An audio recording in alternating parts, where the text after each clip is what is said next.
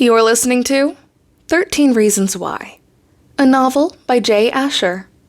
Now, before I get started with today's story, I would like to offer a quick disclaimer. 13 Reasons Why is a book that covers very heavy topics, such as sexual violence, harassment, bullying, and suicide. This is a very impactful story, and one that I believe deserves to be shared. That being said, not everyone is in the right mental or physical space to handle a story like this one, and that's perfectly okay.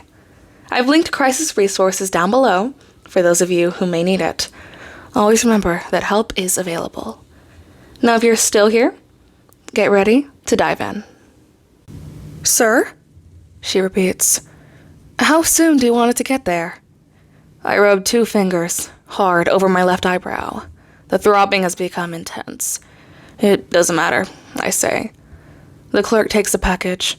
The same shoebox that sat on my porch less than 24 hours ago, rewrapped in a brown paper bag, sealed with clear packing tape, exactly as I had received it, but now addressed with a new name.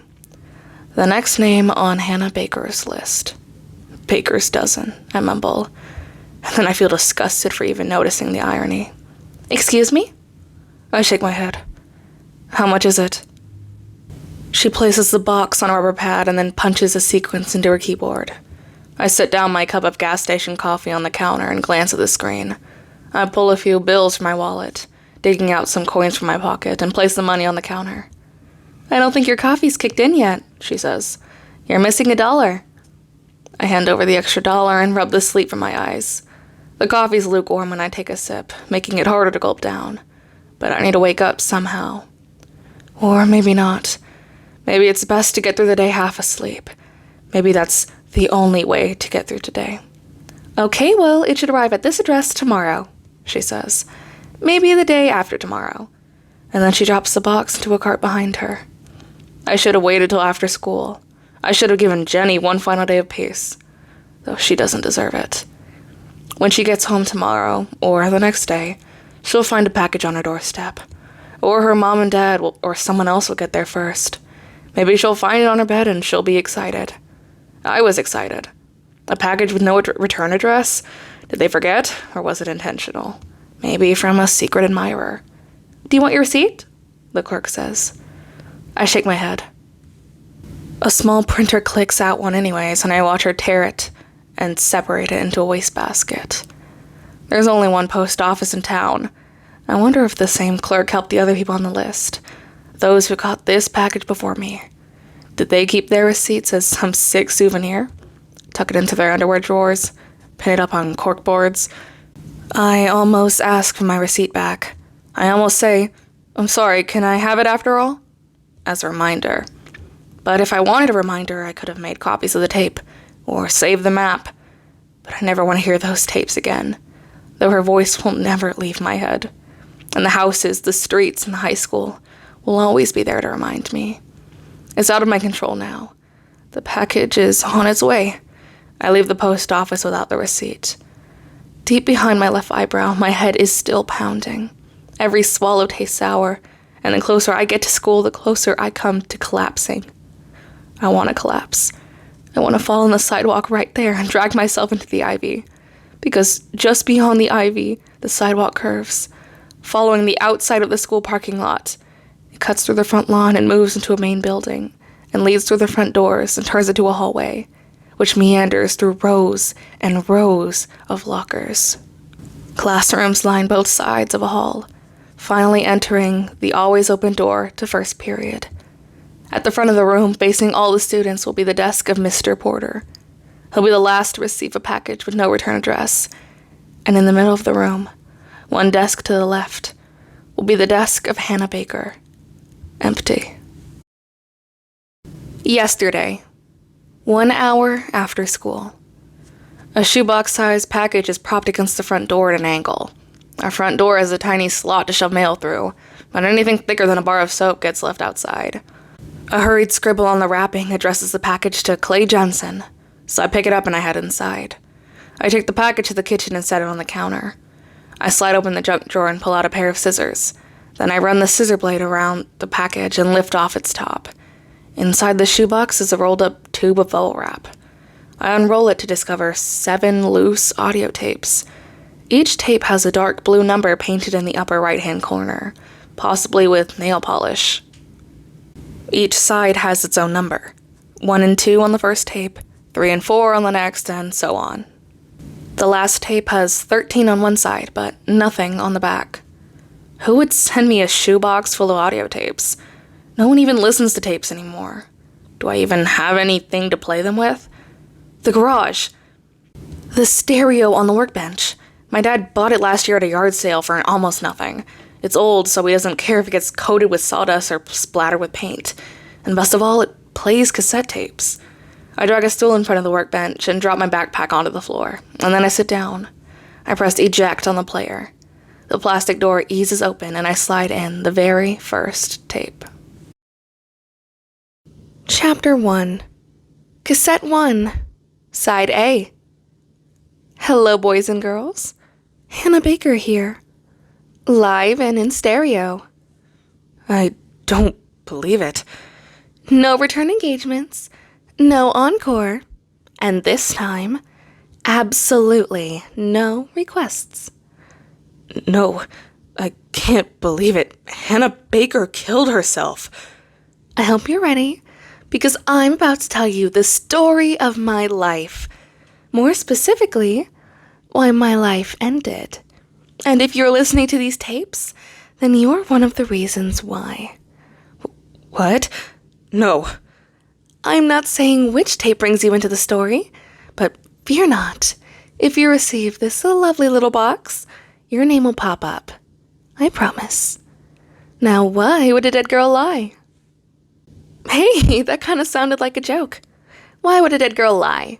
Answer, because she can't stand up. Is this some kind of twisted suicide note? Go ahead, you can laugh. Oh, well, I thought it was funny. Before Hannah died, she recorded a bunch of audio tapes? Why? The rules are pretty simple. There are only 2. Rule 1, you listen. And Rule 2, you pass it along. Hopefully, neither one will be easy for you. What is that you're playing? Mom! I scramble for the stereo, hitting several buttons all at once. Mom, you scared me, I say. It's nothing, it's just a school project. My go-to answer for anything. Staying out late, school project. Need extra money, school project. And now the tapes of a girl who 2 weeks ago swallowed a handful of pills. School project. Can I listen? She says. It's not mine, I say. I scrape my toe against the concrete floor. I'm helping a friend. It's for history. It's boring. Well, that's very nice of you, she says. She leans over my shoulder and lifts a dusty rag, one of my old cloth diapers, to remove a tape measure hidden underneath. And then she kisses my forehead. Well, I'll leave you in peace. I wait till the door clicks shut and place my finger over the play button. My fingers, my hands, my arms, my neck, everything feels hollow. Not enough strength to press a single button on a stereo. I pick up the cloth diaper and drape it over the shoebox to hide it from my eyes. I wish I'd never seen that box or the 7 tapes inside it. Hitting play that first time was easy. A piece of cake? I had no idea what I was about to hear. But this time, this was one of the most frightening things I've ever had to do.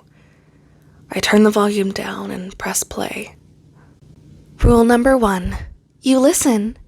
And number 2, you pass it along. Hopefully, neither one will be easy for you. And when you're done listening to all 13 tapes, because there are 13 sides to every story, rewind the tapes, put them back in the box, and pass it along to whoever follows your little tale. And you, lucky number 13, you can take these tapes straight to hell. Depending on your religion, maybe I'll see you there. Just in case you're tempted to break these rules, understand that I made a copy of each one of these tapes. And those copies will be released in a very public manner if this package doesn't make it through all of you. This was not a spur-of-the-moment decision. Do not take me for granted again. You are being watched. My stomach squeezes in on itself, ready to make me throw up if I let it. Nearby, a plastic bucket sits upside down on a footstool. In 2 strides, if I need to, I can reach the handle and flip it over. I hardly knew Hannah Baker. I mean, I wanted to. I wanted to know her more than I had the chance. Over the summer, we worked together at the movie theater. And not long ago at a party, we made out.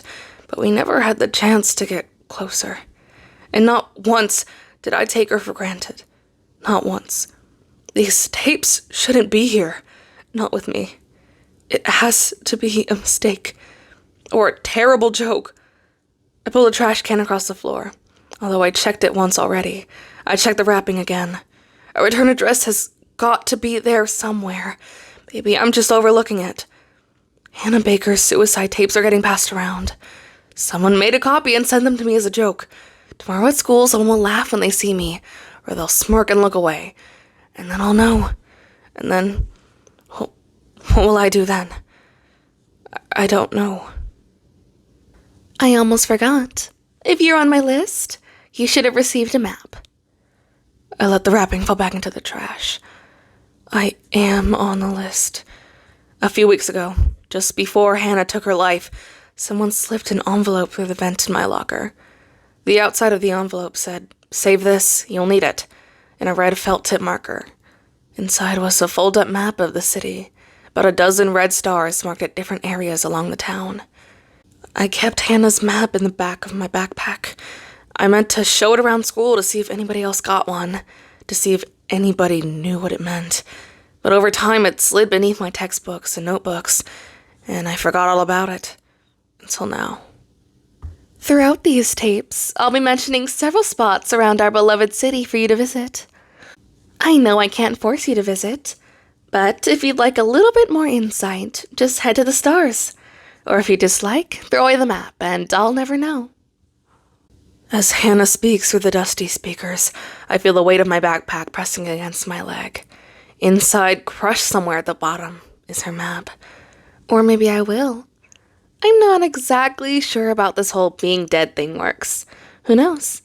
Maybe I'm standing right behind you. I lean forward, propping my elbows up on the workbench. I let my face fall into my hand and I slide my fingers back into unexpectedly damp hair. I'm sorry, that wasn't really fair. Ready, Mr. Foley? Justin Foley? A senior. He was Hannah's first kiss. But why do I know that? Justin, honey, you were my very first kiss. My very first hand to hold. But you were nothing more than just an average guy. And I don't say that to be mean. I don't. There was something about you that made me need to be your girlfriend. And to this day, I don't know exactly what that was. But it was there, and it was amazingly strong. You don't know this, but 2 years ago when I was a freshman and you were a sophomore, I used to follow you around. For a 6th period, I worked in the attendance office, so I knew every one of your classes. I even photocopied your schedule, which I'm sure I still have around here somewhere. And when they go through my belongings, they'll probably toss it away, thinking just a freshman crush has no relevance. But does it? For me, yes, it does. I went back as far as you to find the introduction to my story, and this is where it really begins. So where am I on this list, among these stories? 2nd, 3rd? Does it get worse as it goes along? She said lucky number 13 could take these tapes to hell. When you reach the end of these tapes, Justin, I hope you'll understand your role in all of this, because it may seem like a small role now. But it matters. In the end, everything matters. Betrayal. It's one of the worst feelings. I know you didn't mean to let me down. In fact, most of you listening probably had no idea what you were doing. What you were truly doing. What was I doing, Hannah? Because I honestly have no idea. That night, if it is the night I'm thinking of, was just as strange for me as it was for you. Maybe more so, since I have no idea what the hell happened. Our first location can be found at C4. Take your finger over to C and drop it down to 4. That's right, like Battleship. When you're done with this tape, you should go there. We only lived in that house for a short while, the summer before my freshman year. But it's where we lived when we first came to town. And it's where I first saw you, Justin. Maybe you'll remember. You were in love with my best friend, Kat. School was still 2 months away, and Kat was the only person I knew, because she lived right next door. She told me that you were all over her the previous year. Not literally all over her, just sharing and accidentally bumping into her in the hallways. I mean, those were accidents, right? Kat told me that at the end of the school dance, you finally found the nerve to do something more than stare and bump into her. The two of you danced every slow song together. And soon, she told me that she was going to let you kiss her. The very first kiss of her life. What an honor. These stories must be really bad. Really, really bad. That's the only reason these tapes are passed around from one person to another. Out of fear. Why would you want to mail out a bunch of tapes, blaming you in a suicide? You wouldn't. But Hannah wants us, those of us on her list, to hear what she has to say. And we'll do what she says, passing the tapes on, if only to keep them away from the people not on the list. The list sounds like some sort of secret club, an exclusive club. And for some reason, I'm in it. Well, I wanted to see what you looked like, Justin. So we called you from my house and told you to come over. We called you from my house because Kat didn't want you to know where she lived. Well, not yet, even though her house was right next door. You said you were playing ball. I don't know if it was basketball or baseball or what, but you couldn't come over until later. So we waited. It was basketball. A lot of us played that summer, hoping to make JV as a freshman. Justin, only a sophomore, had a spot waiting for him on varsity. So a lot of us played ball with him in hopes of picking up skills over the summer. And some of us did. While some of us, unfortunately, didn't. We sat in my front bay window, talking for hours, when all of a sudden you and one of your friends, hi Zach, came walking up the street. Zach? Zach Dempsey? The only time I've seen Zach with Hannah, even momentarily, was the night I first met her. 2 streets meet in front of my old house like an upside-down T. So you're walking right up and down the middle of the road, right towards us. Wait, I need to think. I pick a speck of dry orange paint off the workbench. Why am I even listening to this? I mean, why put myself through this? Why not just pop the tape out of the stereo, throw the entire box in the trash? I swallow hard. Tears sting at the corners of my eyes. Because it's Hannah's voice. A voice I never thought I'd hear again. I can't just throw that away.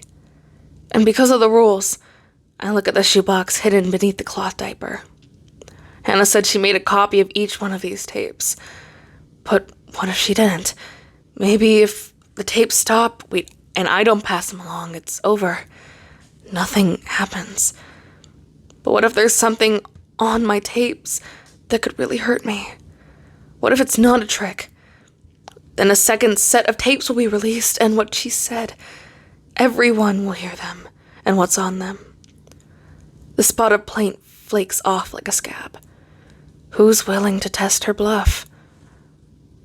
You stepped out of the gutter and planted a foot on my lawn. My dad had the sprinklers running all morning, so the grass was wet, and your foot slid forward, sending you into a split.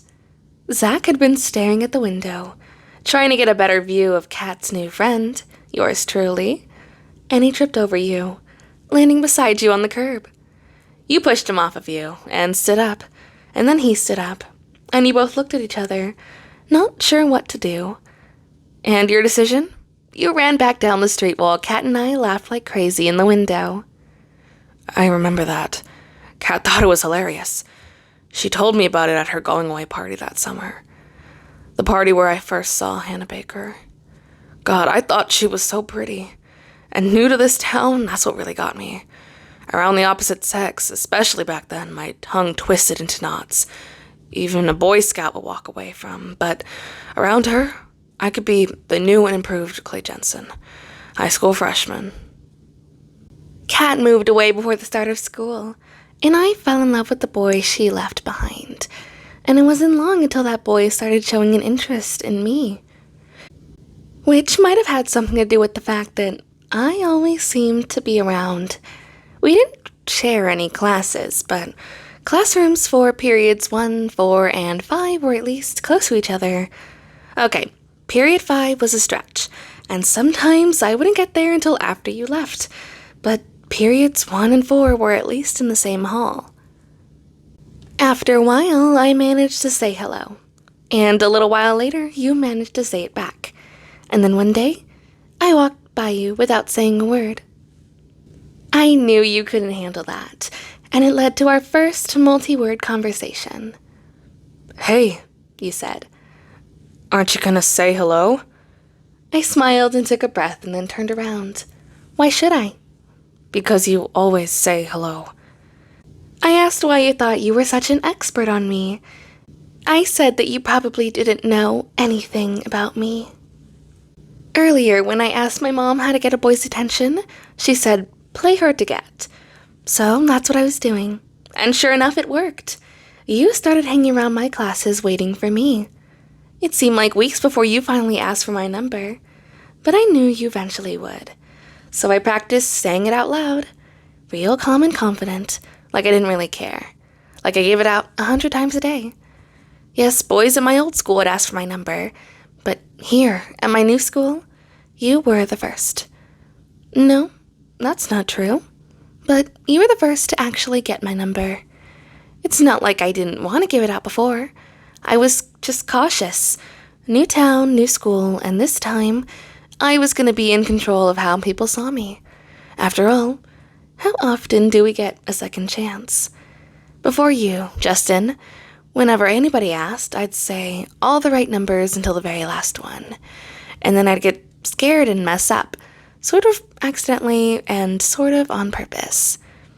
I heaved my backpack onto my lap and unzipped the largest pocket.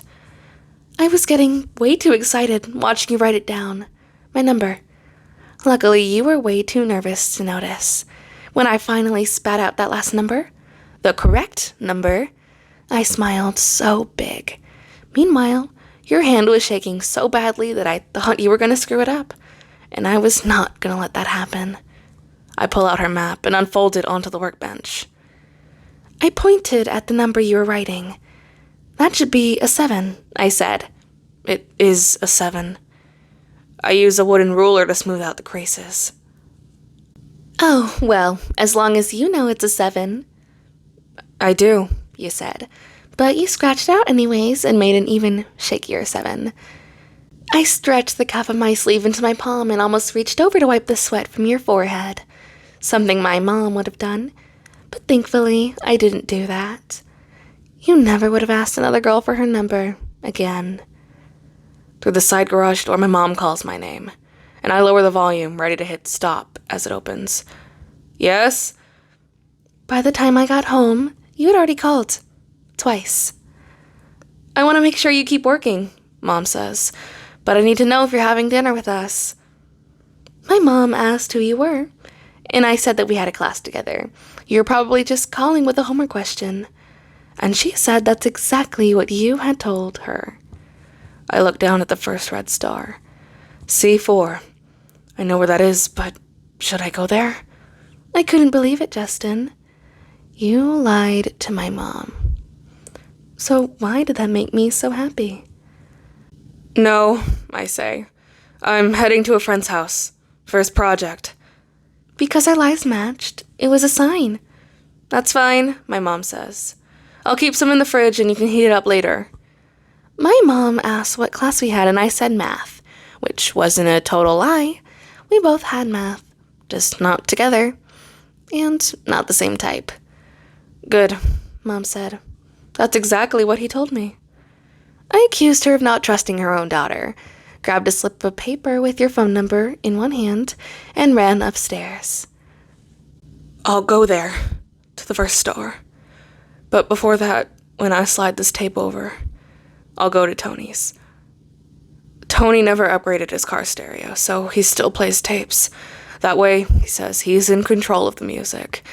If he gives someone a ride and they bring their own music, too bad. That format is not compatible, he tells them. When you answered the phone, I said, Justin, it's Hannah. My mom said you called with a math problem. Tony drives an old Mustang, handed down from his brother, who got it from his dad, who probably got it from his dad. You were confused, but eventually you remembered lying to my mom, and like a good boy, you apologized. Well, I wouldn't classify Tony as a close friend. We have worked on a couple of assignments together, so I know where he lives. And most important of all, he owns a Walkman that plays tapes. A yellow one with the skinny plastic headset that I'll probably let me borrow. I'll take a few tapes with me and listen to them as I walk through Hannah's old neighborhood, which is only a block or so away from Tony's. So, Justin, what's the math problem? I asked. You weren't getting off that easily. Or maybe I'd take the tapes somewhere else, somewhere private, because I can't listen here. Not that Mom or Dad will recognize the voice in the speakers, but I need room to breathe. And you didn't miss a beat. You told me Train A was leaving your house at 3:45. Train B was leaving my house 10 minutes later. You couldn't see this, Justin, but I actually raised my hand, like I was in school rather than sitting at the edge of my bed. Pick me, Mr. Foley, pick me, I said. I know the answer. When you called my name, yes, Miss Baker. I threw my mom's hard-to-get rule right out the window. I told you, the two trains meet at Eisenhower Park at the bottom of the rocket slide. What did Hannah see in him? I never got that. Even though she admits she was never able to put the finger on it. But for an average-looking guy, so many girls are into Justin. Sure, he's kinda tall, and maybe they could find him intriguing. I mean, he's always looking out windows, contemplating something. A long pause at the end of your line, Justin. And I mean a long pause. So when did the next trains meet? You asked. 15 minutes, I said. You said 15 minutes seemed like awfully slow for two trains moving at full speed. Whoa, slow down, Hannah. I know what you're thinking. Hannah Baker is a slut. Oops, did you catch that? I said, Hannah Baker is. Can't say that anymore.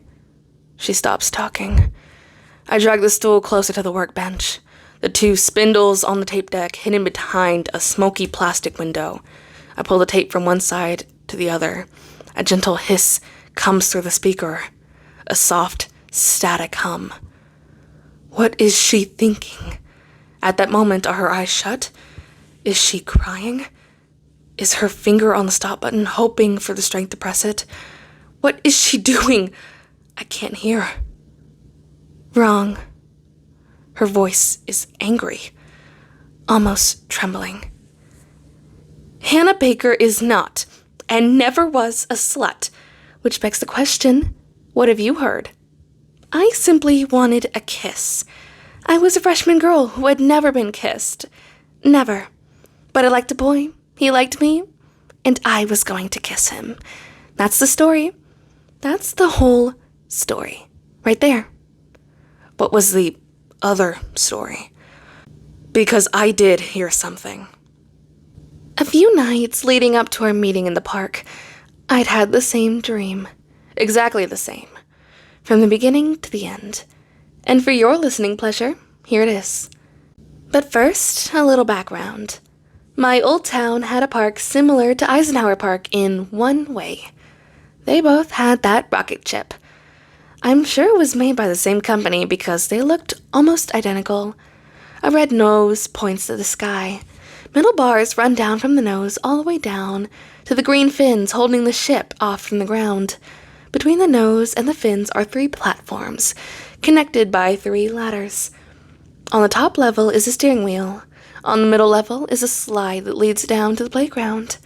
On many nights leading up to my first day of school here, I'd climb to the top of that rocket ship and let my head fall back against the steering wheel.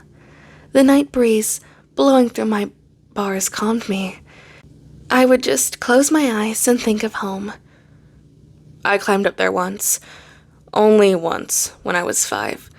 I screamed and cried my head off and would not come down for anything. But Dad was too big to fit through the holes, so he called the fire department, and they sent a female firefighter up to get me. They must have had a lot of those rescues because a few weeks ago, the city announced plans to tear the rocket slide down. And I think that's the reason, in my dreams, my first kiss took place at the rocket ship. It reminded me of innocence, and I wanted my first kiss to be just that. Innocent. Maybe that's why she didn't red star the park. The rocket might have been gone before the tape she made even made it through the entire list. So, back to my dream, which started the day you began waiting outside my classroom door. The day that I knew you liked me. Hannah took off her shirt and let Justin put her hands up her bra.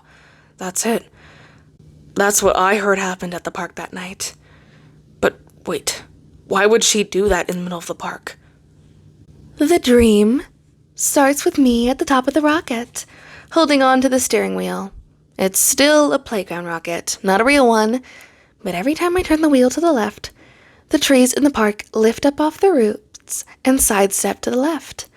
When I turn the wheel to the right, they sidestep to the right. And then I hear your voice calling up from the ground. "Hannah, Hannah, stop playing with the trees and come see me." So I leave the steering wheel and climb through the hole on the top platform.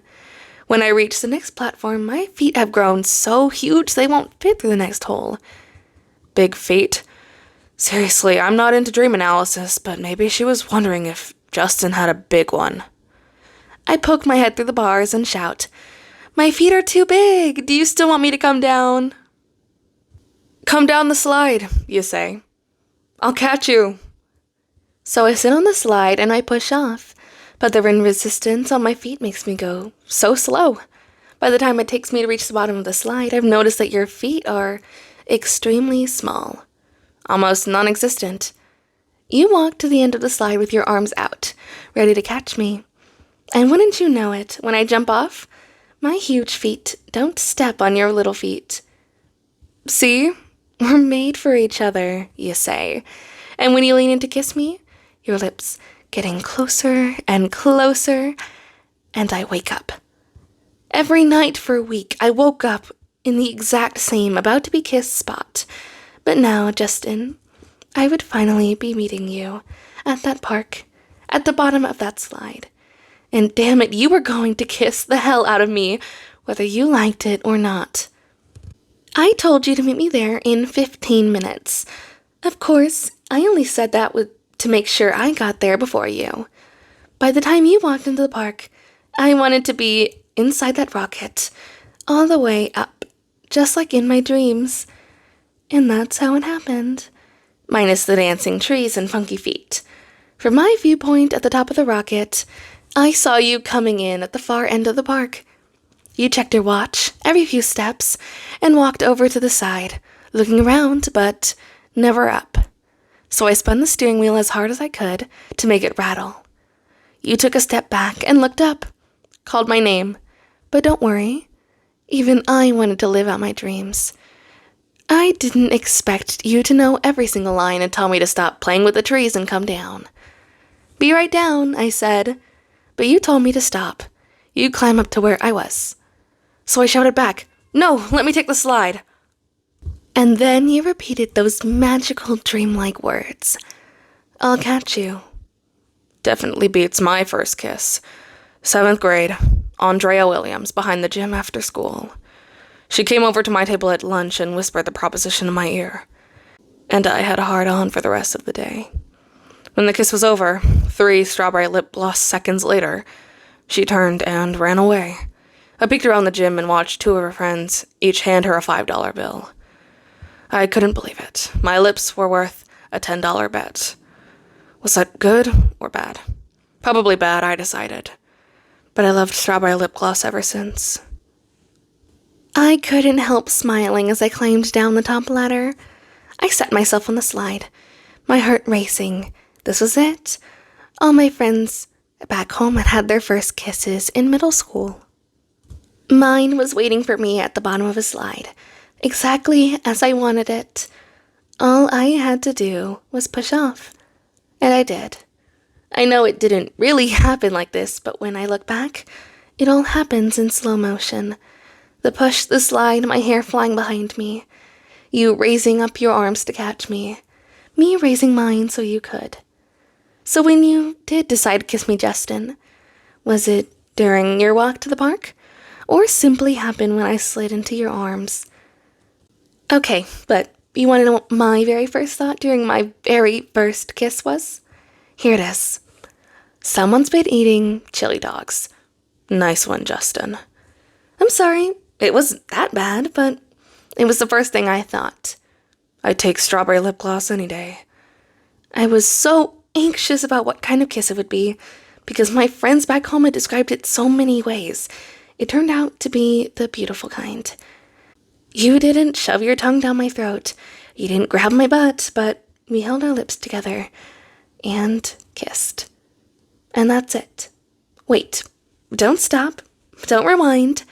There's no need to go back because you didn't miss a thing.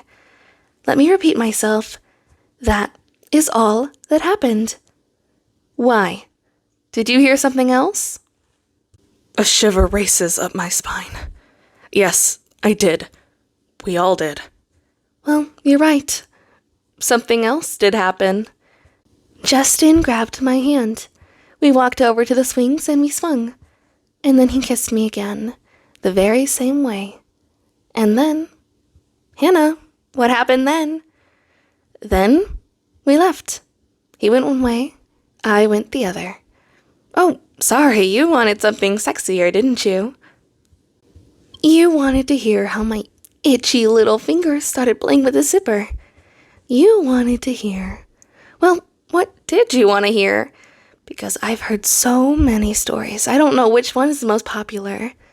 But I do know which one is the least popular. The truth. Now the truth is one you won't forget. I can still see Justin huddled among his friends at school. I remember Hannah walking by and the whole group stopped talking. They averted their eyes, and when she passed, they started laughing. But why do I remember this? Because I wanted to talk to Hannah so many times after Kat's going-away party, but I was too shy, too afraid.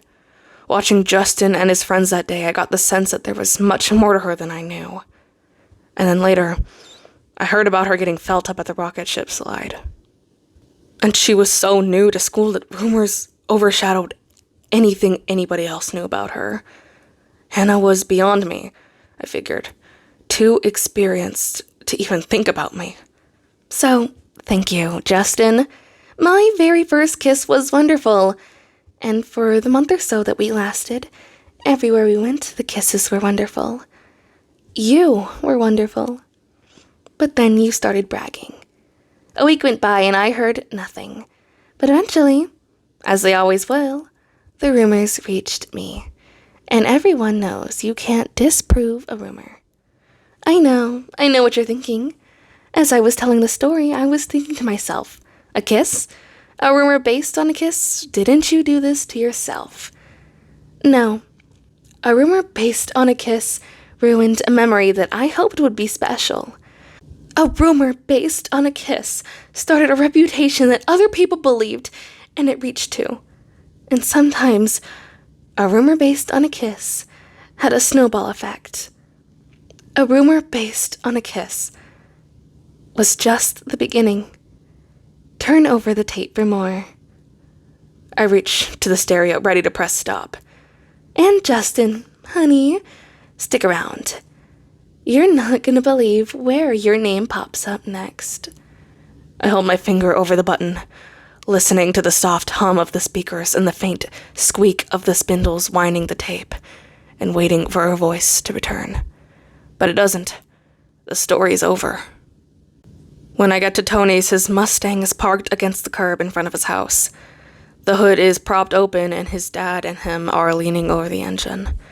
Tony holds up a small flashlight while his dad tightens something deep inside with a wrench. "Did it break down?" I ask. "Or is this just for fun?" Tony glances over his shoulder, and when he sees me, he drops the flashlight into the engine. Damn. His dad stands up and wipes his oily hands across the front of his greased-up t-shirt. Are you kidding? It's always fun. He looks at Tony and winks. It's even more fun when it's something serious. Scowling, Tony reaches for the flashlight. Dad, you remember Clay? Sure, his dad says. Of course, good to see you again. He doesn't reach forward to shake my hand, and when the amount of grease smeared on his shirt, I'm not offended. But he's faking it. He doesn't remember me. Oh, hey, his dad says. I do remember you. You stayed for dinner once, big on the please and thank yous. I smile. After you left, Tony's mom was after us for a week trying to get us to be more polite. What can I say? Parents like me. Yeah, that's him, Tony says. He grabs a shop rag to clean his hands. So, what's going on, Clay? I repeat his words in my head. What's going on? What is going on? Oh, well, since you asked, I got a bunch of tapes in the mail today from a girl who killed herself. Apparently, I had something to do with it. But I'm not so sure what that was, so I'm wondering if I could borrow your Walkman to find out. Not much, I say. His dad asks if I mind getting in the car and starting it for him. The key's already in the ignition. I sling my backpack over to the passenger seat and slide behind the wheel. Wait, his dad yells. Tony, shine it over there. Tony stands beside the car, watching me, and when our eyes meet, they lock and I can't pull away. Does he know? Does he know about the tapes? Tony, his dad repeats. The light. Tony breaks the stare and leans with the flashlight in the space between the dash and the hood. His gaze slips up back and forth, from me to the engine. What if he's on the tape? What if his story is right before mine? Is he the one that sent them to me? God, I'm freaking out. Maybe he doesn't know. Maybe I just look guilty of something and he's picking up on that. While I wait for the cue to start the car, I look around. Behind the passenger seat on the floor is the Walkman. It's just sitting there. The headphone cord is rapidly tight around the player. But what's my excuse? Why do I need it? Tony here, take the wrench and let me hold the flashlight, his dad says. You're jiggling it too much. They swap the flashlight for the wrench at the moment, and I grab the Walkman. Just like that, without thinking. The middle pocket of my backpack is open, so I stuff it in there and zip it shut. Okay, Clay, his dad calls out. Turn it on. I turn the key and the ignition starts right up. Though the gap above the dash, I watch his dad smile. Whatever he's done, he's satisfied. A little fine-tuning to make her sing, he says over the engine. You can shut her off now, Clay. His dad lowers the hood and clicks it shut. I'll see you inside, Dad. His dad nods, lifting a metal toolbox from the street, bundles up some greasy rags, and then heads for the garage. I pull my backpack over my shoulder and step out of the car. Thanks, Tony says. If you didn't show up, we'd probably be out here all night. I slip my arm through the other strap and adjust my backpack. I needed to get out of the house, I say. My mom was getting on my nerves.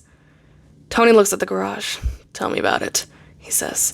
I need to start homework and my dad wants to tinker under the hood some more. The street lamp overhead flickers on. So, Clay, he says, what'd you come out here for?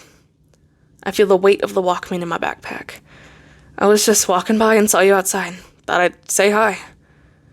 His eyes stare a little too long, so I look over at his car. Well, I'm heading to Rosie's to see what's up, he says. Can I offer you a lift? Thanks, I say, but I'm only walking a few blocks. He shoves his hands into his pockets. Where are you off to?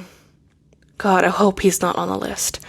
But what if he is? What if he's already listened to all the tapes and know exactly what's going on in my head? What if he knows exactly where I'm going? Or worse, what if he hasn't received the tapes yet? What if they get sent to him further down the line? And if that's the case, he'll remember this moment. He'll remember my stalling, me not wanting to tip him off or warn him. Nowhere in particular, I say, my hands in my pockets too. So, I guess I'll see you tomorrow. He doesn't say a word, just watches me leave. At any moment, I expect him to yell, "Hey, where's my Walkman?" But he doesn't. It's a clean getaway. I take a right at the first corner and continue walking. I hear the car's engine start and the crunch of gravel as the wheels of his Mustang roll forward. and then he steps on the gas, crosses the street behind me, and keeps on going. I slide my backpack off my shoulder and onto the sidewalk. I pull out the Walkman, unwrap the cord, and slide in the yellow plastic headphones over my head, pushing the tiny speaker knobs into my ears. Inside the backpack are the first 4 tapes, which are 1 or 2 more than I'll probably have time to listen to tonight. The rest I left at home. I unzip the smallest pocket and remove the first tape, and then I slide it into the deck, B side out, and then I shut the plastic door. Chapter 2.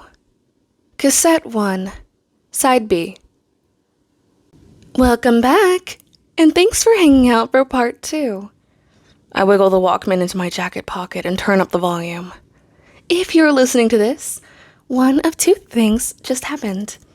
A, you're Justin, and after hearing your little tale, you want to hear who's next. Or B, here's someone else on this list, and you're waiting to see if it's you. Well, a line of hot sweat rises along my hairline. Alex Standall, it's your turn. A single bead of sweat slides down my temple, and I wipe it away. I'm sure you have no idea why you're on here, Alex. You probably thought you did a good thing, right? You voted me best ass in the freshman class. How could anybody be angry about that? Well, listen. I sit on the curb with my shoes in the gutter. Near my heel, a few blades of grass poke up through the cement. Though the sun has barely started dipping beneath the rooftops, and street lamps are lit on both sides of the road. First, Alex, if you think I'm being silly, if you think I'm just some stupid little girl who gets her panties in a bunch over the tiniest little thing, taking everything way too seriously, no one's making you listen. Sure, I'm pressuring you with that second set of tapes, but who cares if people around town know what you think of my ass, right? In the houses on this block, families are finishing up their dinners, or they're loading dishwashers, or starting their homework. For those families tonight, everything is normal. You know, I can name a whole list of people who would care. I can name a list of people who would care very much if these tapes got out. So, let's begin, shall we? Curling forward, I hug my legs and I lay my forehead in my knees. I remember sitting in second period that morning, the morning that your list came out. Miss Strum had obviously had an amazing weekend. Instead of assigning homework, she had us watch one of her famously dull documentaries. What was it on? I don't recall. But the narrator did have this thick British accent, and I remember picking an old piece of tape stuck on my desk to keep from falling asleep. To me, the narrator's voice was nothing more than background noise. Well, the narrator's voice and whispers. When I look up, the whispers stopped. Any eyes looking at me turned away. And when I saw that paper getting passed around, a single sheet making its way up and down the aisles. Eventually, it made its way to the desk behind me, to Jimmy Long's desk, which groaned as his body weight shifted. Any of you who were in that class this morning, tell me, Jimmy was taking a sneak peek over the back of my chair, wasn't he? That's all I could picture when he whispered, "You bet it is." I gripped my knees tighter. Jackass Jimmy. Someone whispered, "You idiot, jackass." I turned around, but I was not in a whispering mood. "You bet what is?" Jimmy, who will drink up the attention that any girl gives him, gave a half smile and glanced down at the paper on his desk. Again came the idiot whisper, this time repeated across the room as if nobody wanted me in on the joke. I remember when I first saw that list, given to me in history class. There were a few names I didn't recognize, few new students I hadn't met or I wasn't sure I had their names right. But Hannah, I knew her name, and I laughed when I saw it. She was building quite the reputation in such a short amount of time. Only now do I realize that her reputation started in Justin Foley's imagination. I tilted my head so I could read the upside-down title of the paper. Freshman class. Who's hot? Who's not? Jimmy's desk groaned again as he sat back, and I knew Mrs. Strum was coming. But I had to find my name. I didn't care why I was on the list at the time. I don't think I even cared which side of the list I was on. There was something about having everybody agree on something. Something about you that opens a cage of butterflies in your stomach. And Miss Strum walked up the aisle ready to grab the list before I found my name. The butterflies went berserk. Where is my name? Where? Oh, I got it. Later that day, passing Hannah in the halls, I took a look back as she walked by, and had to agree. She definitely belonged in that category. Mrs. Strum snatched the list away and turned back to the front of the room. After a few minutes, gaining the nerve to look, I snuck a peek to the other side of the room. As expected, Jessica Davis looked pissed. Why? Because right next to my name, but in the other column, was hers. Her pencil tapped against her notebook at Morse code speed, and her face was burning red. Only thought, thank God I don't know Morse code. Truth is, Jessica Davis is so much prettier than I am. Write a list of every body part and you'll have a row of check marks all the way down for each time her body beats mine. I disagree, Hannah. All the way down. Everybody knows worst ass in the freshman class was a lie. You can't even consider it a stretching of the truth. But I'm sure nobody cared why Jessica ended up on that side of the list. Alex? Well, no one except you and me. And Jessica, which makes 3. Maybe some people think you were right in choosing me. I don't think so. But let me put it this way. I don't think my ass, as you call it, was a deciding factor. I think the deciding factor was revenge. I tear the blades of grass out of the gutter and stand up to leave. As I start walking, I rub the blades between my fingers until they fall away. But this tape is not about your motivation, Alex, though that is coming up. This tape is about how people change when they see your name on a stupid list. This tape is about... A pause in her speech. I reach into my jacket and turn the volume up. She's uncrinkling a piece of paper, smoothing it out. Okay, I just looked over every name, every story that completes these tapes. And guess what? Every single event documented here may have never happened had you, Alex, not written my name on that list. It's that simple. You needed a name to put opposite of Jessica's, and since everyone at school had had a perverted image of me after Justin's little number, I was the perfect choice, wasn't I? And the snowball keeps a-rolling. Thanks, Justin.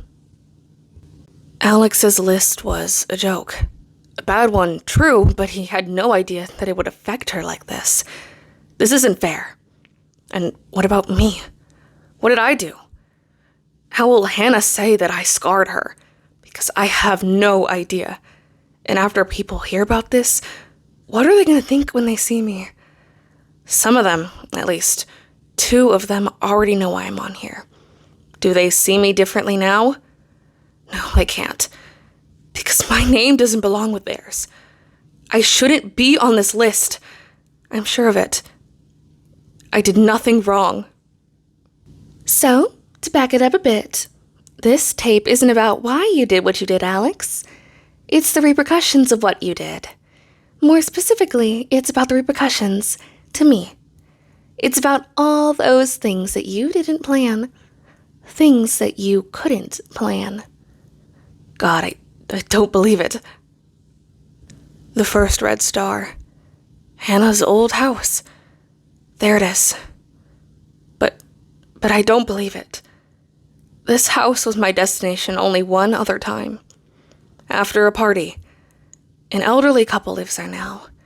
And one night about a month ago, the husband was driving his car a few blocks away, talking to his wife on the phone when he hit another car. I shut my eyes and shake my head against the memory. I don't want to see it, but I can't help it. The man was hysterical, crying. I need to call her. I need to call my wife. His phone had disappeared somewhere in the crash. We tried using mine to call her back, but the wife's phone number kept ringing. She was confused, too afraid to click over. She wanted to stay on the line that her husband had called her on. She had a bad heart, he said. She needed to know that he was okay. I called the police using my phone, and I told the man that I would continue trying to reach his wife, but he told me that I needed to tell her. She needed to know that he was okay, and their house wasn't far. A tiny crowd had gathered, some of them taking in the person in the other car. He was from our school, a senior, and he was in much worse shape than the old man. I shouted for a few of them to wait with the guy until an ambulance arrived, and then I left, racing towards his house to calm his wife, but I didn't know I was also racing towards the house that Hannah once lived in. This house. But this time, I walk. Just like Justin and Zach, I walk down the center of the road, toward East Floral Canyon, where two streets meet like an upside-down T, just as Hannah had described it. The curtains in the bay window are shut for the night, but the summer before our freshman year, Hannah stood there with Kat. The two of them looked out to where I am standing right now, and they watched two boys walk up the street. They watched them step off the road and into the wet grass, stumbling and slipping over each other. I keep walking until I reach the gutter, pressing the toes of my shoes against the curb. I step onto the grass and just stand there. A simple, basic step. I don't slip, and I can't help but wondering, had Justin and Zach made it to Hannah's, she would have fallen for Zach instead of Justin. Would Justin have been wiped out of the picture? Could the rumors have never started? Would Hannah still be alive? Alex, the day that your list came out wasn't too traumatic. I survived. I knew it was a joke, and the people I saw standing in the halls, huddling around whoever had a copy, they knew it was a joke too. One fat, happy joke. But what happens when someone says you have the best ass in freshman class? Well, let me tell you, Alex, because you'll never know. It gives people, some people, the go-ahead to treat you like you're nothing but that specific body part. Need an example? Fine. B3 on your maps. Blue Spot Liquor. I have no idea why it's called that, but it's only a block away or so from my first house. I used to walk there anytime I had a sweet tooth, which means, yes, I went there every day. 95% of the time, Blue Spot was empty. Just me and the man behind the register. I don't think a lot of people even know it's there because it's tiny and squashed between two other stores, both of which have closed since we moved here. From the sidewalk, Blue Spot looks like a posting board for cigarette and alcohol ads, and inside, well, it looks about the same. I walk along the sidewalk in front of Hannah's old house. A driveway climbs up to a gentle slope before disappearing beneath a weathered wooden garage door. Hanging over the front of the counter was a wire rack that holds all the best candies. Well, they're my favorites anyways. And the moment I open the door, the man at the register rings me up, even before I even pick a candy bar, because he knows I never leave without one. Someone once described the man behind the counter as having the face of a walnut, and he does. Probably because he smokes too much, but having the name Wally probably doesn't help. Ever since she arrived, Hannah rode a blue bike to school. I can almost picture her now. Right here, backpack on, coasting down the driveway. Her front wheels turn as she pedals past me on the sidewalk. I watch her ride down a long stretch of sidewalk. Passing trees, parked cars, houses, I stand and watch her image disappear.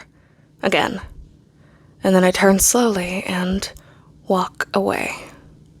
Honestly, in all the times I've been to the Blue Spot, I don't think I've ever heard Wally utter a single word.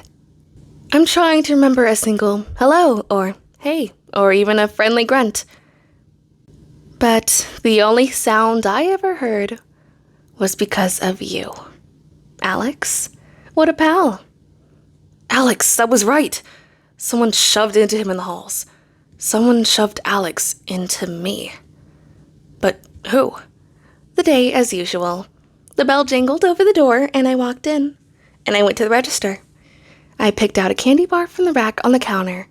But I can't tell you which one because I don't remember. I remember I caught Alex to keep him from falling. I asked if he was okay, but he ignored me, picked up his backpack and hurried down the hall. Did I do something to piss him off, I wondered? But I couldn't think of anything. If I wanted to, I could tell you the name of the person who walked in while I searched my backpack for my money. I do remember that he was one of many jerks I've run into over the years. I don't know, maybe I should expose all of them. But as far as your story goes, Alex, his action, his horrible, disgusting action, was an after effect of yours. Plus, he's got a whole tape to himself. Isn't that right, Bryce Walker? He threw open the door to the blue spot. "Hey, Wally," he said, and he said it with such arrogance, which sounded so natural coming from his mouth. I could tell it wasn't his first time coming in the way he acted, like Wally was beneath him. "Oh, Hannah, hey," he said. "I didn't see you there. Did I mention I was standing at the counter, visible to anybody the moment they opened the door?"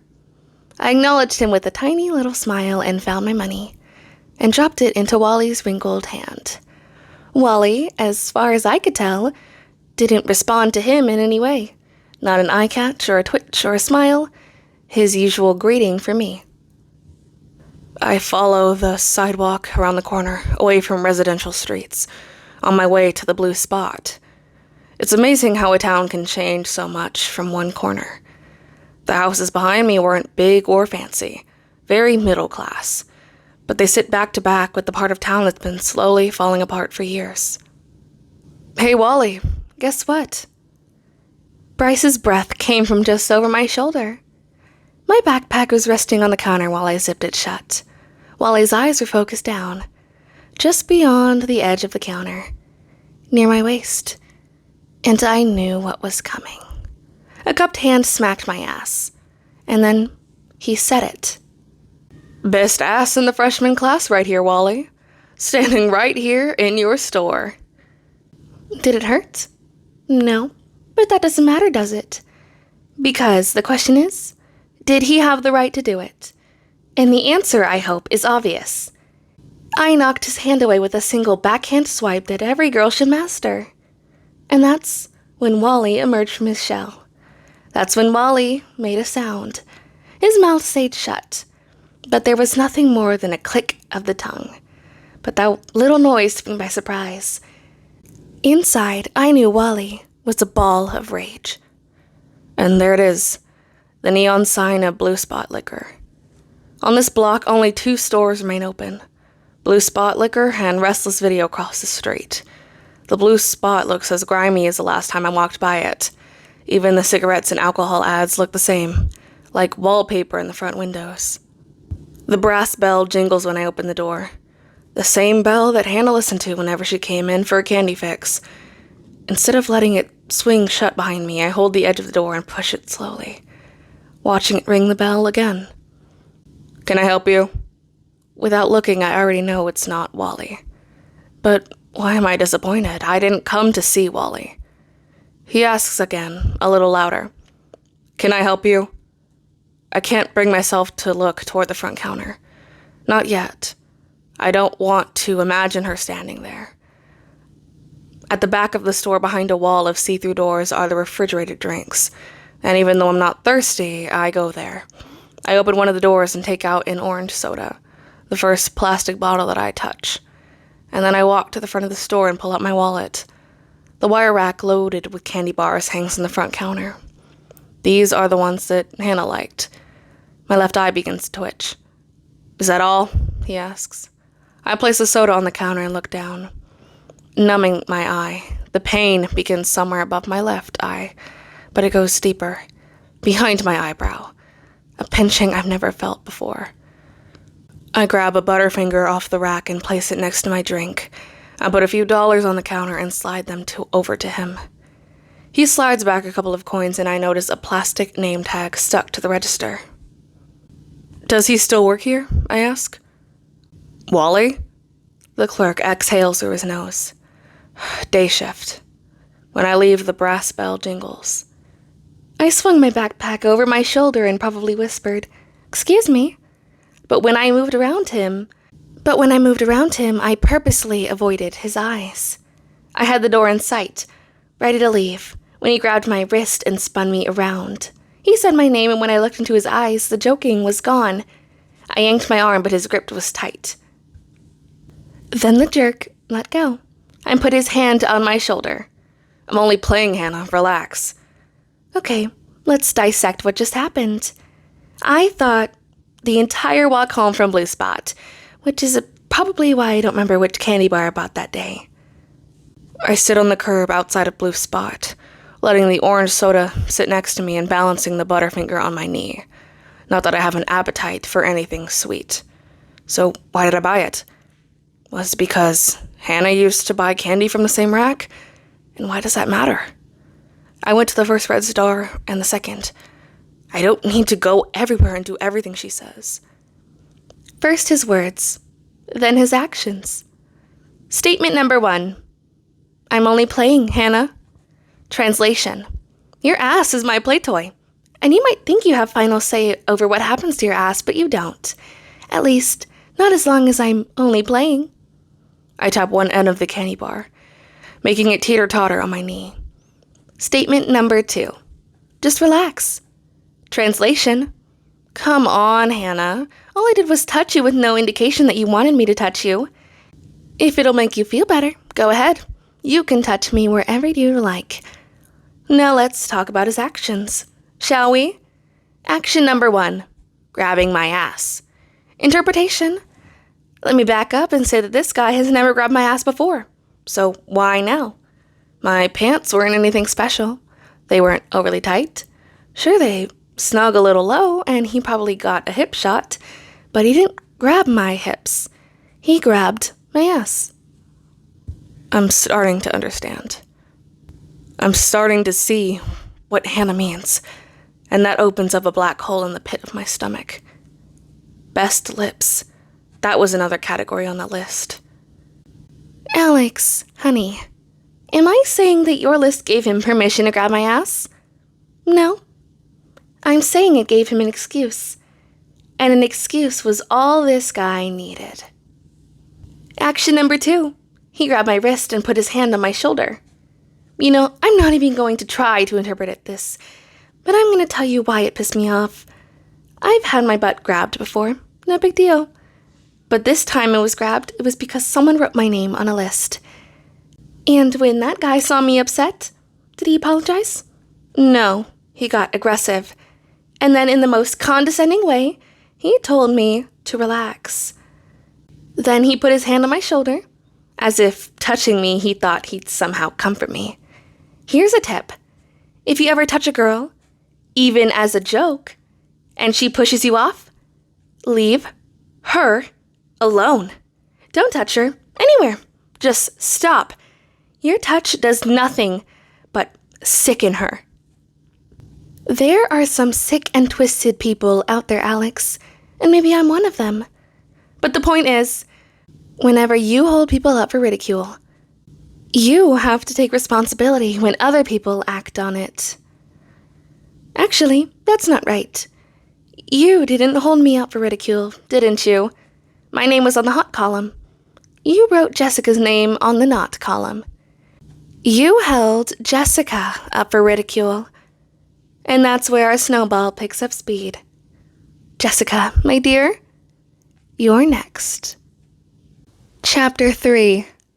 Cassette 2. Side A. Before Hannah's voice kicks in, there's a pause. Step by step. That's how we'll get through this.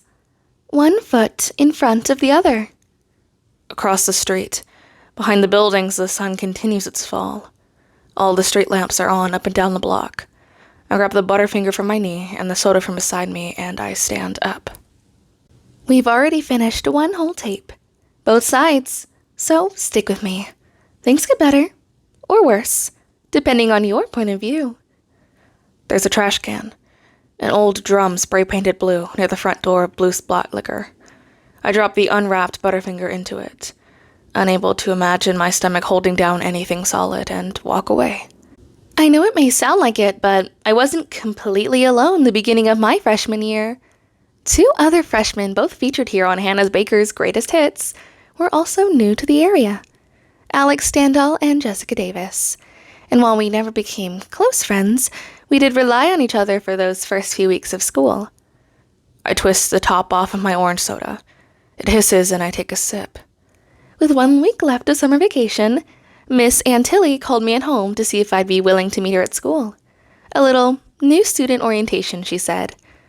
In case you don't remember, Miss Antilli was the guidance counselor for students with the last names beginning with A through G. Later that year, she moved to another school district. I remember she was replaced by Mr. Porter. It was supposed to be a temporary position, but he's still at it. An English teacher as well as a guidance counselor. Which is pretty unfortunate as it turns out. But don't worry, that story's coming later. An icy sweat breaks across my forehead. Mr. Porter? Does he have something to do with this? The world around me tilts and spins. I grab onto the trunk of a skinny sidewalk tree. If she had told me that the real purpose of our get-together was to introduce me to another new student, I wouldn't have gone. I mean, what if we had nothing in common? Or what if I thought we had nothing in common but she, the other student, thought we did? Or what if the opposite happened, and I thought we could become friends, but she didn't? So many things could have gone horribly wrong. But the other girl was Jessica Davis, and she didn't want to be there any more than I did. We both expected Mrs. Antilli to spew a bunch of nonsense with us. What it means, what it takes to be a great student. How the school is made up of the best and brightest in the state. How everyone is given the same opportunities to succeed if they're willing to try. But instead, she gave us each a buddy. I close my eyes. I don't want to see it, but it's so clear. When rumors of Hannah's unexplained absence began spreading through the school, Mr. Porter asked our class why he kept hearing her name mentioned through the halls. He looked nervous, almost sick, like he knew the answer but wanted someone else to convince him otherwise. Then a girl whispered, "Someone saw an ambulance leaving her house." The moment Mrs. Antilli told us why we were there, Jessica and I turned to each other. Her lips parted as if she wanted to say something. But what could she say, with me sitting right there? She felt blindsided, confused, lied to. I know, because that's exactly how I felt. And I'll never forget Mrs. Antilli's reaction. 2 short, drawn-out words. Or not. I squeezed my eyes shut, trying hard not to remember the day as clearly as possible. Was it pain on Mr. Porter's face, or was it fear? He just stood there, staring at Hannah's desk, and no one said a word. But we all looked around, at each other. And then he left. Mr. Porter walked out of class and didn't come back for a week. Why? Did he know? Did he know it was because of something that he had done? And here, to the best of my memory, is what we said. Me. "I'm sorry, Mrs. Antilli. I didn't think that's why you called me in here." Jessica. "Me neither. I wouldn't have come. I mean, I'm sure Hillary and I have some things in common, and I'm sure she's a great person, but Me. It's Hannah." Jessica. "I just called you Hillary, didn't I? Sorry." Me. It's okay. I just thought you should know my name if we're going to be such fabulous friends. And then the 3 of us laughed. Jessica and I had very similar laughs, which made us laugh even harder. Mrs. Antilli's laugh wasn't quite as heartful, more as a nervous laugh, but still a laugh nonetheless. She claimed to have never tried matching up students before, and was doubtful she ever would again. And guess what? After the meeting, Jessica and I did hang out. Very sneaky, Mrs. Antilli. Very sneaky. We left campus, and at first the conversation went awkward, but it was nice having someone to talk to other than my parents. The city bus pulls up to the curve in front of me. silver with blue stripes. We walked past my turnoff, and I didn't say anything, but I didn't want to stop our conversation. But I also didn't want to invite her over because we really didn't know each other. So we continued walking until we reached downtown. I found out later that she did the same thing, walking past the street where she lived in order to keep talking with me. So where did we go? E7 on your map. Monet's Garden Cafe and Coffee House. The bus door wheezes open. Neither of us were coffee drinkers, but it seemed like a nice place to chat. Through the foggy windows, I see almost all of the seats are empty. We both got hot chocolate. She ordered it thinking it would be funny. But for me, I always order hot chocolate. I've never ridden a city bus. Never had a reason to. But it's getting darker and colder every minute. It doesn't cost anything to ride the bus at night, so I hop on. I move to the right by the driver without either of us saying a word. She doesn't even look at me. I make my way down the center aisle, buttoning my jacket against the cold, giving each button more attention than required. Any excuse to avert my eyes from the other passengers. I know how I must look to them. Confused, guilty, in the process of being crushed. I choose a bench that, as long as no one else boards, is situated between 3 or 4 empty seats all around. The blue vinyl cushion is ripped down the middle, with the yellow stuffing inside about to burst out. I slide over to the window. The glass is cold, but resting my head against it. Honestly, I don't remember much of what we said that afternoon. Do you, Jessica? Because when I close my eyes, everything happens in some kind of montage.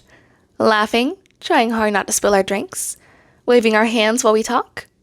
I close my eyes. The glass cools down one side of my overheated face. I don't care where this bus is going. I'll ride it for hours if I'm allowed to.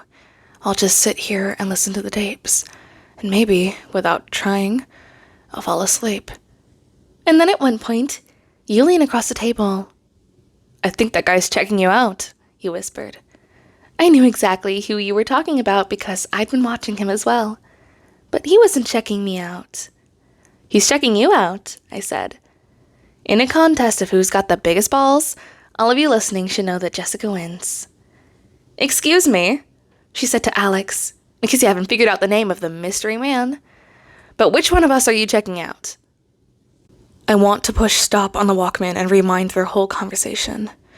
To rewind the past and warn them that something will go terribly, terribly wrong, or prevent them from even meeting.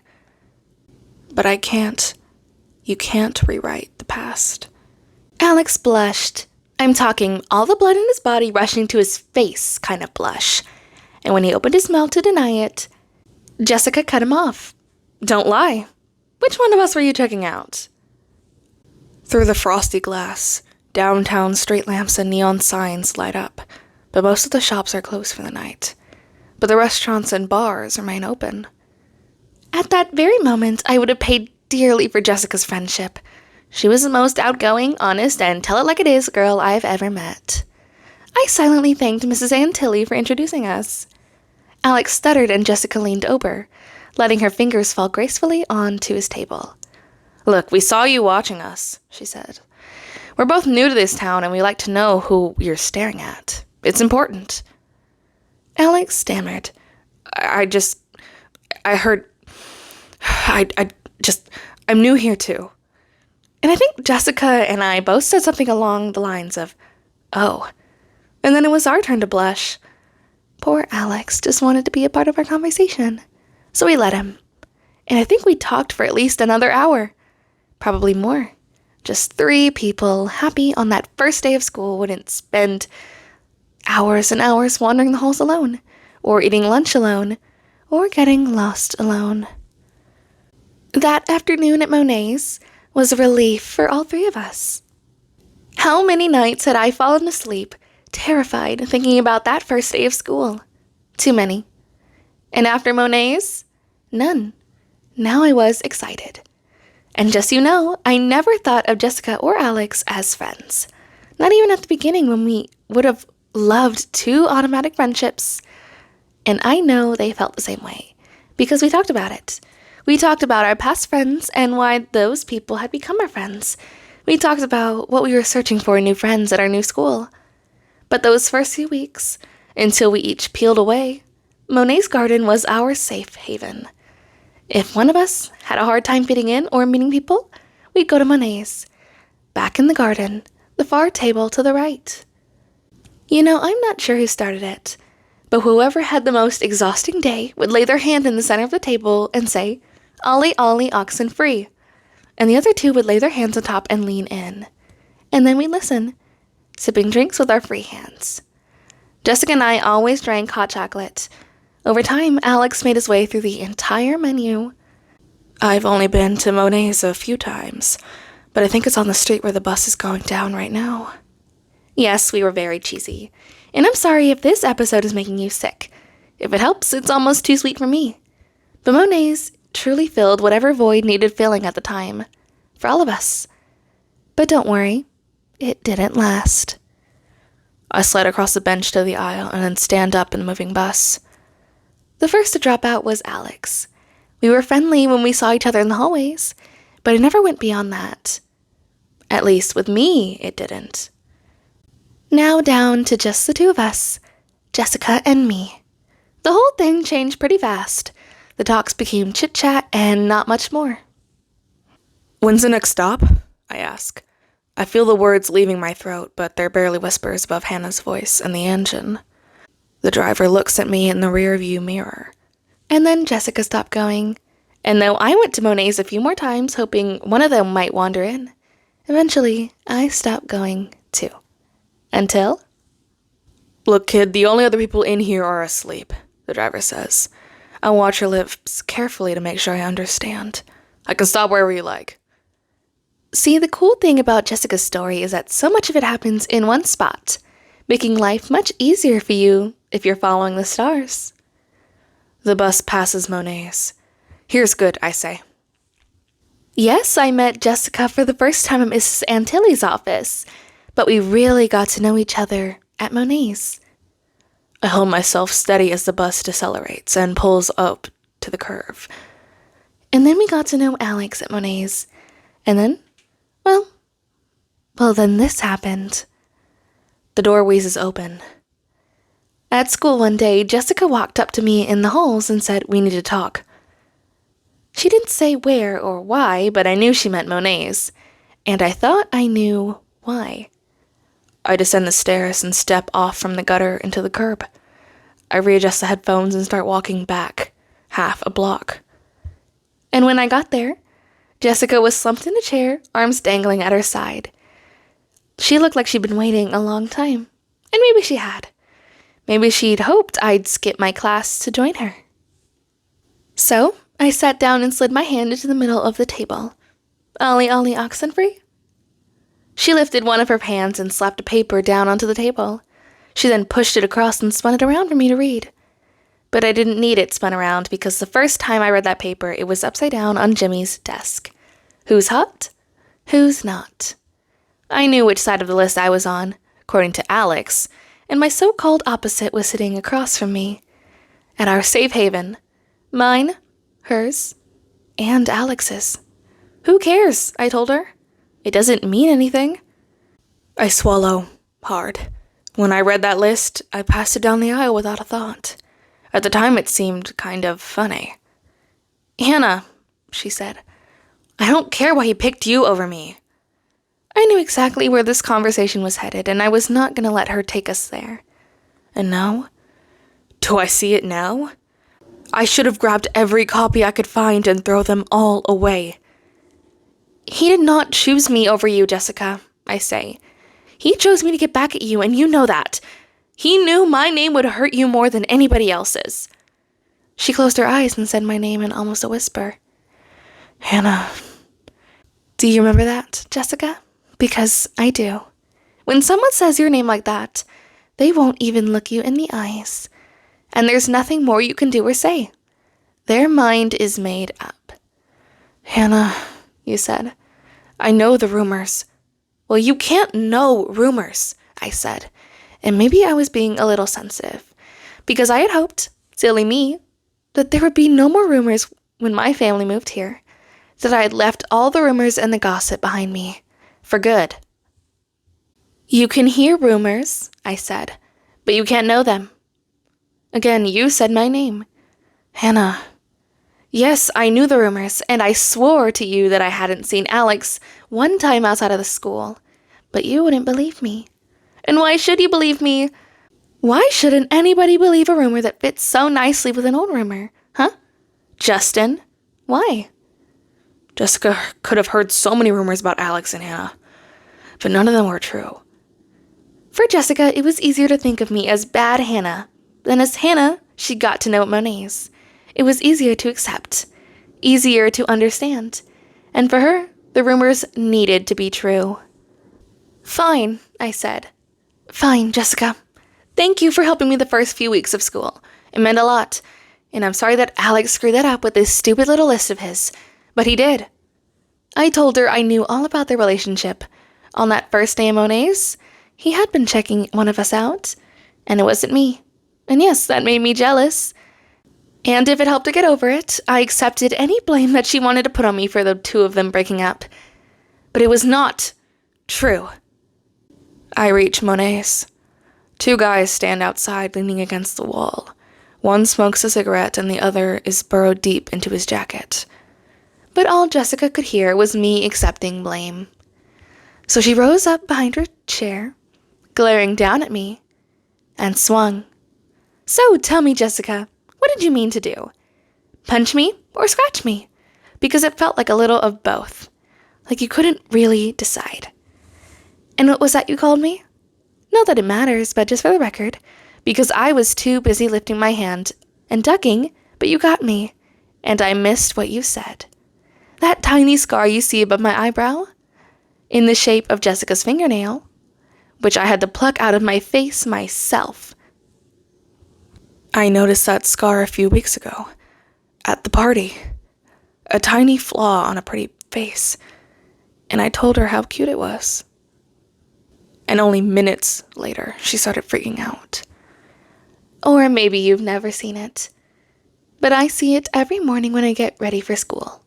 Good morning, Hannah, it says, and every night when I get ready for bed. Sleep tight.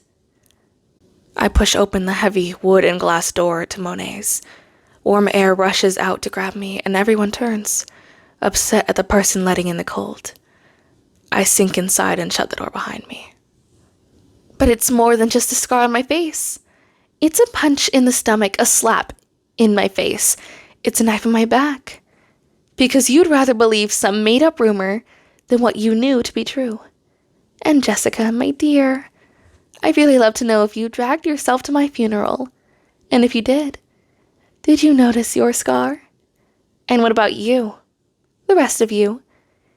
Did you notice the scars you left behind? No. Probably not. Well, that wasn't possible.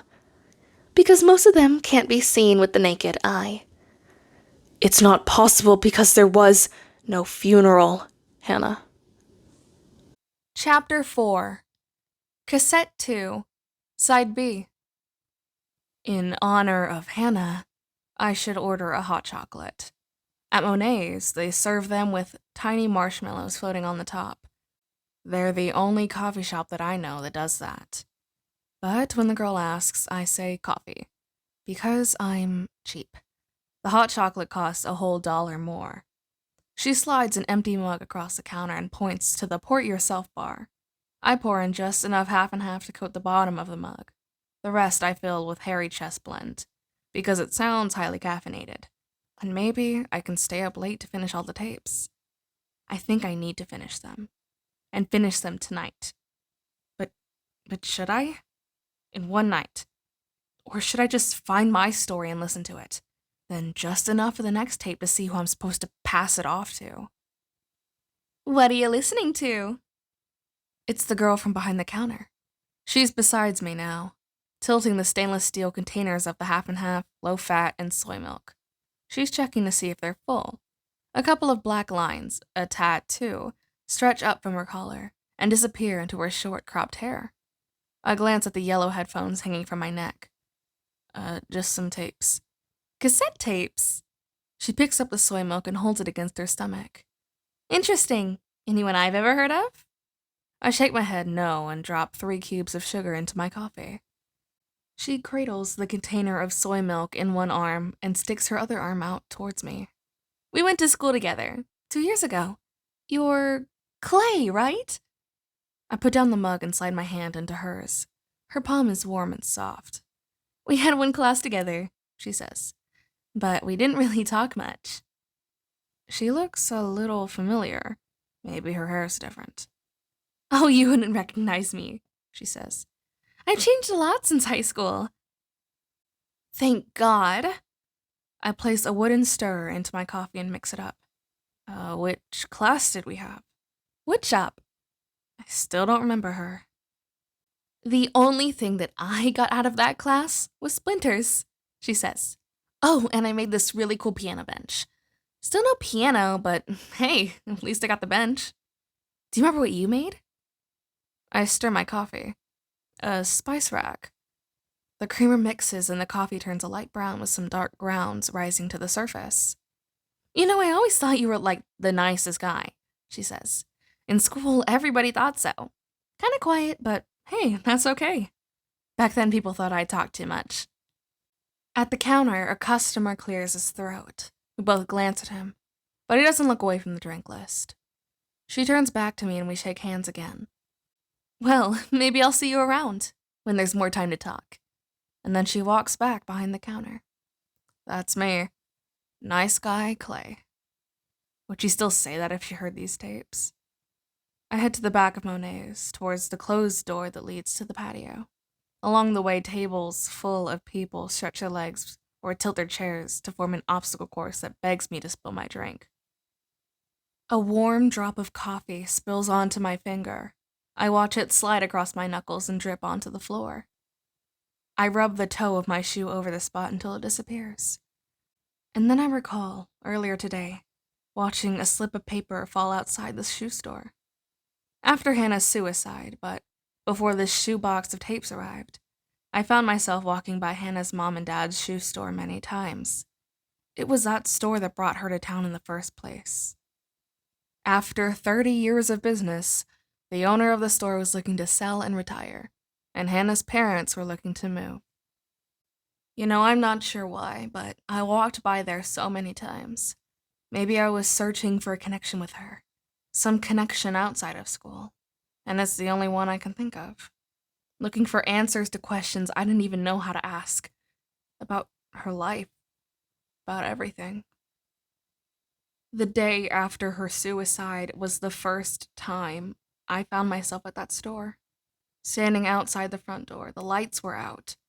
A single sheet of paper taped to the front window said, "Will be open soon," in thick black marker. It was written in a hurry and I figured they just forgot the apostrophe. A few days later, when I went back, even more notes were stuck to the glass. On my way home from school earlier today, I went by the store one more time.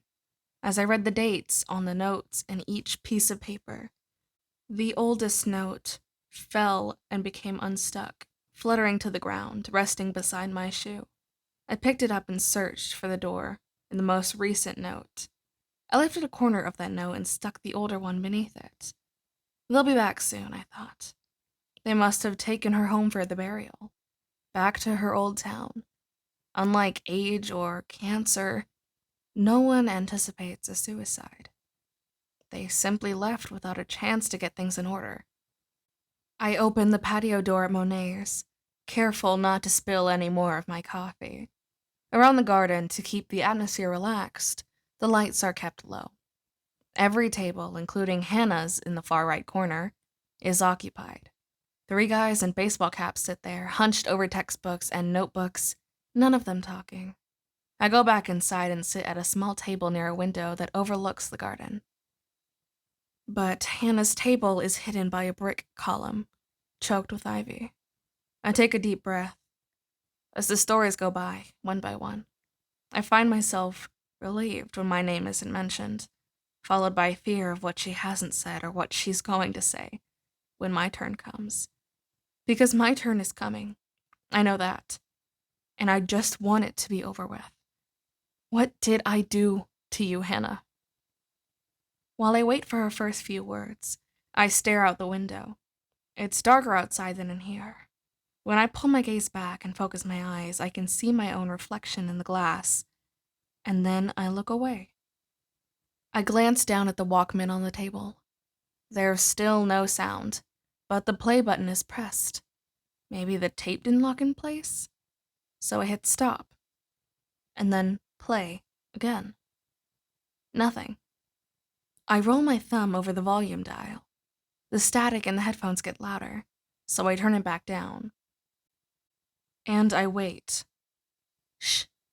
If you're talking in the library. Her voice, it's a whisper. Shh.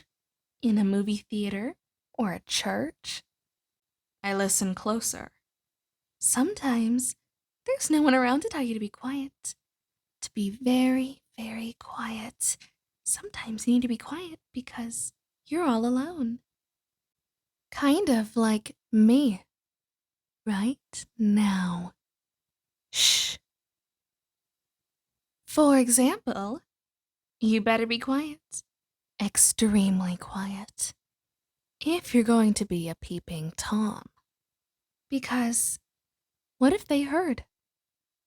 I let out a breath of air. Thank God it's still not me. Not yet. What if she? What if I? Found out? Well, guess what, Tyler Down? I found out. I lean back in my chair and I close my eyes. You know, I feel sorry for you, Tyler. I do. Everyone on these tapes so far must feel a little relieved. They came off as liars or jerks or insecure people lashing out at each other. But your story, Tyler, it's kind of creepy. I take my first sip of coffee. A peeping Tom? Tyler? I never knew. And you know, I felt a little creepy telling it too.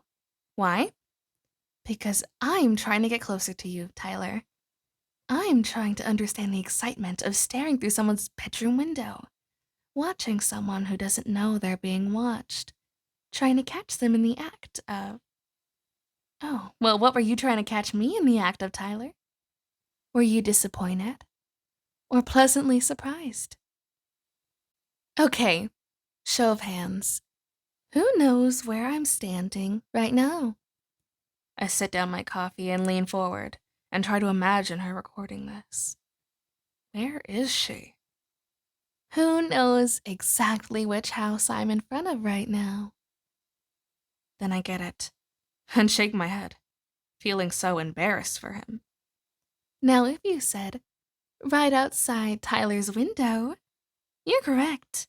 And that's A4 on your maps. Tyler's not home right now, but his parents are. And I really hope they don't come outside. Fortunately for me, there's a tall, thick bush just below his window, similar to my own window, so I'm feeling pretty safe. How are you feeling, Tyler? There's a meeting with the yearbook staff tonight, which I know involves a lot of pizza and gossip, so I know you wouldn't be home until after it gets all nice and dark, which, as an amateur peeping Tom, I appreciate very much. So, thank you, Tyler, for making this so easy.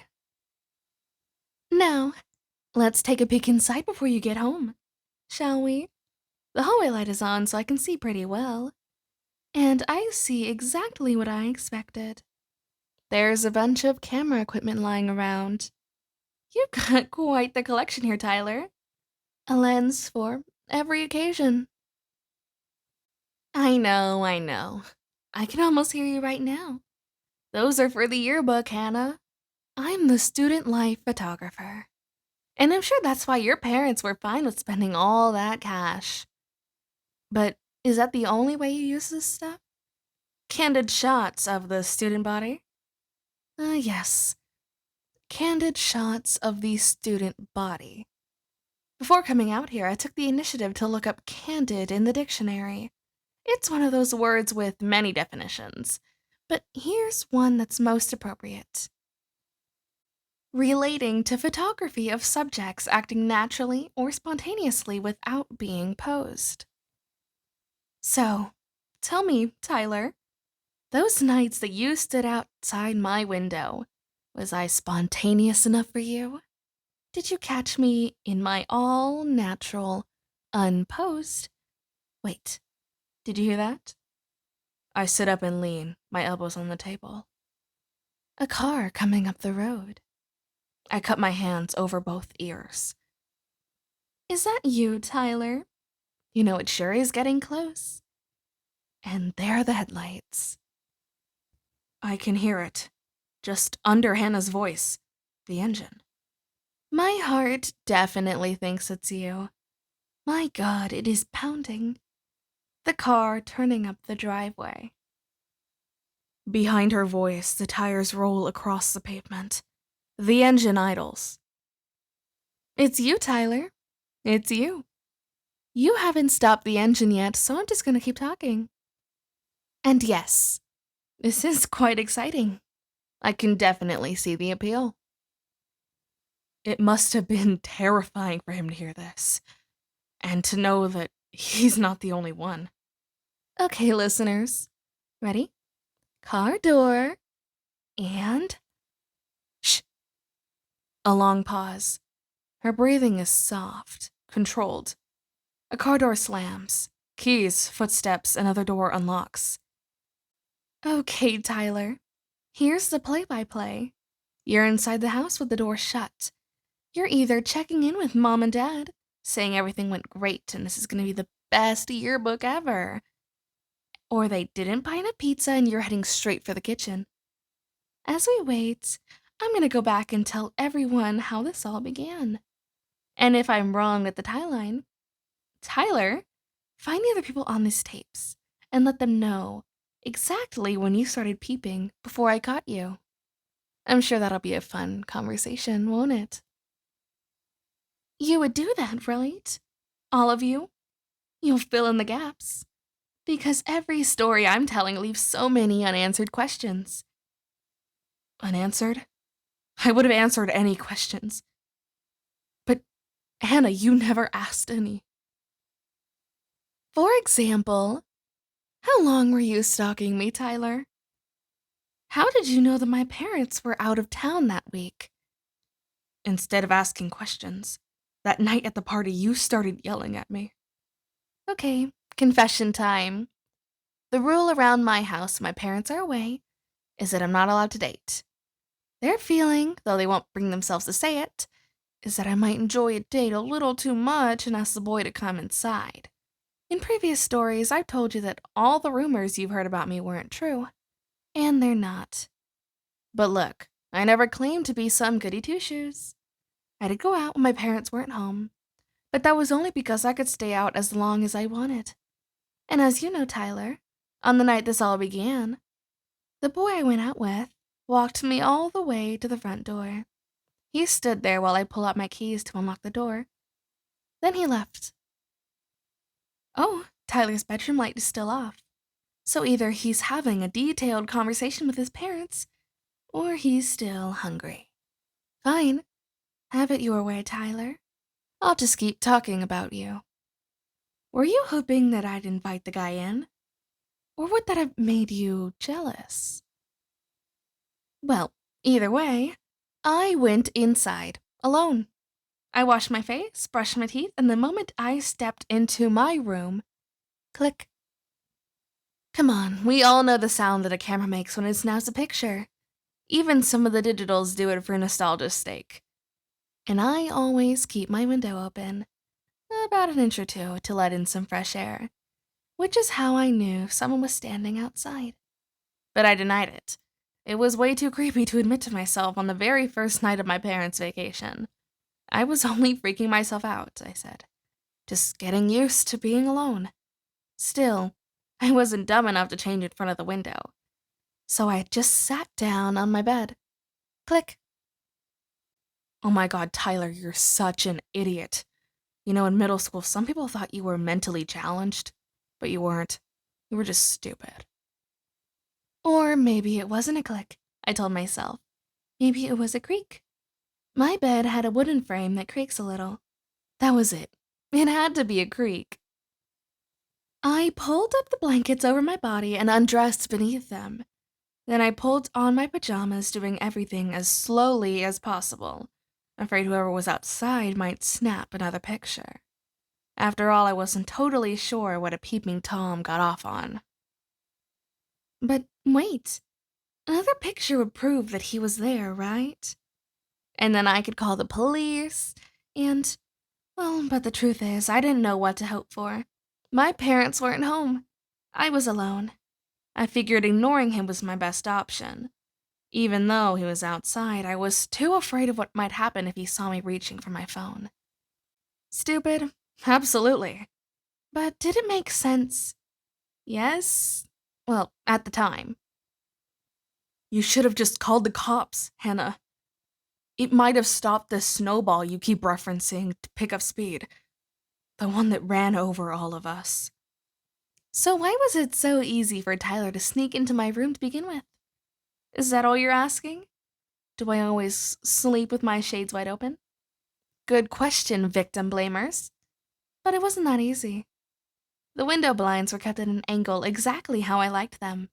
On clear nights with my head on my pillow, I could fall asleep looking at the stars. And on stormy nights, I could watch lightning crackle up in the clouds. When my dad found out that I kept the blinds open, even a crack, he walked up to the sidewalk to make sure that no one could see me from the street. And they couldn't. So he walked up to the sidewalk, straight across the yard, up to my window. And what did he find? That unless they were pretty tall, and standing right outside my window on their tippy toes, I was practically invisible. So how long did you stand like that, Tyler?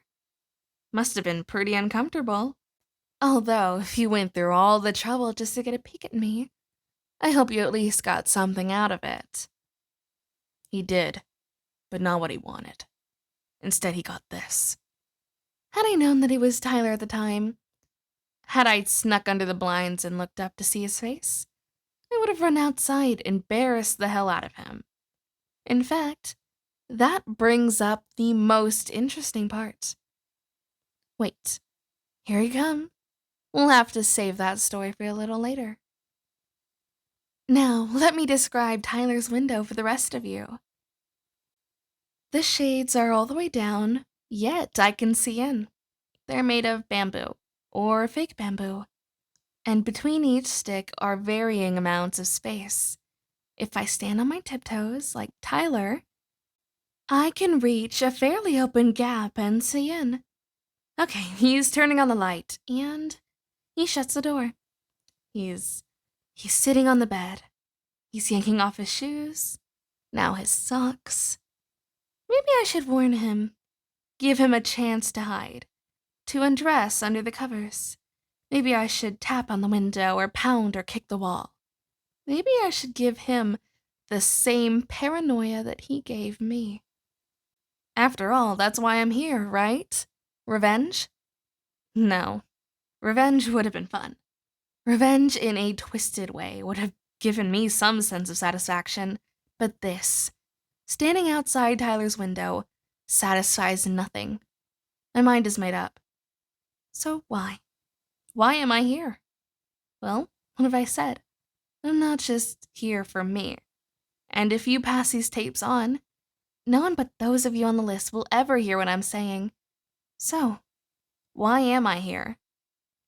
I'm not here to watch you, Tyler. Calm down. I don't care what you're doing. In fact, I'm not even watching you right now. My back is against the wall and I'm staring at the street. It's one of those streets with trees on either side, their branches meeting high above like fingertips touching. Sounds poetic, doesn't it? I even wrote a poem once comparing streets like this to my favorite childhood rhyme. Here's the church, here's the steeple, open it up, yada yada yada. One of you even read the poem I wrote. One of you listening right now. And don't worry, we'll get to your story later. But right now, we're talking about Tyler. And I'm still on Tyler's street. His dark, empty street. And he doesn't know that I'm here. Yet. So let's just wrap this up before he goes to bed. At school the next day, after Tyler's first visit to my window, I told a girl who sat in front of me what happened. You know, this girl's known for being a pretty good listener. And sympathetic. I wanted someone to be afraid for me. I wanted someone to validate my fears. And Will, she was definitely not the girl for that job. This girl got a twisted side that very few know about her. A peeping Tom, she said. You mean a real one? I think so, I told her. You know, I always wondered what it'd be like, she said. Having a peeping Tom, it's kind of like, I don't know, it's kind of sexy. Okay, definitely twisted. But who is she? And why do I care? She smiled at me and raised an eyebrow. Do you think he'll come back? Honestly, the thought of him coming back never occurred to me. But now it was freaking me out. What if he does? I asked. Well, then you have to tell me about it, she said. And then she turned back around, ending our conversation. Now, this girl and I had never hung out. We took a lot of the same electives, and we were nice to each other in class. And sometimes we talked about hanging out, but we never did. Here, I thought, was a golden opportunity. I tapped on her shoulder and told her that my parents were out of town. How would she like to come over for a peeping Tom couch party? After school, I went home with her to grab her stuff, and then she came over to my house. Since it was a weeknight and she was probably going to be out late, she told her parents that we were working on a school project. Good God, does everybody use that excuse? We finished up our homework at the dining room table, waiting for it to get dark outside. Her car was parked right out front as bait. 2 girls. Irresistible, right? I squirm a little, shifting in my seat. We moved into my bedroom and sat cross-legged on the bed, facing each other, talking about everything imaginable. To catch our peeping Tom, we knew we needed to keep the talking quiet. We needed to hear that very first click. Her mouth dropped open. Her eyes. I've never seen them so happy. She whispered for me to keep talking. Pretend you didn't hear. Just play along. I nodded. Then she covered her mouth and ad-libbed. Oh my God, you let him touch you where? We gossiped for a couple minutes, trying to hold back any inappropriate laughter, the kind that would have given us away. But the clicking sound stopped and we were running out of things to gossip about. You know what I could use? She asked. A nice, deep back massage. You're evil, I whispered. She winked at me and then got up onto her knees and worked her hands forward like a cat, stretching, until she was all the way down on my bed. Click. I straddled onto her back. Click. I pushed aside her hair. Click. And I began rubbing her shoulders. Click. Click. She turned away from the window and whispered, You know what it means if he stops taking pictures, right? I told her I didn't. It means he's doing something else. Click. Oh well, she says. I kept rubbing her shoulders. In fact, I thought I was doing a pretty good job, because she stopped talking and her lips curled into a beautiful smile. But then she whispered a new idea. A way to catch this pervert in the act. I told her no.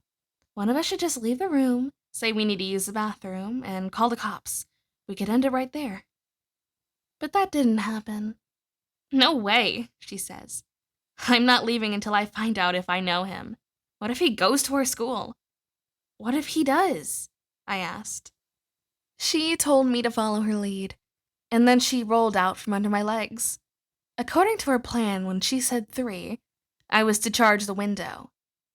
But I thought the peeping Tom might have left. Might have gotten scared because there hadn't been a click since I climbed off of her. Time for some body lotion, she said. Click. The sound sent anger through the roof. Okay, I can play this game, I thought. Look in my top drawer. She pointed towards the drawer nearest to the window and I nodded. What? There was nothing in that drawer that was worthy of any reaction like that. There was nothing in my whole room worth a reaction like that. Hannah Baker, I didn't know you were into this, she said, nice and loud. We could use it together. Okay, I said. She reached into the drawer and pushed some things around and covered her mouth again. Hannah, she said, how many of these do you have? You know, you're definitely a naughty girl. Click, click, click. Very clever, I thought. Why don't you count them? So she did. Let's see now. Here's 1 and 2. I slid 1 foot off the bed. 3. We jumped out the window and yanked the cord. The blinds flew up, and I looked at your face, but you were moving so fast. The other girl, she was not looking at your face, Tyler. Oh my God, she screamed. He's cramming his dick into his pants.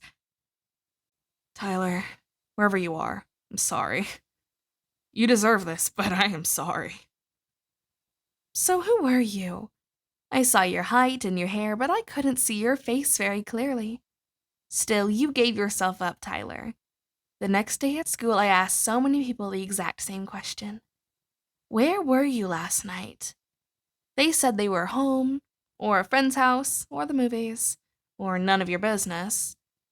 But you, Tyler, had the most defensive and interesting response of all. What, me? Nowhere? For some reason, telling me that you were nowhere made your eyes twitch and your forehead break into a sweat. But hey, at least you're original. At least you stopped coming around my house. But your presence, Tyler, your presence never left. After your visits, I twisted my blinds shut every night. I locked out the stars and I never saw the lightning again. Each night, I'd simply turn off the lights and go to bed. Why didn't you leave me alone, Tyler? My house, my bedroom. They were supposed to be safe from me. Safe from everything outside. But you were the one who took that away. Well, not all of it. Her voice trembles. But you took away what was left. She pauses, and within that silence I realize how intensely I've been staring at nothing. Staring in the direction of the mug at the far end of the table. But not at it. I want to, but I'm too intimidated to look at the people around me. They have to be watching me now, trying to understand the pained look on my face, trying to figure out who this poor kid is, listening to outdated audio tapes. So, how important is your security, Tyler? What about your privacy? Maybe it's not as important to you as it was for me. But that's not for you to decide. I look through the window, past my reflection to the barely lit patio garden. I can't tell if anybody is still there, beyond the brick and ivy column sitting at her table. The table, at one time, was Hannah's other safe place. So who was the mystery girl featured in your story, Tyler? Who smiled so beautifully when I rubbed her back? Who helped me expose you? Should I tell? That depends. What did she ever do to me? For your answer, insert tape number 3. But I'm ready for it to be me, Hannah. I'm ready to get this over with. Oh, and Tyler, I'm standing outside your window again. I walked away to finish your story, but your bedroom light has been out for a while, so I'm back. There's a long pause, a rustling of leaves. Knock, knock, Tyler. I hear it. She taps on the window, twice. Don't worry. You'll find out soon enough. I slip off the headphones and wrap the yellow cord tightly around the Walkman and tuck it into my jacket pocket. Across the room, Monet's bookshelf is loaded with old books. Discarded mostly paperback westerns, new age, sci-fi. Carefully, I weave my way through the crowded tables and walk over to it. A massive thesaurus sits beside a dictionary that's missing its hardcover spine. Down the exposed paper spine, someone wrote dictionary in heavy black ink. Stacked on the same shelf, each in a different color, are 5 books. They're approximately the same size as yearbooks, but purchased for their blank pages. Scribble books, they call them. Each year a new one is added and people scrawl whatever they want inside. They mark special occasions, write horrible poetry, sketch things that are beautiful or grotesque or just disgusting. Each book has a scrap of duct tape on the spine with the year written on it. I pull out the one from our freshman year. With all the time that Hannah spent at Monet's, maybe she wrote something in here, like a poem, or maybe she had other talents I didn't know about. Maybe she knew how to draw. I'm just looking for something apart from the ugliness of these tapes. I just need that right now. I need to see her in a different way. Since most people date their entries, I flip towards the back. To September. And there it is. To keep the page, I shut the book on my index finger and take it back to my table. I take a slow sip of lukewarm coffee and open the book. The words scribbled in red ink marker on the top. Everyone deserves an Ollie Ollie Oxenfree. It's signed with 3 sets of initials. JD, AS, and HB. Jessica Davis, Alex Standall, and Hannah Baker. Below the initials, creased between a page, someone stuck in an upside-down photograph. I pull it out, flip it over, and spin it right side up. It's Hannah. God, I love her smile. And her hair, it's still long. One of her arms is wrapped around the waist of another student, Courtney Crimson, and behind them is a crowd of students. Everyone's either holding a bottle or a can or a red plastic Solo cup. It's dark at the party and Courtney Crimson does not look happy. But she doesn't look mad either. She looks nervous, I think. Why? Chapter 5. Cassette 3, Side A. Courtney Crimson. What a pretty name. And yes, a very pretty girl as well. Pretty hair, pretty smile, perfect skin. And you're also very nice. Everyone says so. I stare at the picture in the scribble book. Hannah's arm around Courtney's waist at some random party. Hannah's happy. Courtney is nervous, but I have no idea why. Yes, Courtney. You're so sweet to everyone you meet in the halls. You're so sweet to everyone as they walk with you to your car after school. I sip my coffee, which is getting cold. You're definitely one of the most popular girls in school. And you are just so sweet, right? Wrong. I pound back the coffee to empty the mug. Yes, my dear listeners, Courtney is nice to whomever she comes in contact with, or whomever she's talking to. And yet, ask yourselves, is it all a show? I carry my mug back over to the pour-it-yourself bar for a refill. I think it is. Now let me tell you why. First off, to everyone listening, I doubt Tyler will let you see the pictures he took of me giving Courtney a back rub. So, Courtney is the one from Hannah's room. Hannah takes an extra long pause. She knows that info needs to sink in. If you have seen those pictures, lucky you. I'm sure they're very sexy. But as you know, they're also very posed. Posed. What an interesting word to sum up Courtney's tale.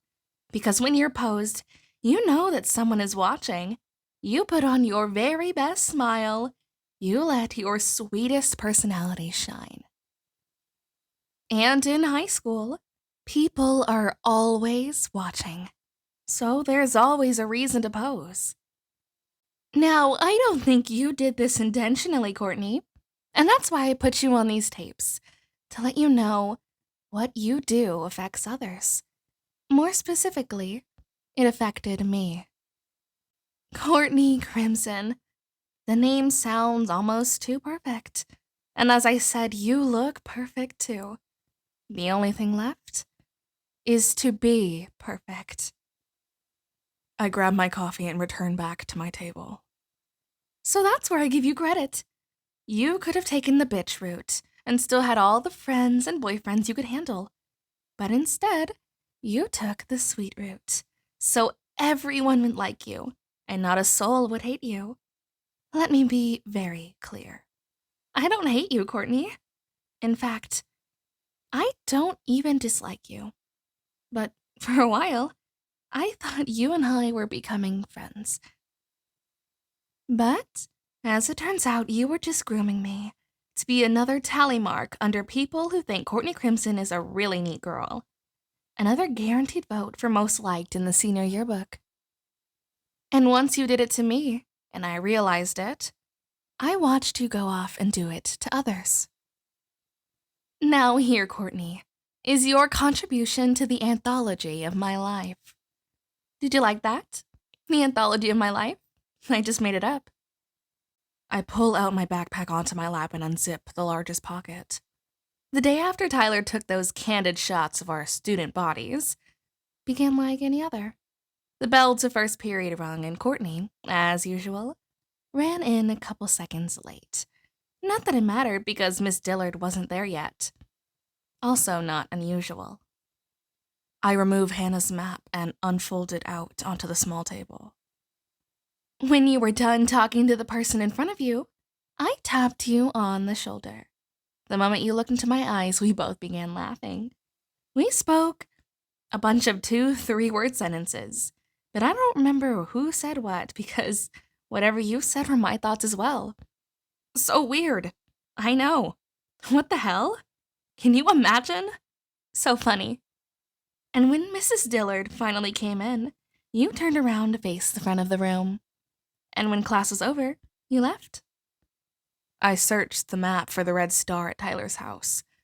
Part of me feels strange about keeping such a close track on Hannah's story. Like I'm obsessed. Too obsessed. While another part of me wants to deny the obsession. You know, it wasn't until I stepped into the hall on my way to second period that I thought, wait a second. She didn't say goodbye. No, it's not an obsession. I'm just doing what she asked. It's respect. I'm living out her last request. Did you say goodbye on any other day? No, not often. But after the previous night, this time it felt intentional. I guess I thought that after what we experienced less than 24 hours ago, we would now be more than just casual acquaintances. A4. A red star on Tyler's house. But that, evidently, is what we had become once again. We said hello in the halls, and sometimes you said goodbye. But never more than you said it to anybody else. Until the night of the party. Until the night you needed me again. I press pause. I need a moment to catch up. I can't listen anymore until I do that. I slip off the headphones and hang them around my neck. The girl I apparently took woodshop with hangs around with a plastic tub, gathering mugs and plates from empty tables. I look away toward the dark reflection in the window when she clears the place next to mine. Her reflection glances in my way several times, but I don't turn around. When she leaves, I sip my coffee and try my best not to think. I just wait. 15 minutes later, a bus drives by the front door of Monet's, and the waiting is over. I grab the map and toss my backpack over my shoulder and run out of the door. The bus is stopped at the far corner. I race down the sidewalk, up the bus steps, and find an empty seat near the middle. The driver looks at me in the rearview mirror. "I'm ahead of schedule," he says. "We'll be sitting here for a couple minutes." I nod and press the headphones into my ear and look out the window. I press play. Let me tell you that there is a much bigger, more important party later in the tapes. Is that it? Is that where I come in? But this is the party that brings Courtney into the mix. I was at school, backpack on my shoulder, heading out to first period when you grabbed my hand. "Hannah, wait up," you said. "How are you?" Your smile, your teeth, flawless. I probably said, fine, or good, how are you? But truthfully, I didn't care, Courtney. Every time our eyes caught each other in a crowded hall, I watched your gaze jump to someone else. I lost a little more respect for you. Each time. And sometimes I wondered how many people in that hallway felt the same. You went to ask if I heard about the party later that night. I said I had, but that I didn't feel like going and wandering around looking for someone to talk to. Or I didn't feel like wandering around looking for someone to save me from talking to someone else. We should go together, you said, and you tilted your head from side to side, flashing your smile. Though I probably am just imagining this, I think I even saw you bat your eyes. Oh, why? I asked. Why should we go to a party together? That obviously took you by surprise. I mean, you are who you are, and everyone wants to go to a party with you. Everyone. Boys, girls, it doesn't matter. That's the kind of admiration people have for you. Have or had? Because I have a feeling that's about to change real quick. And most of them don't realize how carefully planned that image is. You repeated my question. Why should we go to a party together? Hannah, it's so we can hang out. I asked why you wanted to hang out with me after ignoring me for so long. But of course, you denied ignoring me at all. You said I must have misread things, and the party would be a good chance to get to know each other better. And although I was still suspicious, you are who you are, and everyone wants to go to a party with you. Great, you said. Can you drive? And then my heart thumbled a bit. I pulled it back again, ignoring my suspicion once again. Sure, Courtney, I said. What time? You flipped open your notebook and ripped out a piece of paper. In tiny blue letters, you wrote your address, the time, and your initials. C.C. You handed me the paper and said, "This is gonna be great." And then you gathered all your stuff and left. The bus door slides shut and we pull away from the curb. But guess what, Courtney? On the way out of the door, you forgot to say goodbye. So here's my theory as to why you wanted me to go to the party. You knew that I was pissed at you for being ignored. At the very least, you knew I was hurt. And that wasn't good for your flawless reputation. That had to be fixed. D4 on your map, everyone. Courtney's house. I reopened the map. When I pulled up to the curb, your front door flew wide open. Out you came, bouncing off the porch, walking down the walkway. Your mom, before shutting the front door, bent down to get a good look inside my car. Don't worry, Mrs. Crimson, I thought. No boys in here. No alcohol. No drugs. No fun. Why do I feel so compelled to follow her map? I don't need to. I'm listening to the tapes, every single one, front and back. And that should be enough. But it's not. You opened the passenger door and sat down, buckled up. Thanks for the lift, you said. I'm not following the map because she wants me to. I'm following because I need to truly understand what happened to her. A lift? I was already having doubts about why you invited me.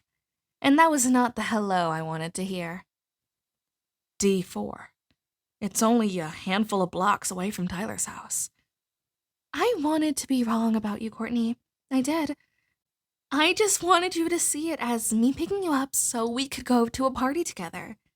And that is very different from me giving you a lift. At that moment, I knew how the party would play out for us. But how it ended, well, that was a surprise. That was odd.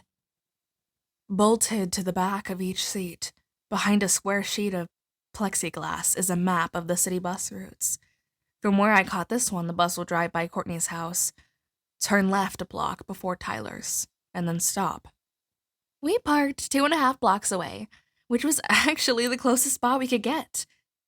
In my car, I have one of those stereos that continues playing even after you open a door, and it won't stop until I close the door.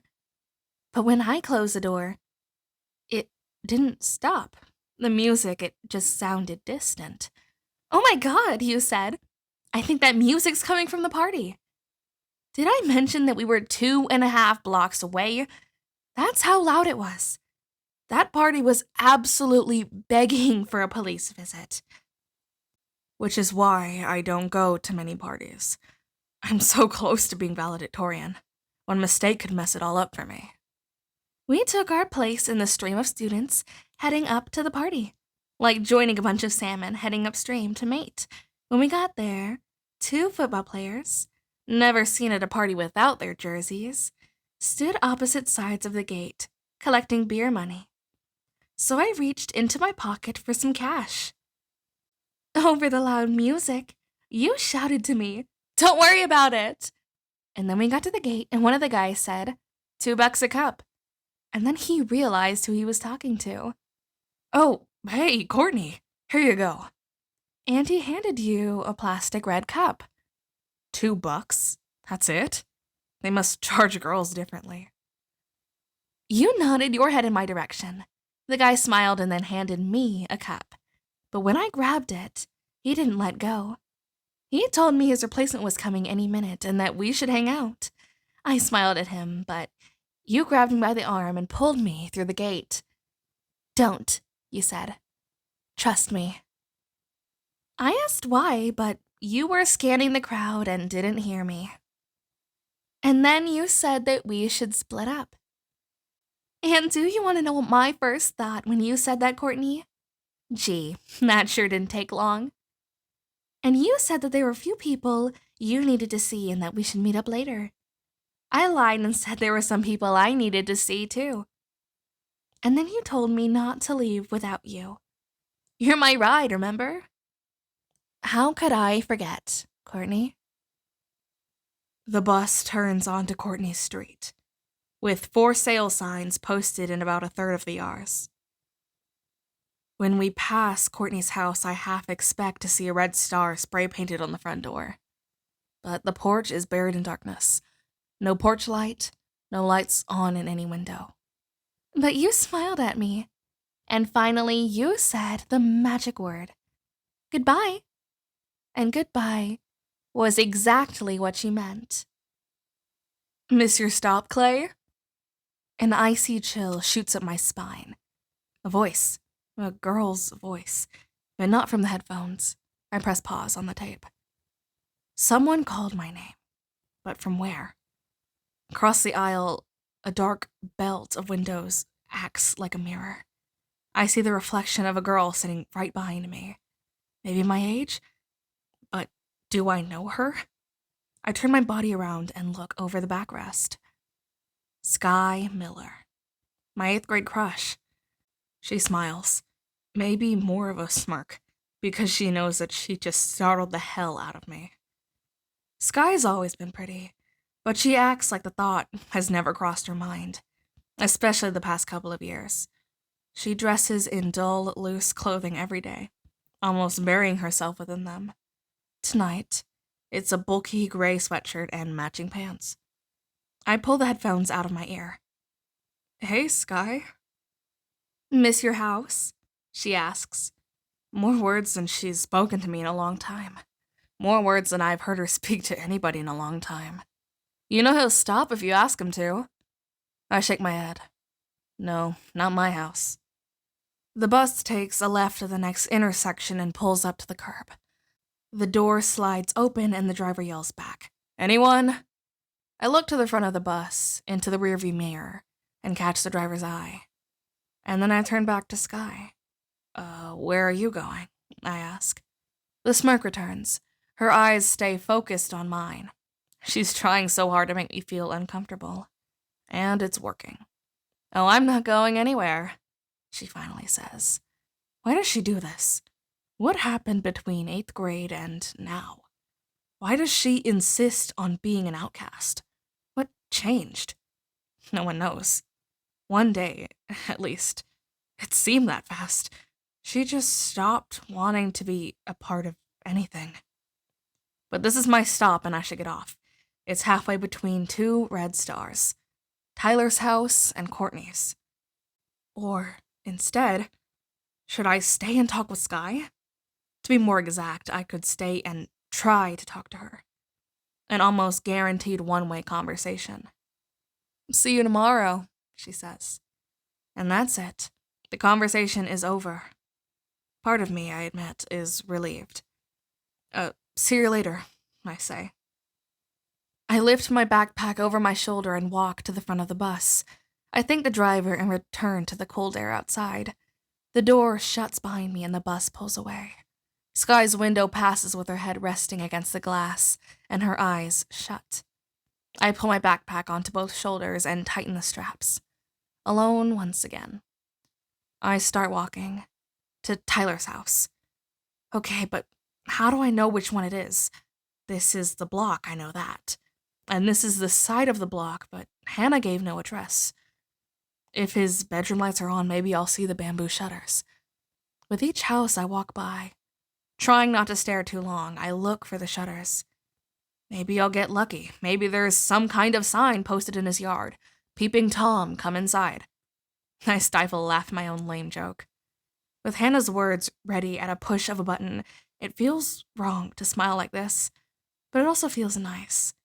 It feels like the first time I've smiled in months, though it's only been hours. And then, 2 houses away, I see it. I stop smiling. The bedroom light is on and the bamboo shutters are down. A spiderweb of silver duct tape holds the fractured window together. Was it a rock? Did someone throw a rock at Tyler's window? Was it someone who knew? Someone from the list. As I get closer, I can almost picture her. Hannah, standing beside his window, whispering into a recorder. Words so soft for me to hear at this distance. But in the end, the words reached me. A square hedge divides Tyler's front yard from the next. I walk toward it, shielding myself from its view, because he has to be watching, looking out, waiting for someone to burst his window open again. "You want to throw something?" An icy chill comes sliding down my back. I turn around, ready to hit someone and run. "Hold it, it's me." Marcus Cooley, from school. I lean forward, resting my hands on my knees, exhausted. "What are you doing here?" I ask. Marcus holds a fist-sized rock just below my eyes. "Take it," he says. I look up at him. Why? "Trust me, you'll feel better. Honest." I look over at the window, at the duct tape, and then I look down and close my eyes, shaking my head. "Let me guess, Marcus, you're on the tapes?" He doesn't answer. He doesn't need to. When I look up, the corner of his eyes struggle not to hold back a smile. And that struggle, I can tell he's not ashamed. I nod to Tyler's window. "Did you do that?" He pushes the rock into my hand. "You'd be the first to say no, Clay." My heart starts racing. Not from Marcus standing here, or Tyler standing somewhere inside, or the heavy rock in my hand, but from what he just told me. "You know you're the 3rd person to come out here, Rat," he says, plus me. I try to picture anybody other than Marcus. Someone else on the list. Throwing a rock into Tyler's window. But I can't. It doesn't make sense. We're all on the list. All of us. We're all guilty of something. Was Tyler any different than the rest of us? I stare down at the rock in my hand. "Why are you doing this?" I ask. He nods over his shoulder down the block. "My house is right down there. With the light on, I've been watching Tyler's house to see who comes around." I can't imagine what Tyler told his parents. Did he plead for them not to replace the window because more might be coming? What did they say? Did they ask how he knew? Did they ask why? "The first was Alex," Marcus says. He doesn't sound the least bit ashamed for telling me this. We were hanging out at my house, and then out of nowhere, he wanted me to point out Tyler's house. I didn't know why, it's not like they were friends, but he really wanted to know. "So what, you gave him a rock to throw at his window?" "No, it was his idea. I didn't even know the tapes existed yet." I toss the rock up a few inches and catch its weight in my other hand. Even before the previous rocks weakened it, the window would stand no chance against this. So why did Marcus choose this rock for me? He heard the rest of the tapes, but he wants me to be the one to finish off the window. Why? I toss the rock back into my other hand. Beyond his shoulder, I can see the porch light at Marcus's house. I should make him tell me which window is his. I should tell him that this rock is going through one of his house's windows. So he might as well tell me which one is his so I don't scare the hell out of a little sister. I grip the rock hard. Harder. But there's no way to keep my voice from shaking. You're a dick, Marcus. What? You're on the tapes too, I say. Right? So are you, Clay. My voice shakes from both rage and an attempt to hold back tears. What makes us so different from him? He's a peeping Tom, Marcus says. He's a freak. He looked in Hannah's window, so why not break his? And you? I ask. What did you do? For a moment, his eyes stare through me, and then he blinks. Nothing. It's ridiculous, he says. I don't belong on those tapes. Hannah just wanted an excuse to kill herself. I let the rock drop hard onto the sidewalk. It was either that or smash it in his face right then and there. Get the hell away from me, I tell him. Hey, it's my street, Clay. My fingers close and tighten into a fist. I look down at the rock, aching to pick it back up. But I turn away. Fast. I walk the full length of the sidewalk in front of Tyler's house, without looking back at the window. I can't let myself think. I pull the headphones from my neck and place them into my ears. I reach into my pocket and hit play. Was I disappointed when you said goodbye to me, Courtney? Not much. You know, it's hard to be disappointed when what you expected turns out to be true. Keep walking, Clay. But did I feel used? Oh, absolutely. Yet the whole time Courtney was using me, she probably thought that she was polishing up her image in my eyes. Can you say backfire? That party turned into a night of firsts for me. I saw my very first fist fight, which was horrible. I have no idea what it was about, but it started right behind me. Two guys were shouting, and when I turned around, their chests were about an inch apart. A crowd began to form, egging them on. A mob turned into a thick wall, not about to let the situation die down. All they needed was for one chest to close the gap, even accidentally. And it was on. And that's exactly what happened. A bump in the chest turned into a shove, which right away became a fist pounding a jaw. After two more punches, I turned away and pushed through the wall, which by the way at the time was 4 bodies deep. Someone in the back was standing on their tiptoes for the better view. Disgusting. I ran inside, searching for a bathroom to hide in. I didn't feel physically sick, but mentally. My mind was twisting in so many ways. The only thought in my mind was, I need to vomit. I pull out my map and look for the nearest star that isn't Courtney's. I'm not going there. I'm not listening to Hannah talk while I stare at her dark, empty house. I'm on to the next thing. You know, in health, we once saw this documentary on migraines. One of the men interviewed used to fall on his knees and bang his head against the floor, over and over and over during a migraine. Apparently, it diverted the pain from deep inside his brain, where he couldn't reach it, to a pain outside where he had control over. And in a way, by vomiting, that's exactly what I hope to do. The exact locations of the red stars are hard to see. If I don't stop walking, and if I don't stand beneath a streetlight. But I can't stop walking. Not even for a moment. Watching those two guys pummel each other, so no one else would suspect them of being weak, was too much for me. Their reputations were more important than their faces, and Courtney's reputation was more important than mine. Now, did anybody at that party believe that she brought me there as a friend? Or did they simply think that I was her latest charity case? I guess I'll never know. Unfortunately, the only bathroom that I found was occupied, so I went back outside. The fist fight was over. Everything had returned to normal, and I needed to leave. The temperature continues to fall, and I tighten my arms around my chest as I walk. When I approach the gate, the same gate where I entered the party, guess who was standing there, all by himself? Tyler Down, fully equipped with his camera. It's time to leave Tyler alone, Hannah. And when he saw me, the look on his face was priceless and pitiful. He crossed his arms, trying to shield the camera from my view. Why would he do that? Everyone knows that he's on the yearbook staff. But I asked anyways. What's that for, Tyler? What? This, yearbook. And then from behind me, someone called my name. The same someone who grabbed my ass at Blue Spot Liquor. And exactly like what happened at Blue Spot Liquor, what he was about to say was just an after effect of someone else's actions, someone else's callousness. Courtney said I should talk to you, he said. I exhale quickly.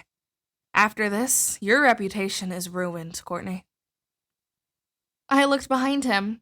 At the far end of the yard, 3 silver kegs stood in the middle of an inflammable pool of ice. Beside the pool, Courtney was talking to 3 boys from another school. The boy standing in front of me took a long sip of his beer. And then he said, She says you're fun to hang out with. And I started to soften. I started letting my guard down. Sure, maybe I was right and Courtney was only concerned with saving her image. Maybe she thought that by sending a cute boy over just to talk to me, I'd forget all about her ignoring me at that party. Yes, he was kind of cute. And okay, maybe I was willing to have a little selective amnesia. But something happened, Hannah. What?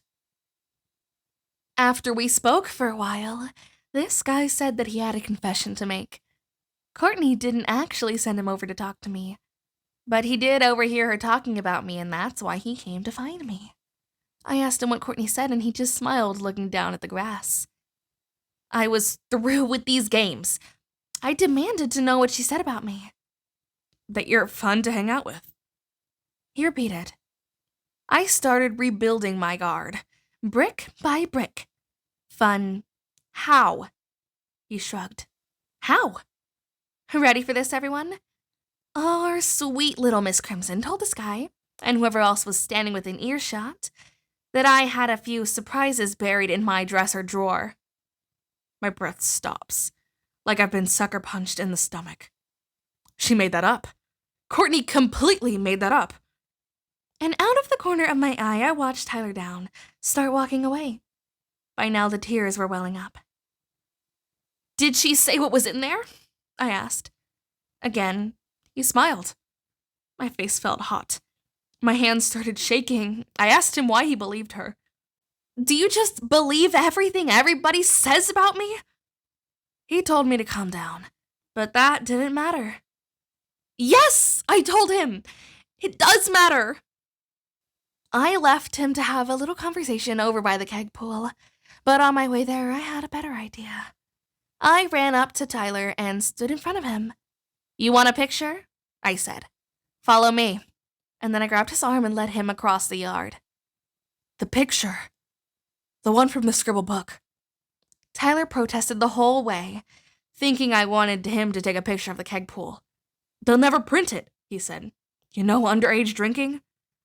Right. Why would they ever want a yearbook that showed actual student life? And not that, I said. I want you to take a picture of me and Courtney. Now I swear, at that moment his forehead was glistening. Me and the back rub girl, together again. I asked if he was all right. Yeah, no, sure, fine. And that's an exact quote. In the picture, Hannah's arm is wrapped around Courtney's waist. Hannah's laughing, but Courtney isn't. She's nervous. And now I know why. Courtney was in the middle of having her cup filled up. And I told Tyler to wait right there. When Courtney saw me, she asked if I was having fun. Someone wants to take your picture, I said. Then I grabbed her by her arm and pulled her over to Tyler. I told her to put down the cup or the yearbook wouldn't be able to use it. Tyler put it in the scribble book at Monet's. He wanted us to see it. This was no part of her plan. She only invited me to a party to clear her beautiful name after ignoring me for so long. A permanent photograph linking us to one another. Now that wasn't supposed to happen. Courtney tried to pull out of my grip. I don't want to, she said. I whirled around to face her. Why not, Courtney? Why did you invite me here? Please don't tell me I was just a chauffeur. I thought we were really becoming friends. He must have put it in the scroll book because he knew that we would never find it in the yearbook. He would never turn it in, not after learning what the photograph really meant. We are friends, she said. Then put down your drink. It's time for a picture. Tyler aimed the camera and focused his lens, waiting for our beautiful natural smiles. Courtney lowered her drink to her side. I put my arm around her waist and told her, if you ever want to borrow anything from my dresser, Courtney, all you need to do is ask. Ready? Tyler said. I leaned forward, pretending like someone had just told me the funniest joke in the world. Click. And then I told him that I was leaving because this party sucked. Courtney begged me to stay. She told me to be reasonable and that I was being a little insensitive. She wasn't ready to leave. How would she get home if her chauffeur didn't wait around for her? Find another ride, I said, and then I left. Part of me wanted to cry for being so right about her invitation. Instead, on the long walk back to my car, I started laughing. And then I shouted into the trees, "What's going on?" And then someone calls my name. What do you want, Tyler? He told me that I was right about the party. This party really does suck. No, Tyler, it doesn't, I said. And then I asked why he was following me. His eyes dropped onto his camera and he fiddled with his lens. He needed a ride home, he said. At that, I really started laughing. Not specifically at what he said, but at the absurdity of this whole night. Did he really have no clue that I knew about his night prowling? About his nocturnal missions? Or did he secretly hope that I didn't know? Because as long as I didn't know, we could be friends, right? Fine, I said, but we're not stopping anywhere. A few times on the ride home, he tried talking to me, but each time I cut him off. I didn't want to act like everything was okay, because it wasn't. And after I dropped him off, I took the longest possible route home. I have a feeling I'll be doing the same. I explored alleys and hidden roads I never knew existed. I discovered neighborhoods entirely new to me. And finally, I discovered that I was sick of this town and everything in it. Chapter 6, Cassette 3, Side B. How many of you remember the Oh My Dollar Valentines? How many of us would rather forget? Those were fun, weren't they? You fill out a survey, a computer analyzes your answers, then it cross-references with so many other surveys. And just for $1, you can get the name and number of your one true soulmate. And for $5, you can get your top 5. And all proceeds go to a worthy cause. Cheer camp. Cheer camp! Every morning on the loudspeaker came the cheery announcements. Don't forget, there's only 4 more days to turn in your surveys. Only 4 more lovely days until the love of your life is revealed. And every morning, a new and preppy cheerleader continued the countdown. Only 3 more days. Only 2 more days. Just 1 more day. Today's the day. For every foot of the sidewalk I put between Tyler's house, Marcus, and me, the muscles in my shoulders relax a little more. And then the whole squad of cheerleaders sang, "Oh my dollar, oh my dollar, oh my dollar Valentine." This, of course, was followed with whoops and hollers and cheers. I always imagine them doing kicks and splits and tossing their pom-poms around in the attendance office. I walked by the attendance office once on an errand for a teacher, and that's exactly what they were doing. And yes, I did fill out my survey. I've been a sucker for surveys my whole life. If you ever caught me reading one of those teen magazines, I swear it wasn't for the makeup tips. It was for the surveys. Because you never wore makeup, Hannah. You didn't need it. Okay, fine. Some of the hair and makeup tips were helpful. You wore makeup? Okay, but I only picked up the magazines for the surveys. The tips were a bonus. Do you remember those career surveys we had to fill out freshman year? The ones that were supposed to help us choose electives? According to my survey, I'd make quite a wonderful lumberjack. And trust me, if that career didn't work out, I could always use my fallback career as an astronaut. An astronaut or a lumberjacks? Seriously? Thanks for the help. I don't remember my fallback career, but I also got the lumberjack. I tried figuring out what the test saw as my best career path. True, I marked down that I liked the outdoors, but who doesn't? That doesn't mean I want to cut down trees for the rest of my life. The Valentine's Day survey was a two-parter.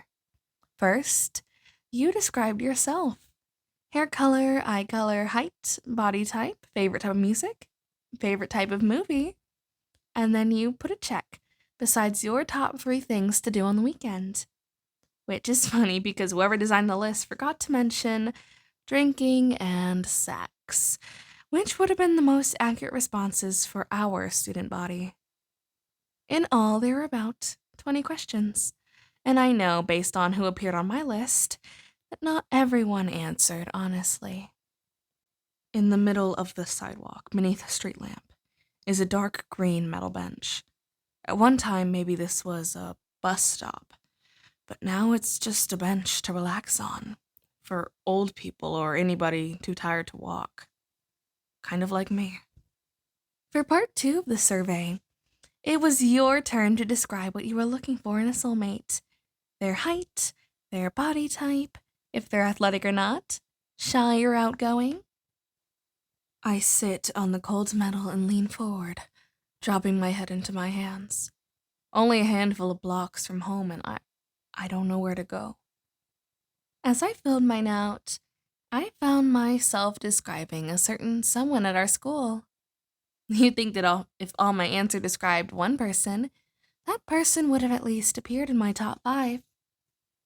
But that person must have been immune to the cheerleaders and their cheers, because he didn't end up on my list anywhere. And no, I'm not going to tell you his name. Not yet. The day that the surveys were handed out, it was a typical day in Coach Patrick's history class. Decipher a bunch of notes scribbled on the board probably 5 minutes before class even started, and then copy them down in your notebook. If you finish before the end of class, read pages 8 through 94 in your textbook, and don't fall asleep. And absolutely no talking. After class, I walked straight to the student body office. At the end of the counter closest to the door was a drop-off box, a large shoebox with a slit cut in the top, decorated with pink and red hearts. The red hearts had "Oh My Dollar Valentine" written on them, and the pink ones had green dollar signs. I folded my survey in half and slipped it into the box, and then I turned around to leave. But Miss Benson, smiley as usual, was standing right there. "Hannah Baker," she said. "I didn't know you and Courtney Crimson were friends." The look on my face must have expressed exactly what I was thinking, because right away, she backpedaled. At least, that's what I figured. That's what it looked like. I mean, you are friends, aren't you? My first thought was, Tyler standing outside my window, and I was furious. Was he actually showing those peeping Tom pictures to Mrs. Benson? No. Mrs. Benson said that she had to deliver some checks to the yearbook room that morning. Taped to the walls were sample shots that might appear in the yearbook. One particular photo was of me and Courtney. You guessed it. The photo from the party. The one with my arm around Courtney's waist. So I told her, no, we're just acquaintances. Well, it's a really fun picture, Miss Benson said. And those next words exactly. The wonderful thing about a yearbook photo is that everyone shares the moment with you. Forever. It sounded like something she said a million times before. And before, I probably would have agreed. But not with that photo. Anybody looking at that photo would definitely not be sharing our moment. They could not come close to imagining my thoughts in that picture, or Courtney's, or Tyler's. Every single aspect of that photo was fake. And right then, in that office, with the realization that no one knew the truth about my life, my thoughts about the world were shaken. Like driving along a bumpy road and losing control of the steering wheel, tossing you just a tad off the road. The wheels pick up some dirt, but you're able to pull it back. Yet no matter how tightly you grip the wheel, no matter how hard you try to drive straight, something keeps jerking you to the side. You have so little control over anything anymore, and at some point the struggle becomes too much, too tiring, and you consider letting go, allowing tragedy, or whatever, to happen. In that picture, I am sure that Courtney was wearing a beautiful smile. Fake, but beautiful. She wasn't. But you couldn't know that. See, Courtney thought that she could jerk me around whenever she wanted, but I didn't let that happen. I jerked myself back on the road just long enough to push her off, if only for a moment. But now, the survey for the Dollar Valentines. Was this another chance to get thrown off the road? Was this survey for the guys who found my name on their list going to be the excuse they needed to ask me out? Or would they be extra excited about doing that because of the rumors they heard? I looked at the slit at the top of the shoebox. Too thin to squeeze my fingers through, but I could lift off the top and take out my survey. It would be so easy. Mrs. Benson would ask why, and I would pretend that I was embarrassed about filling out a love survey. I'm sure that she'd understand. Or I could just wait and see. If I had been smart, if I had been honest with my survey, I would have described Hannah. And maybe we would have talked. Seriously talked, not just joking around like that last summer at the movie theater. But I didn't do that. I wasn't thinking that way. Now, would most students, as I expected, get their list and just have a good laugh, thinking nothing of it? Or would they use it? If Hannah's name and number had shown up on my list, would I have called her? I slouched down onto the cold bench, leaning my head back, far back, like the tip of my spine might burst if I keep going. Very little, I told myself, could go wrong. The survey was a joke. No one's gonna use it. Calm down, Hannah. You are not setting yourself up. But if I was right, if I had called it correctly, I had just willingly given someone an excuse to test those rumors about me. Well, I don't know. Maybe I'd shrug it off. Maybe I'd get pissed. Or maybe I would let go of the steering wheel and give up. This time, for the first time, I saw the possibilities in giving up. I even found hope in it. So, what were my options? I could leave that office a pessimist and take my survey with me. Or I could leave as an optimist and hope for the best. In the end, I walked out of that office with my survey still in that box, unsure of what I was. An optimist? A pessimist? Neither. I was a fool. I closed my eyes, concentrating on the cool air floating around me. When I went to the movie theater last summer for a job application, I pretended to be surprised that Hannah worked there. But she was the whole reason that I applied.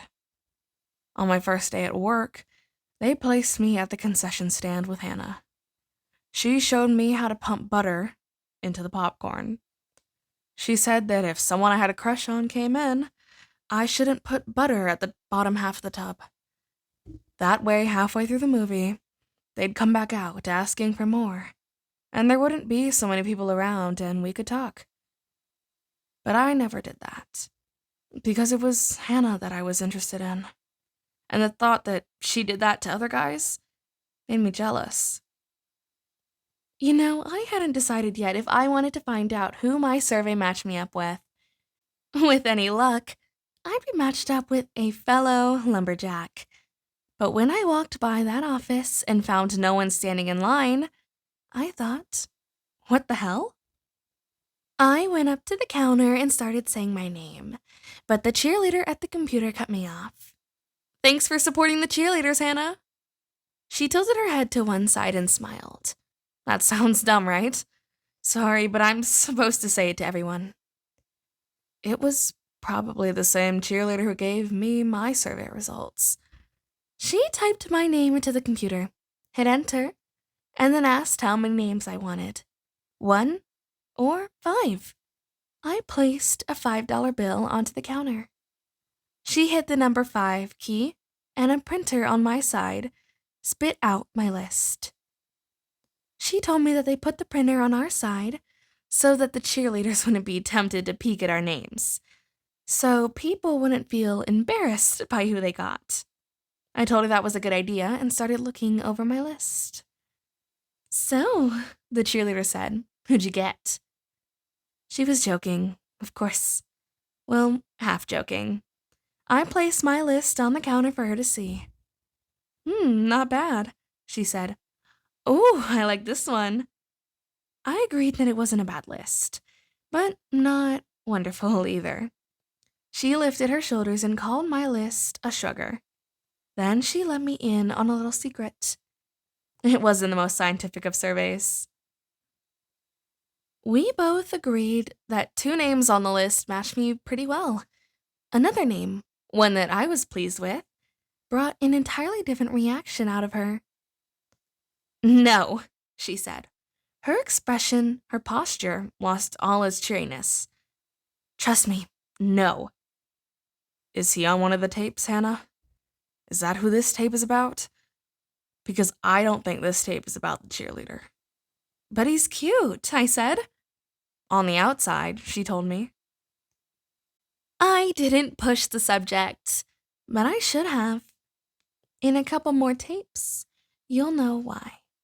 Which reminds me, I haven't told you about who our main man of this tape is. Fortunately, this is the perfect time to introduce him, because that's exactly when he showed up. Again, not me. Something started buzzing. A phone? I looked at the cheerleader, but she shook her head. So I swung my backpack over the counter and fished out my phone. My phone was ringing, so I answered it. Hannah Baker, the caller said. Good to see you. I looked at the cheerleader and shrugged. Who is this? I asked. Guess how I got your number, he said. I told him that I hated guessing games, so he told me I paid for it. You paid for my phone number? The cheerleader scooped her hand over her mouth and pointed at the printout.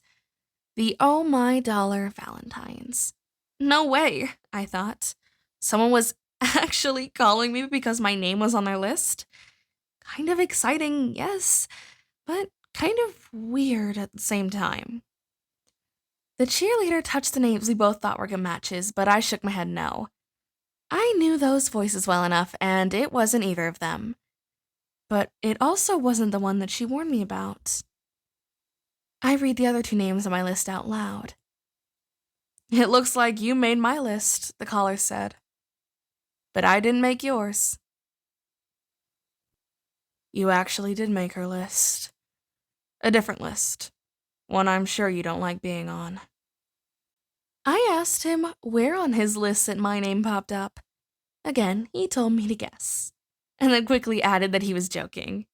"Ready for this?" he asked. "You're my number 1, Hannah."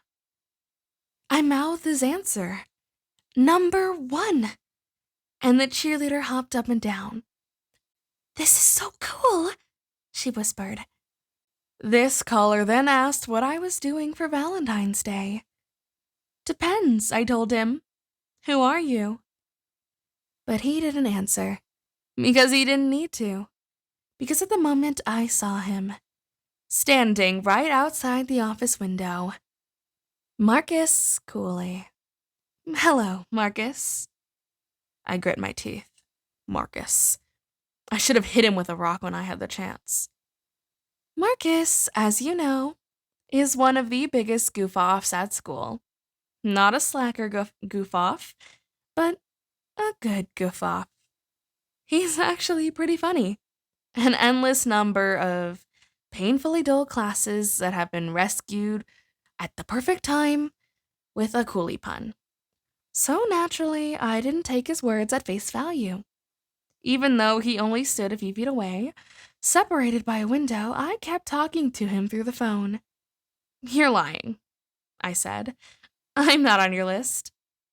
His normally goofy smirk, at that moment, looked kind of, well, sexy. "What? You don't think I'm ever serious?" he asked. And then he pressed his list against the window. Even then, I stood too far away to actually read it. I assumed he only held it up to prove my name was actually, in fact, on his top spot. Still, I thought he must have been kindling about getting together for Valentine's Day. So I thought I would make him squirm a bit. "Fine," I said. "When?" The cheerleader covered her face with both hands, but through her fingers, I watched her skin blush. Now that I think of it, without her as an audience egging me on, I don't think I would have said any of these things. But I was playing it up, giving her something to brag about at cheer practice. Now it was Marcus's turn to blush. "Oh, okay, well, what about Rosie's, for ice cream?" E5. I saw that star on the map while riding the bus. I knew roughly where it was, just not which store specifically. But I should have guessed.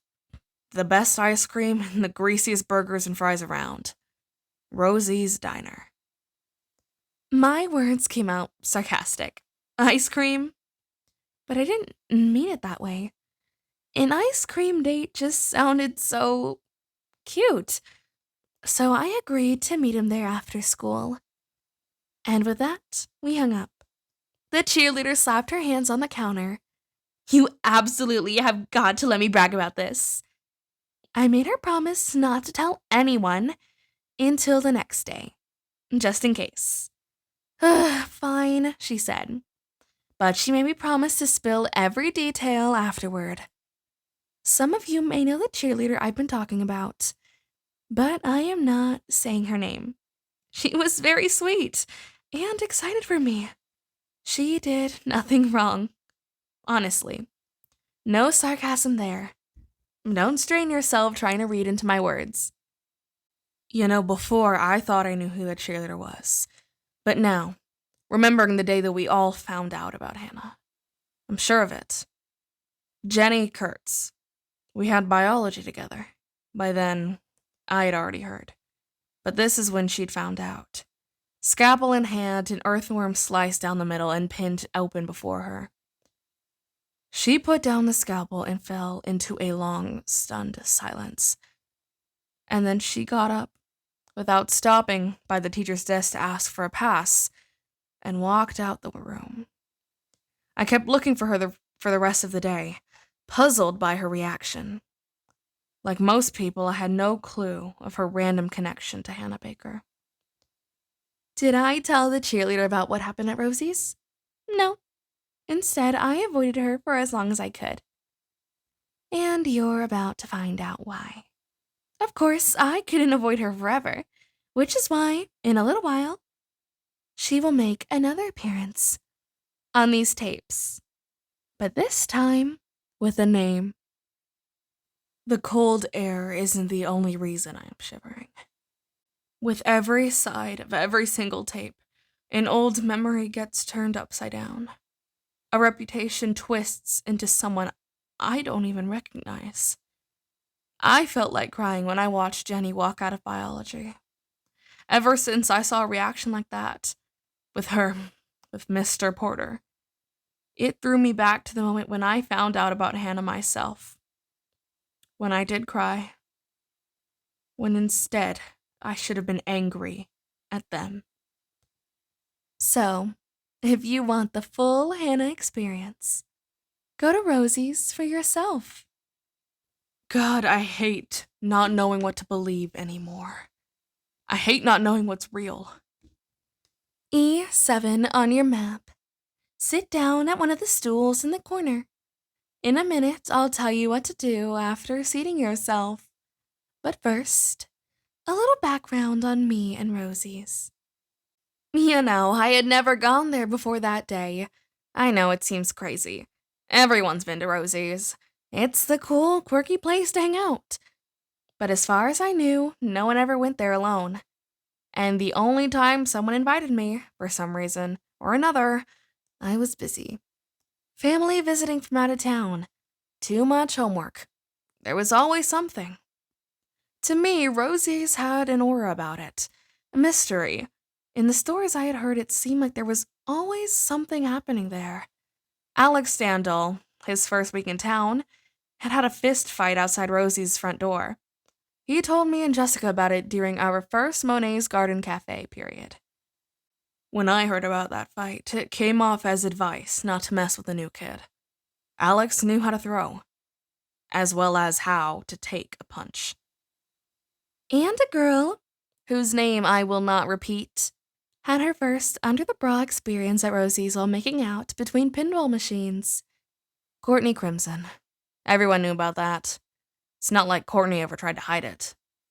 And with all the stories, it seemed like Rosie's turned a blind eye to anything going on as long as cones were being filled and burgers were being flipped. So I wanted to go. But I was not about to go alone and look like a dork. Marcus Cooley gave me the excuse that I needed, and it just so happened that I was free. Free, but not stupid. I was a little wary of Marcus, a little suspicious. Not of him, not necessarily of him, as much as the people that he hung around. People like Alex Standall. After peeling away from our Ollie Ollie Oxenfree group at Monet's, Alex started hanging out with Marcus, and after the little stunt that Alex pulled with the who's hot, who's not list, I did not trust him one bit. So why would I trust someone that he hangs out with? You shouldn't. Why? Because that is exactly what I wanted for me. I wanted people to trust me, despite everything they heard. And more than that, I wanted them to know me, not the stuff they thought they knew about me. No, the real me. I wanted them to get past the rumors, to see beyond the relationship I once had. And if I wanted people to treat me that way, then I had to do the same for them, right? So I walked into Rosie's and sat at the counter. And when you go there, if you go there, don't order right away. The phone in my pocket starts vibrating. Just sit and wait. And wait a little more. It's my mom. I hit pause. I answer the phone, but not even the simplest words catch my throat, and I say nothing. Honey? Her voice is soft. Is everything all right? I close my eyes to concentrate and speak calmly. I'm fine. But does she hear it? Clay, honey, it's getting late. She pauses. Where are you? I forgot to call. I'm sorry. That's okay. She hears it, but she won't ask. Do you want me to pick you up? I can't go home. Not yet. I almost tell her I need to stay until I'm done helping Tony with his school project, but I'm also done with this tape and I only have one more left with me. Mom, can you do me a favor? No response. I left some tapes on the workbench. For your project? Wait, but what if she listens to them? What if, just to see what they are, she slides a tape into the stereo? What if Hannah's talking about me? It's okay, never mind, I say. I'll get them. I can bring them to you. I don't answer. The words aren't caught in my throat. I don't know which ones to use. I'm heading out anyways, she said. We're out of bread and I'm making sandwiches for tomorrow. I exhale a tiny laugh and I smile. Whenever I'm out late, she makes a sandwich for my school lunch. I always protest and I tell her not to, saying I'll make my own when I get home. But she likes it. She says it reminds her of when I was younger and needed her. Oh, it's okay, Clay. Just tell me where you are. Leaning forward onto the metal bench, I say the first thing that comes to mind. I'm at Rosie's. The diner? Are you getting work done there? She waits for an answer, but I don't have one. Doesn't it get loud? The street is empty. No cars, no noise, no commotion in the background. She knows I'm not telling the truth. When are you going to leave? I ask. Well, as soon as I get the tapes. Great. I get up and I start walking. I'll see you soon. I hang up and reach into my pocket and press play on the Walkman. I want you to listen to the conversations around you. Are people wondering why you're sitting there alone? Now glance over your shoulder. Did a conversation stop? Did their eyes turn away? I'm sorry if this sounds pathetic, but you know it's true. You've never gone there by yourself, have you? I haven't. It's a totally different experience. And deep down, you know the reason you've never gone alone is the reason I just explained. But if you do go, and you don't order anything, everyone's going to think the same thing about you that they thought about me. That you're waiting for someone. So, sit there. And every few minutes, glance at the clock on the wall. The longer you wait, and this is true, the slower the hands will move. Not today. When I get there, my heart will be racing as I watch the hands spin closer and closer to Mom walking through the door. I start to run. And then, when 15 minutes are up, you have my permission to order a shake. Because 15 minutes is 10 minutes longer than it should take for even the slowest person to walk there from school. Somebody isn't coming. Now, if you need a recommendation, you can never go wrong with the banana and peanut butter shake. Then keep waiting, however long it takes for you to finish your shake. If 30 minutes go by, start digging in with your spoon so you can get the hell out of there. Because that's what I did. You're an ass, Marcus. You stood her up and you never even had to ask her out to begin with. It was a fundraiser for cheer camp. If you didn't want to take it seriously, you didn't have to. 30 minutes is a long time to wait for a Valentine's Day date. Especially in a place like Rosie's Diner, by yourself. It also gives you plenty of time to wonder what happened. Did he forget? Because he seemed sincere. I mean, even the cheerleader thought he meant it, right? I keep running. Calm down, Hannah. That's what I kept telling myself. You're not setting yourself up for a fall. Calm down. Doesn't that sound familiar to anybody else? Is that how I convince myself to put my survey in the box? Okay, stop. Those were the thoughts running through my head after waiting 30 minutes for Marcus to show up, which probably didn't put me in a good frame of mind for when he finally did show up. My running slows, not because I'm out of breath or my legs are ready to collapse. I'm not physically tired, but I'm exhausted. If Marcus didn't stand her up, then what happened? He sat down on the stool next to me and apologized.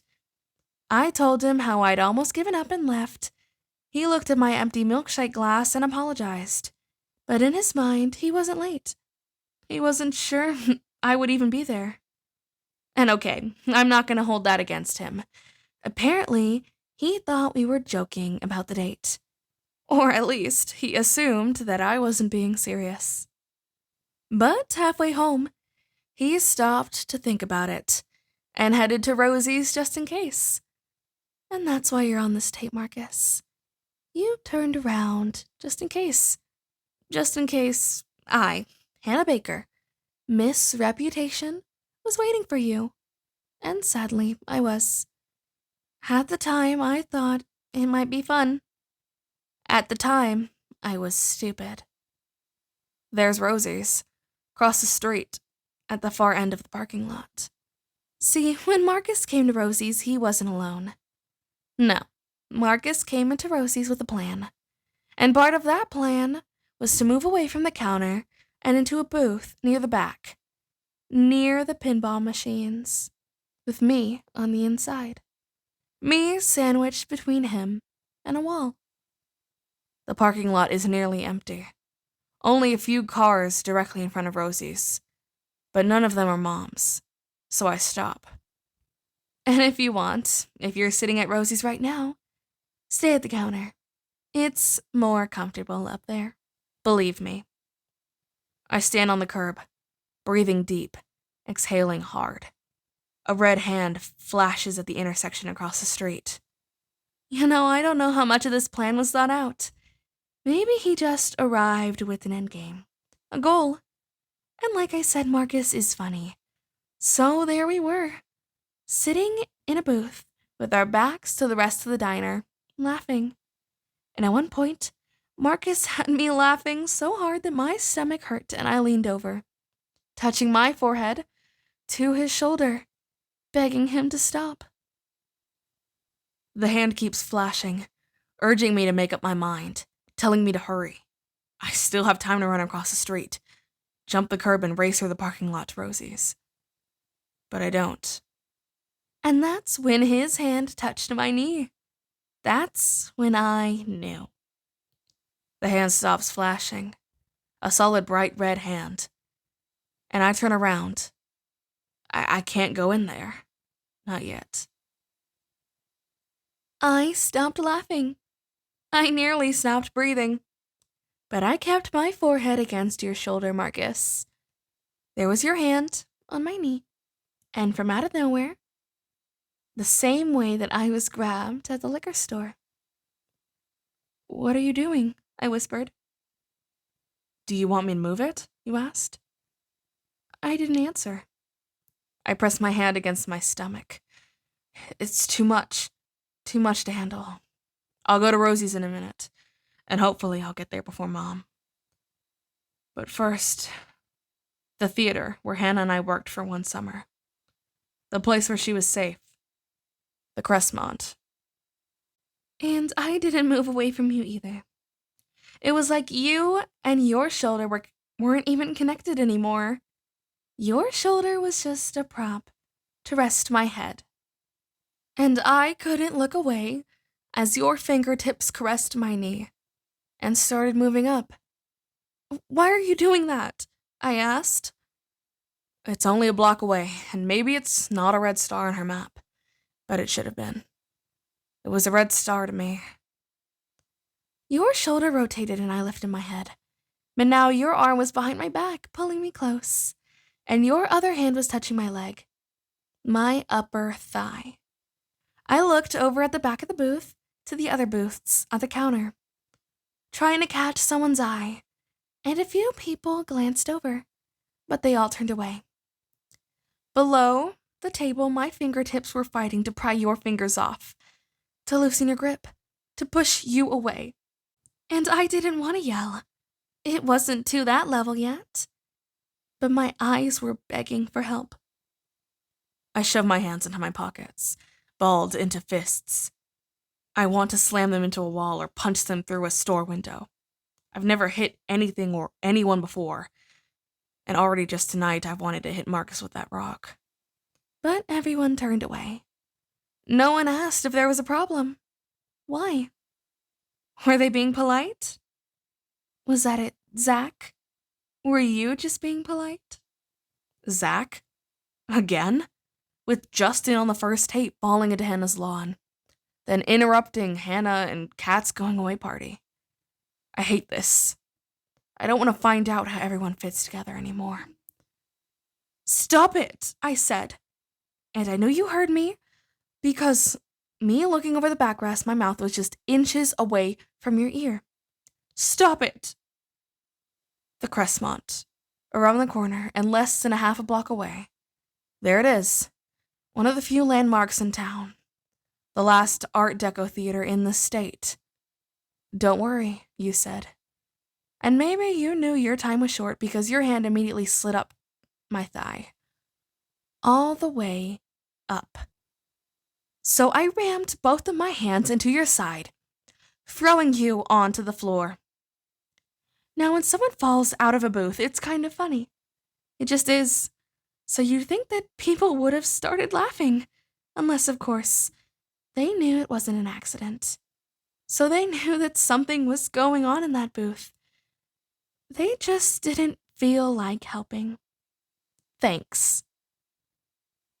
The wraparound marquee sign over the sidewalk. An ornate sign reaching to the sky like an electric peacock feather. Each letter flickers on one at a time. CRESTMONT.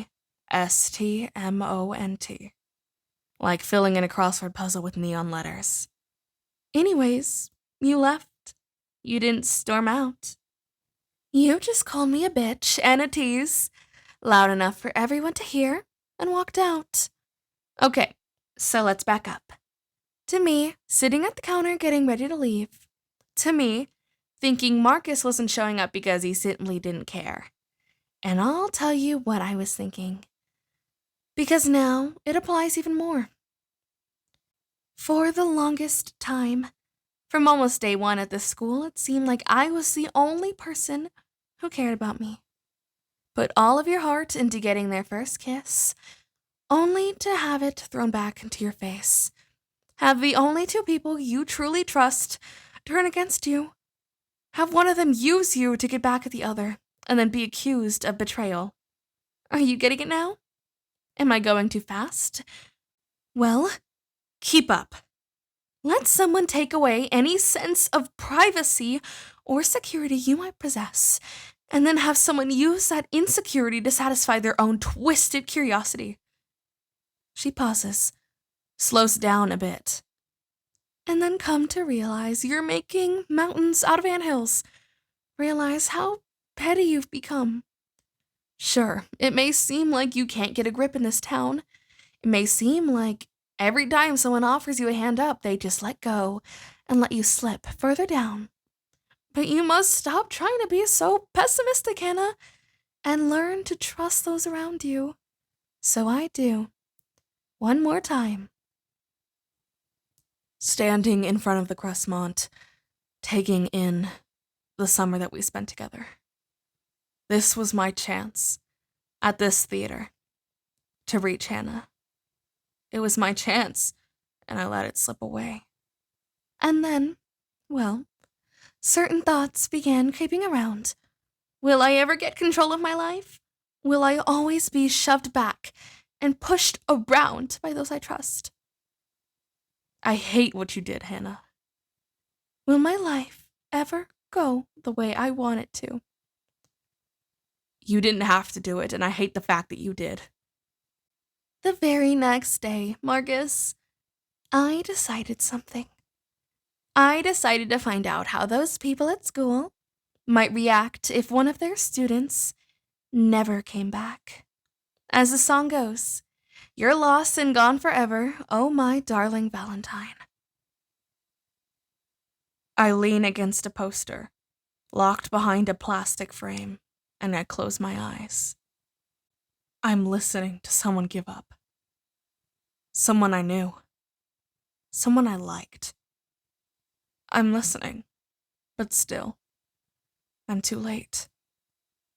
It was at that moment, Marcus, that I decided how easy it would be to give up. My heart is pounding, and I can't stand still. I walk across the marble floor to the box office. A small sign hangs by a chain, and a tiny suction cup closed, "See you tomorrow" from here. It doesn't look so cramped, but in there, it felt like a fishbowl. My only interaction came when people slid money over my side of the glass and I slid back their tickets, or when a coworker let them in through the rear door. Other than that, if I wasn't selling tickets, I was reading, or staring out of the fishbowl into the lobby, watching Hannah. And some nights were worse than others. Some nights I watched to make sure that she buttered the popcorn all the way through, which seems silly now and obsessive, but that's what I did. Like the night that Bryce Walker came in. He arrived with his girlfriend of the moment and wanted me to charge her the under 12 rate. "She won't be watching the movie anyways," he said. "You know what I mean, Clay." Then he left. I didn't know her. She must have been a student from another school. One thing was clear. She didn't seem to think it was funny. She placed her purse on the counter. "Fine, I'll pay for my own ticket then." Bryce moved her purse aside and paid the full amount. "Just relax," he told her. It was a joke. About halfway through the movie, while I sold tickets for the next show, that girl came out, running across the lobby, holding her wrist with tears streaming down her face. Bryce was nowhere to be seen. I just kept watching the lobby, waiting for him to show, but he never did. He stayed behind to finish the movie that he had paid for. And when the movie was over, he leaned over the concessions counter, talking Hannah's ear off as everybody else left, and he stayed there while the people came back in. Hannah filled orders, handed out candy and gave back change, and laughed at Bryce, laughed at whatever he said. The entire time, I wanted to flip Black Clothes sign over. I wanted to march in the lobby and ask him to leave, that the movie was over and he didn't need to be here anymore. But that was Hannah's job. She should have asked him to leave. No, she should have wanted him to leave. After selling my last ticket and turning over the sign, I exited the box office door and locked it behind me, and went into the lobby to help Hannah clean up and to ask about Bryce. "Why do you think that girl ran out of here like that?" I asked. Hannah stopped wiping the counter and looked me straight in the eye. "I know who he is, Clay. I know what he's like. Believe me." "I know," I said. I looked down and touched a carpet stain with the toe of my shoe. "I was just wondering then, why'd you keep talking to him?" She didn't answer, not right away. But I couldn't raise my eyes to face her. I didn't want to see a look of disappointment or frustration in her eyes. I didn't want to see those kinds of emotions directed at me. Eventually, she said the words that ran through my mind for the rest of the night. "You don't need to watch out for me, Clay." But I did, Hannah. And I wanted to. I could have helped you. But when I tried, you pushed me away. I can almost hear Hannah's voice speaking my next thought for me. "Then why didn't you try harder?" Chapter 7. Cassette 4, Side A. On my way back, the red hand flashes, but I run through the crosswalk anyways. The parking lot holds even fewer cars than before, but still, no moms. A few doors down from Rosie's diner, I stop running. I lean my back against a pet store window, trying to catch my breath. And then I lean forward, hands on my knees, hoping to slow down everything before she arrives. It's impossible. Because even though my legs stopped running, my mind keeps going. I let myself slide down against the cold glass, knees bent, trying so hard to hold back tears. But time is running out. She'll be here soon. Drawing in a full breath, I push myself up and walk over to Rosie's and pull open the door. Warm air rushes out, smelling like a mixture of hamburger grease and sugar. Inside, 3 of the 5 booths along the wall are taken. One with a boy and a girl drinking milkshakes and munching popcorn from the Cressmont. The other 2 are filled with students studying. Textbooks covered the tabletops, leaving just enough room for drinks and a couple of baskets of fries. Thankfully, the booth farthest to the back is occupied. It's not a question that I need to consider whether to sit there or not. Taped to one of the pinball machines is a hand-scribbled out-of-order sign. A senior I sort of recognize stands in front of the other machine, banging away. As Hannah suggested, I sit at the empty counter. Behind the counter, a man in a white apron sorts silverware into 2 plastic tubs. He gives me a nod. "Whenever you're ready." I slide a menu out from between 2 silver napkin holders. The front of the menu is a lengthy story about Rosie's, with black and white photos spanning the last 4 decades. I flip it over, but nothing on the menu looks good to me. Not now. 15 minutes. That's how long Hannah said I had to wait. 15 minutes, and then I should order. Something was wrong when Mom called. Something was wrong with me. And I know she heard it in my voice. But on her way over, will she listen to the tapes to find out why? I'm such an idiot. I should have told her I would go get them. But I didn't do that. So now I just have to wait and find out. The boy who was eating popcorn asks for a key to the bathroom. The man behind the counter points to the wall. 2 keys hang from brass hooks. One key has a blue plastic dog tag attached to it. The other, a pink plastic dog tag. He grabs the blue dog tag and heads down the hall. After storing the plastic tubs beneath the counter, the man unscrews the tops of a dozen salt and pepper shakers, paying no attention to me. And that's fine. "Did you order yet?" I swivel around. Mom sits on the stool next to me and pulls out a menu. Beside her on the counter is Hannah's shoebox. "Are you staying?" I ask. "If she stays, we can talk. I don't mind. It would be nice to free my thoughts for a little while. To take a break." She looks at me and smiles. And then she places her hand over her stomach and forces her smile into a frown. That's a bad idea, I think. "Mom, you're not fat." She slides the box of tapes over to me.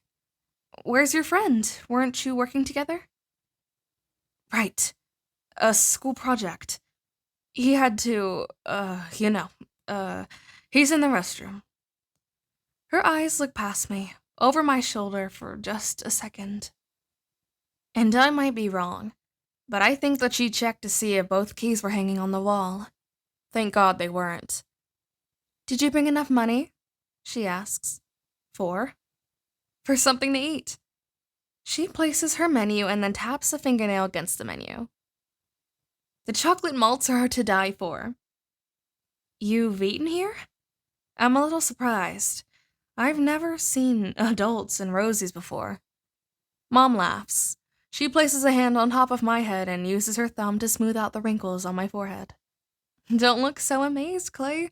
This place has been around forever." She pulls out a $10 bill and lays it on top of the shoebox. "Have what you want, but have a malted shake for me."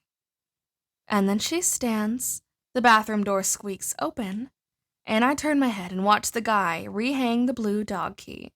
He apologizes to his girlfriend for taking so long and kisses her on the forehead before sitting down. "Clay?" Mom says. Before turning back around, I shut my eyes just for a moment and breathe. She forces a smile. "Don't be long." But her smile is tainted with hurt. 4 tapes remain. 7 stories. And still, where is my name? I look into her eyes. It might be a while. And then I look down at the menu. It's a school project. She says nothing, but in the corner of my eye I can see her standing there. She lifts a hand and I close my eyes and feel her fingers touch the top of my head and then slide down to the back of my neck. "Be careful," she says. I nod, and she leaves. I take the top off of the shoebox and unroll the bubble wrap. The tapes haven't been touched. I take the next one and place it into the Walkman and snap the chamber closed and press play. Everyone's favorite class. Okay, well, everyone's favorite required class is peer communications. It's kind of the non-elective elective. Everyone would take it, even if it wasn't required, because it's such an easy A. There's very little homework, and don't forget the bonus, points for class participation. I mean, they encourage you to yell out in class. What's not to like? Reaching down, I grab my backpack and lift it onto the stool where Mom sat only moments ago.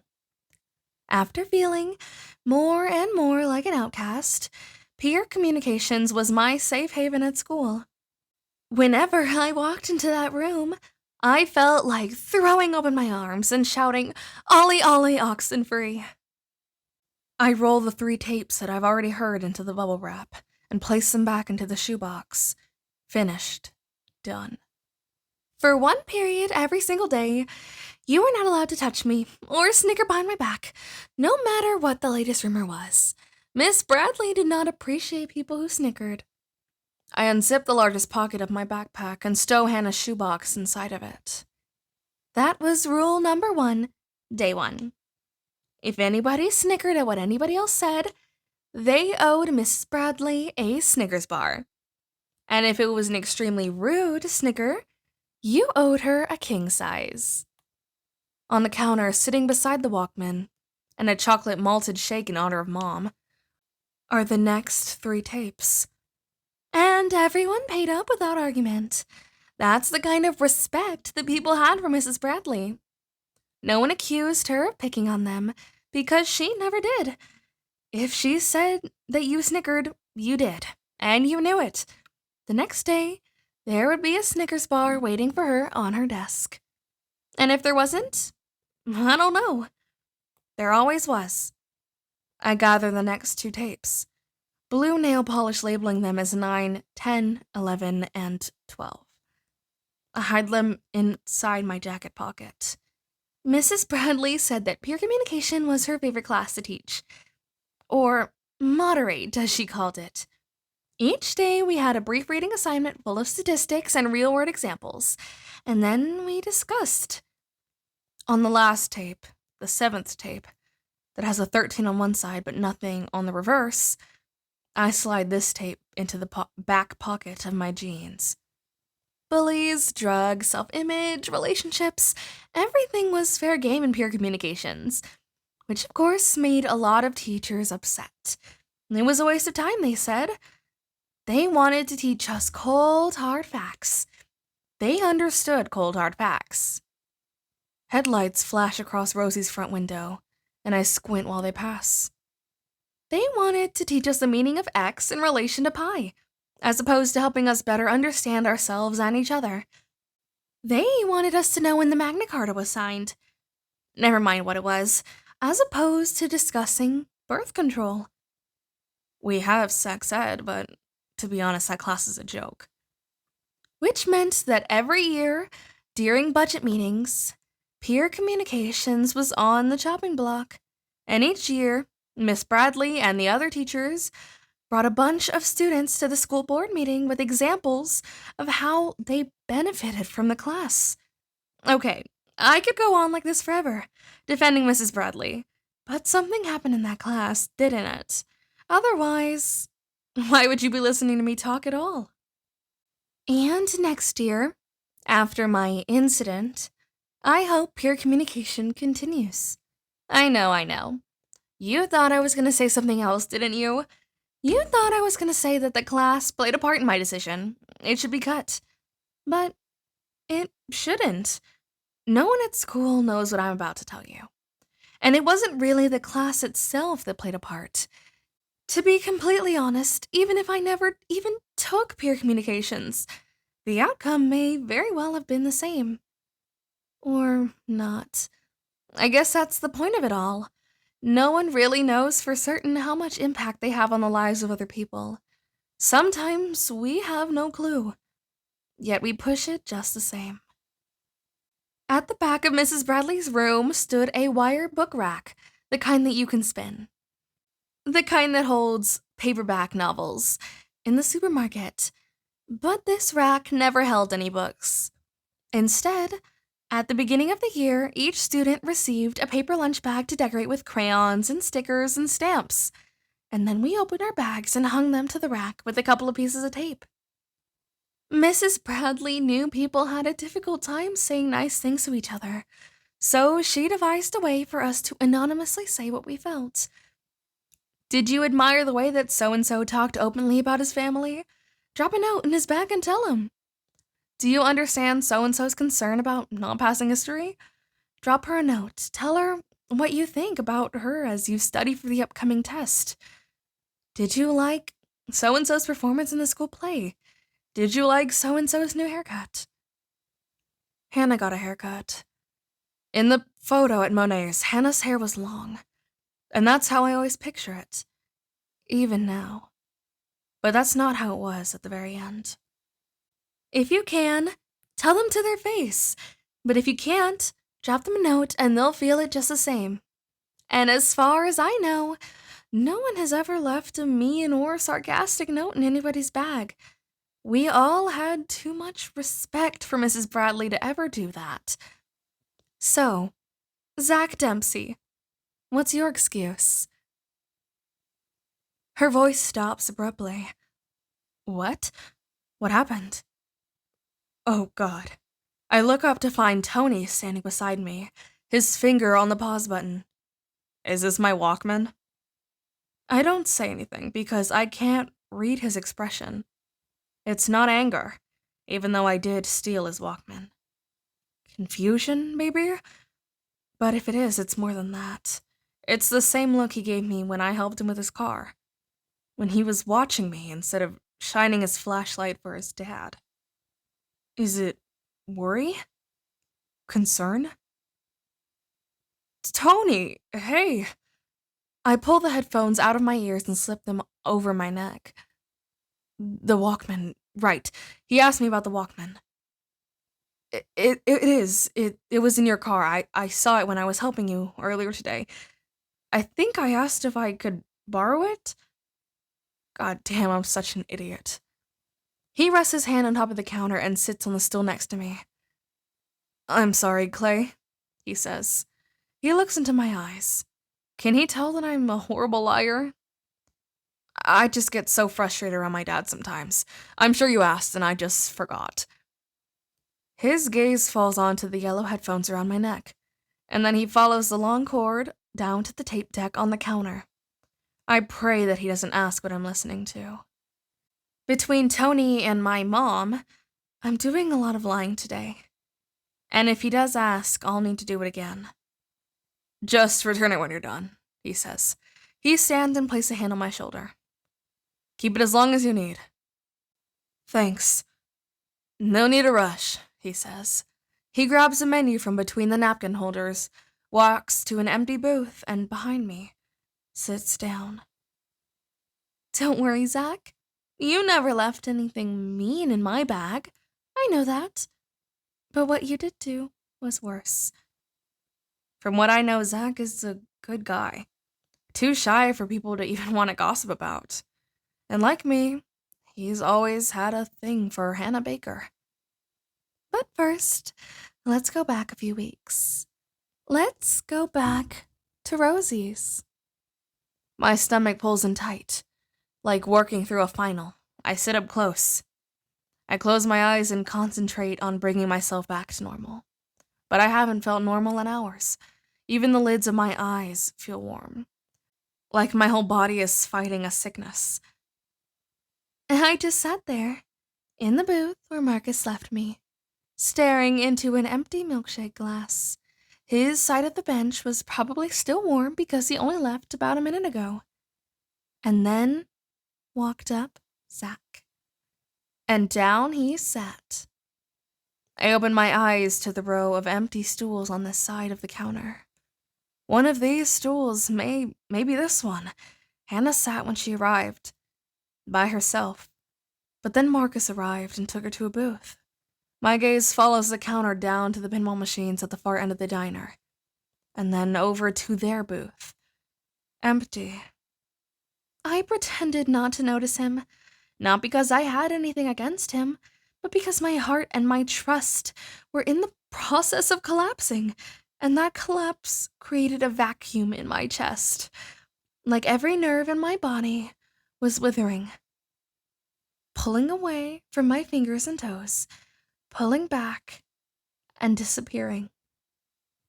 I sat, and I thought, and the more I thought, connecting the events in my life, the more that my heart collapsed.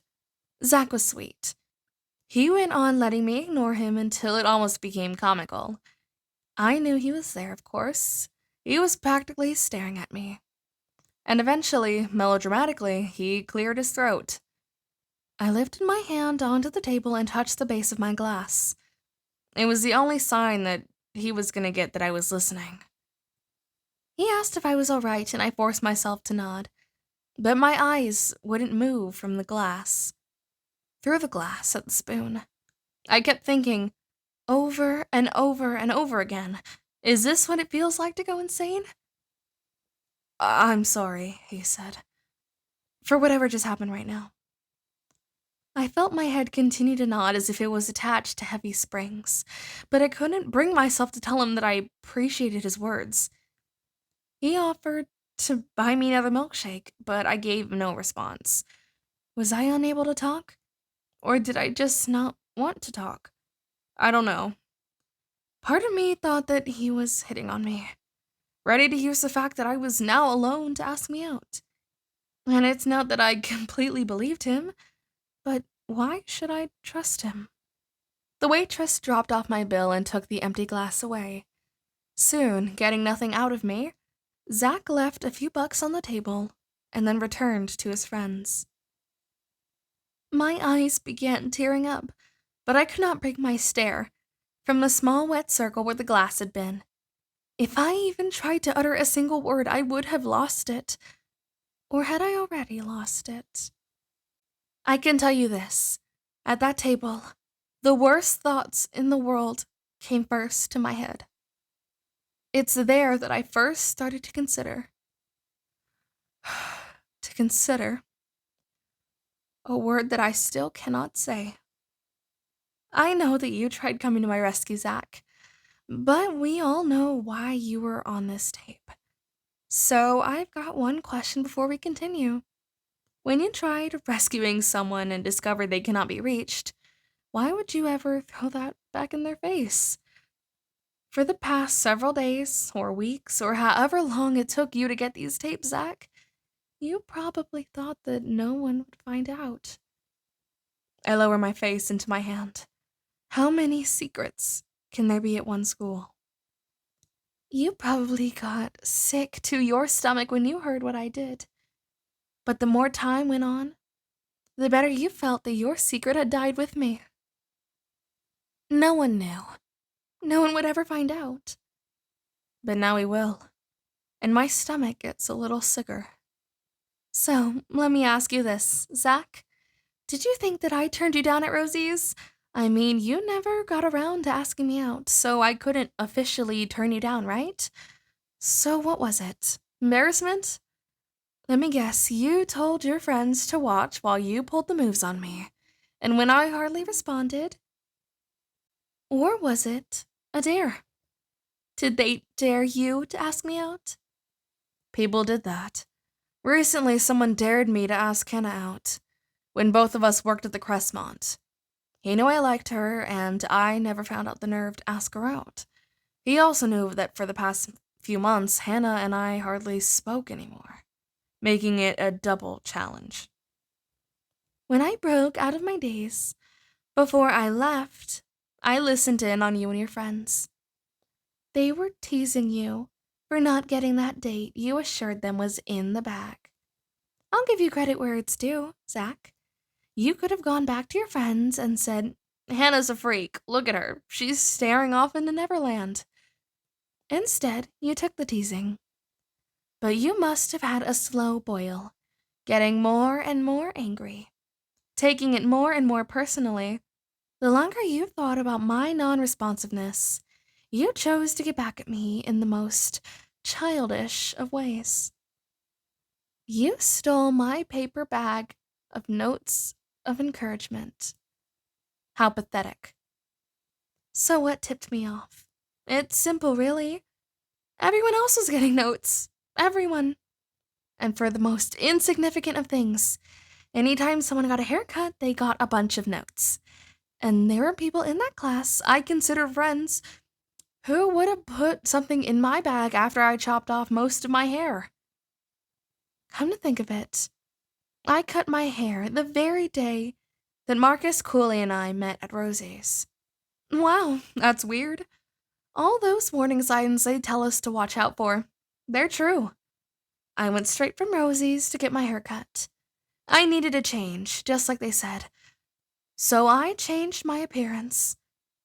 The only thing I still had control over. Amazing. She pauses. Silence. Just static, barely audible in the headphones. You know, I'm sure the school had psychologists come with loads of handouts telling you what to look for in students who might be considering. Another pause. No, like I said before, I can't say it. Suicide. Such a disgusting word. The next day, when I found my bag empty, I knew something was up. At least, I thought something was up. The first few months in class, I received maybe 4 or 5 notes, but suddenly, after the telltale haircut, nothing. So after my haircut, I waited a week, then 2 weeks, then 3 weeks, nothing. I push my glass across the counter and look at the man down by the register. Can you take this? It was time to find out what was going on. So I wrote myself a note. He shoots me a hard look while counting back change. The girl on this side of the register looks at me. She touches her ear, the headphone. I'm speaking too loud. Sorry, I whisper. Or maybe it doesn't come out at all. Hannah, the note said. Like the new haircut. Sorry I didn't tell you sooner. And for the good measure, I added a little smiley face. To avoid the major embarrassment of giving myself a note, I also wrote a note for the bag right next to mine. And after class, I walked up to the book rack and made a show of dropping that note into the other bag. And then I casually ran my hand around inside my bag, pretending to check for notes. And I say pretending because I knew it would be empty. Maybe the next day. Nothing in my bag. The note was gone. And maybe it didn't seem like a big deal for you, Zach, but now I hope you understand. My world was collapsing. I needed those notes. I needed any hope those notes might have offered. And you? You took that hope away. You decided that I didn't deserve to have it. The longer I listen to these tapes, the more I feel like I know her. Not the Hannah from the past few years, but the one from the past few months. That's the Hannah I'm beginning to understand. Hannah at the end. The last time I found myself this close to a person slowly dying, was the night of the party. The night that I watched 2 cars collide in a dark intersection. And then, like now, I didn't know they were dying. Then, like now, there were a lot of people around. What could have they done? Those people standing around the car, trying to calm the driver, waiting for an ambulance to arrive, could they have done anything at all? To the people who passed Hannah in the hallways, or sat beside her in class, what could they have done? Maybe then, like now, it was already too late. So, Zach, how many notes did you take? How many notes did you take that I never got to read? And did you read them? You know what, Zach? I really hope you did. At least someone should know what people really think of me. I glance over at my shoulder. Tony's still there, chewing a French fry and pumping ketchup onto a hamburger. I admit, during class discussions, I didn't open up much, but when I did anyone thank me by dropping a note in my bag? That would have been nice to know. In fact, it might have encouraged me to open up even more. This isn't fair. If Zach had any idea what Hannah was going through, I'm sure he wouldn't have stolen her notes. The day that my self-written note went missing, I stood outside the classroom door and started talking to someone I'd never spoken with before.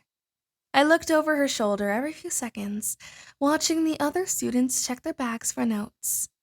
That sure looked like a lot of fun, Zach. And that's when I caught you. A single finger. You touched the lip of my bag, tilted it down just enough to peek inside. Nothing. So you headed toward the door without checking your own bag, which I found very interesting. Of course, that didn't prove anything. Maybe you just liked seeing who was getting notes and who wasn't, with particular interest in me. So the next day came, and I walked into Mrs. Bradley's room during lunch. I took my paper bag off of the rack and reattached it with the tiniest sliver of tape. Inside, I placed a little note, folded in half. And again, when class was over, I watched and waited, but I didn't talk to anyone this time. I just stood there, my eyes glued onto that book rack. The perfect setup. You touched the lip of my bag, saw the note, and reached in. The bag fell to the floor and your face turned bright red. But you bent it down and scooped it up anyways. And my reaction? Disbelief. I saw it. I expected it. But still, I couldn't believe it. While my original plan called for me to confront you right then and there, I jumped to the side, out of the doorway. In a hurry, you rounded the corner, and there you were, face to face. My eyes stung as I stared at you. And then you broke that stare, lowered your head, and made your way down the hall. You were halfway down the hallway, still walking fast.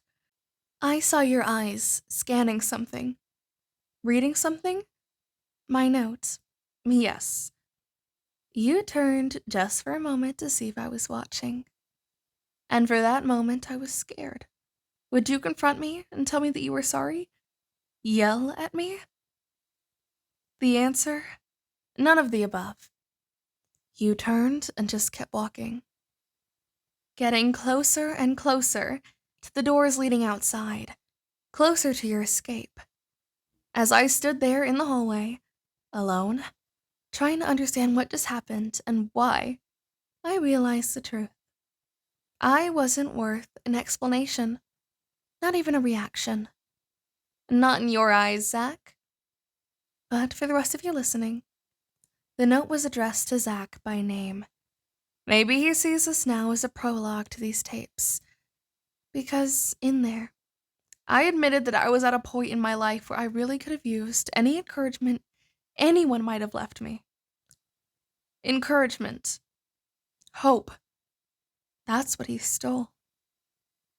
I bite on my thumb, calming the urge to look over my shoulder at Tony. Does he wonder what I'm listening to? Does he care? But I couldn't take it anymore. You see, Zach is not the only one with a slow boil. I shouted after him. Why? In the hallway, there were still a few people changing classes, and all of them jumped, but only one of them stopped. He stood there, facing me, cramming my note into his back pocket. I screamed that word over and over again. Tears, finally spilling over, ran down my face. Why? Why? Zach! I heard about that. Hannah flipping out for no apparent reason, embarrassing herself in front of so many people. But they were wrong. There was a reason. There was always a reason. So now, let's get personal. In the spirit of opening up, a full disclosure, let me offer you this. My parents love me, I'm sure they do. But things have not been easy recently. Not for about a year. Not since you know what opened up outside of town. I remember that. Hannah's parents were on the news every night, warning that if the huge shopping centers went up, it would put the downtown stores out of business. They said that no one would shop there anymore. When that happened, my parents became distant. There was suddenly a lot for them to think about, a lot of pressure to make ends meet. I mean, they talked to me, but not like before. When I cut my hair, my mom didn't even notice. As far as I knew, thank you, Zach, no one at school noticed either. I noticed. In the back of our class, Mrs. Bradley also had a paper bag, hung with the rest of ours in the spinning book rack. We could use it, and she encouraged it, for notes about her teaching, critical or otherwise. She also wanted us to recommend tops for future discussion. So I did just that. I wrote a note to Mrs. Bradley that read, "Suicide. It's something I've been thinking about. Not too seriously, but I have been thinking about it." That's the note, word for word. And I know it's word for word because I wrote it down dozens of times before delivering it. I'd write it, throw it away, write it, crumble it up, and throw it away. But why was I writing it to begin with? I asked myself that question every time I printed those words onto a new sheet of paper. Why was I writing this note? It was a lie. I hadn't been thinking about it. Not really. Not in detail. The thought would come into my head, but I'd push it away. But I pushed it away a lot, and it was a subject we never discussed in class. But I'm sure more people than just me had thought about it, right? So why not discuss it as a group? Or deep down, maybe there was more.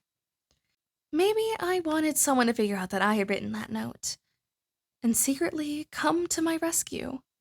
Maybe, I don't know.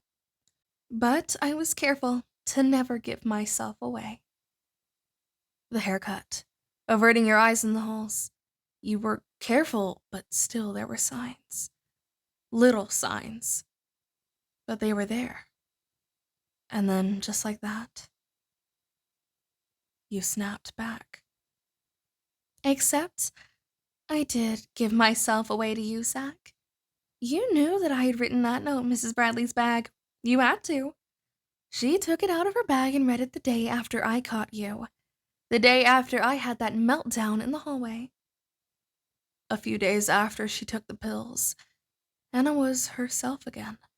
She said hello to everyone in the halls. She looked at us in the eyes. It seemed so drastic because it had been months since she acted like that. Like the real Hannah. But you did nothing, Zach.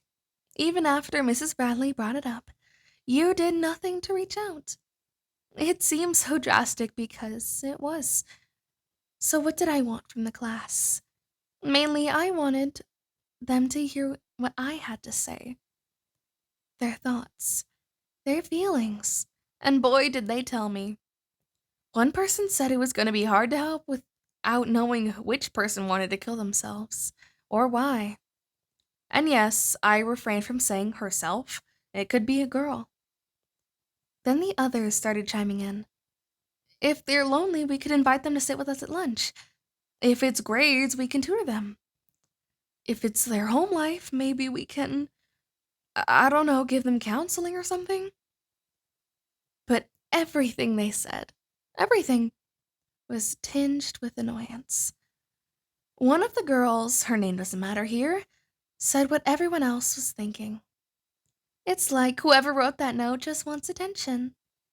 If they were serious, they would have told us who they were.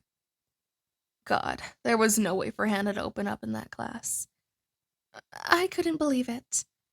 In the past, Mrs. Bradley has notes dropped in her bag suggesting group discussions about abortion, family violence, cheating, on boyfriends, on girlfriends, on tests. No one insisted on knowing who wrote about those topics. But for some reason, they refused to have a discussion on suicide without specifics. For 10 minutes or so, Mrs. Bradley rattled off statistics, local statistics, and that surprised us all. Because we were juveniles, she said. As long as suicide didn't occur within public place with witness, they probably wouldn't report it in the news. And no parent wants people to know that their own child, the child that they raised, took his or her own life. So people are oftentimes led to believe that it was an accident. The downside being that no one really knows what's going on with people in their community. That said, a thorough discussion did not begin in our class. Were they just being nosy, or did they really think that knowing specifics would have been the best way to help? I'm not so sure. A little bit of both, maybe? And truthfully, I don't know what they could have said to sway me either way.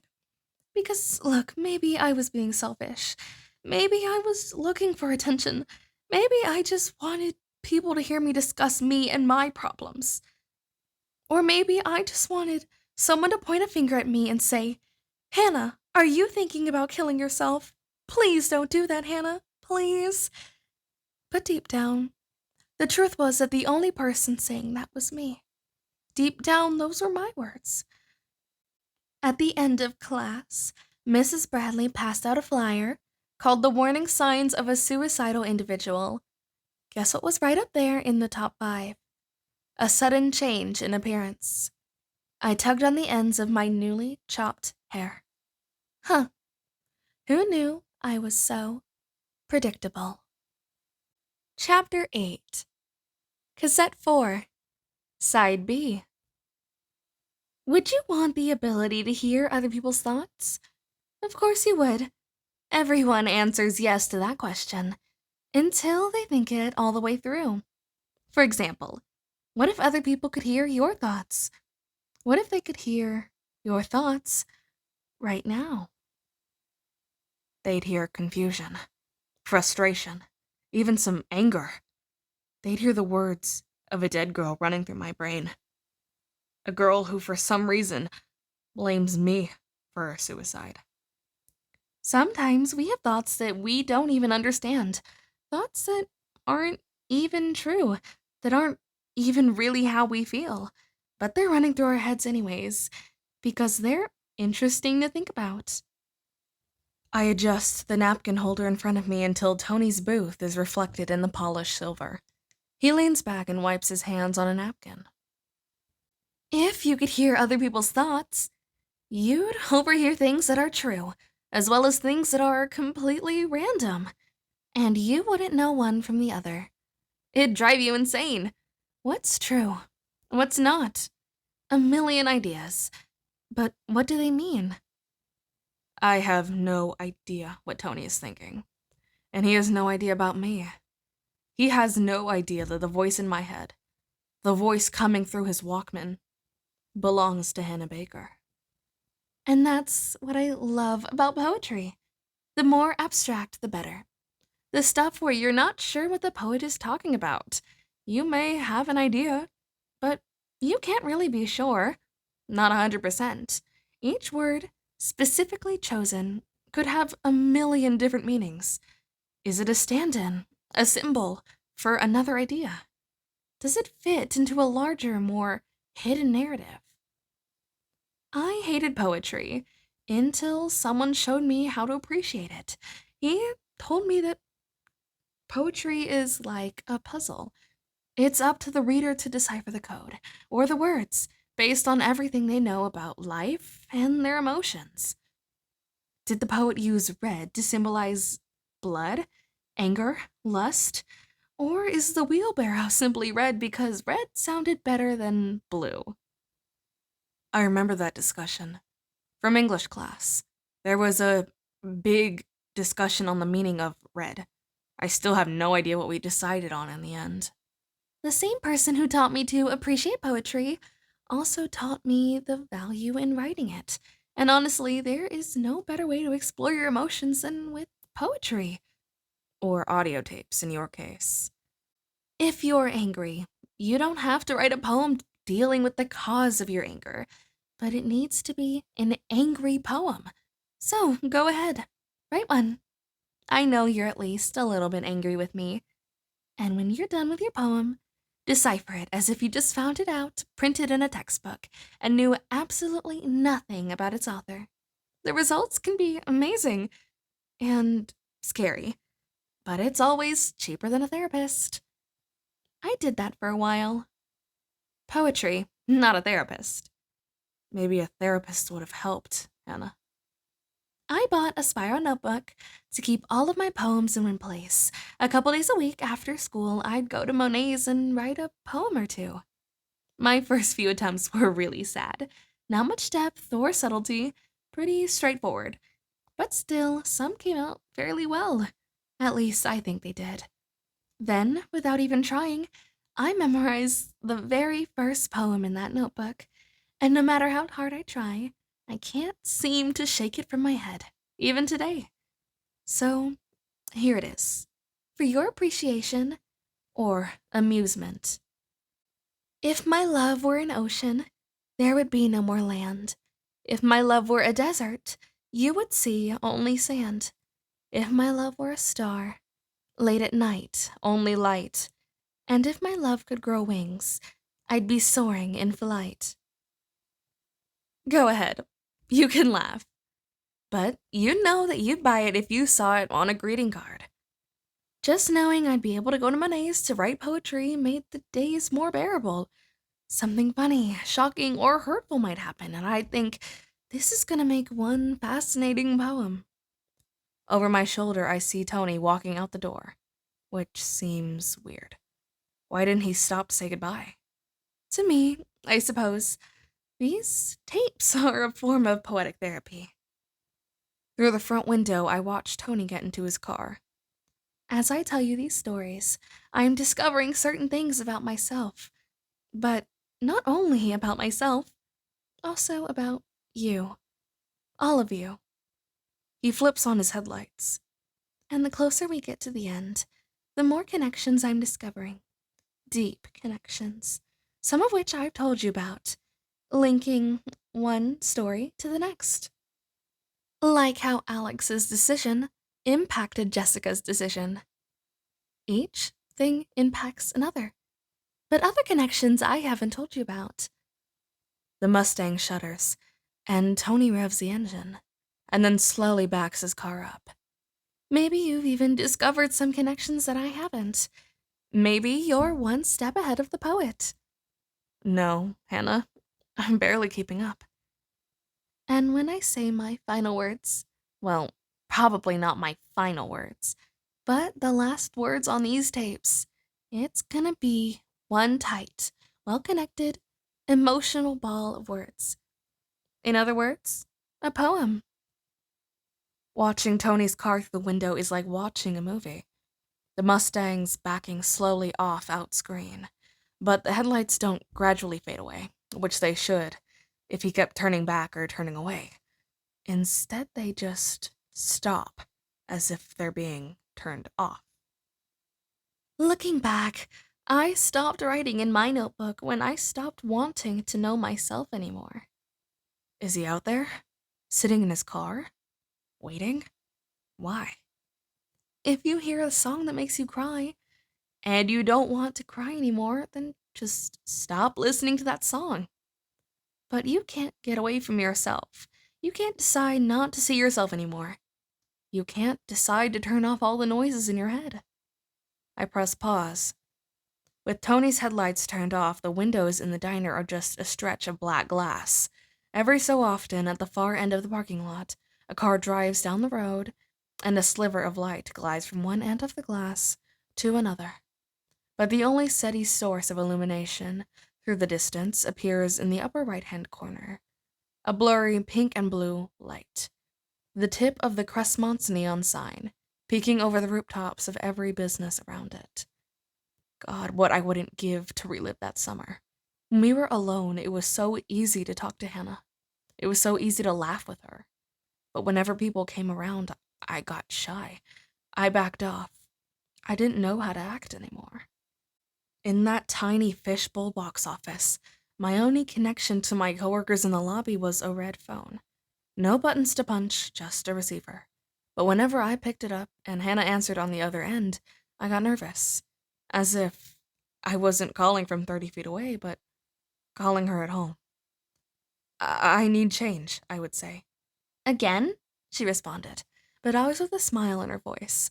And every time I felt my face grow warm with embarrassment. Because the truth was, I asked for change a lot more when she was working than when she wasn't. A couple minutes later, there'd be a knock at the door, and I'd straighten my shirt and let her in. With a tiny cash box in hand, she'd squeeze by me, agonizingly close to change some of my bills. And sometimes, on slow nights, she would sit in my chair and tell me to close the door. Whenever she said that, I struggled to keep my imagination in check. Because even though the windows kept us exposed on 3 sides, like attractions on carnival shows, and even though she only said because we weren't supposed to leave the door open, anything could happen within such a cramped space. Or so I wished. Those moments, however brief and rare, made me feel so special.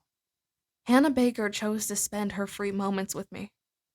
And because we were at work, no one would think anything of it. No one could read into it. But why? Why? Whenever anyone saw us, did I pretend it meant nothing? We were working, that's what I wanted them to believe. Not hanging out, just working. Why? Because Hannah had a reputation that scared me. That truth first came to light a few weeks ago, at a party with Hannah directly in front of me.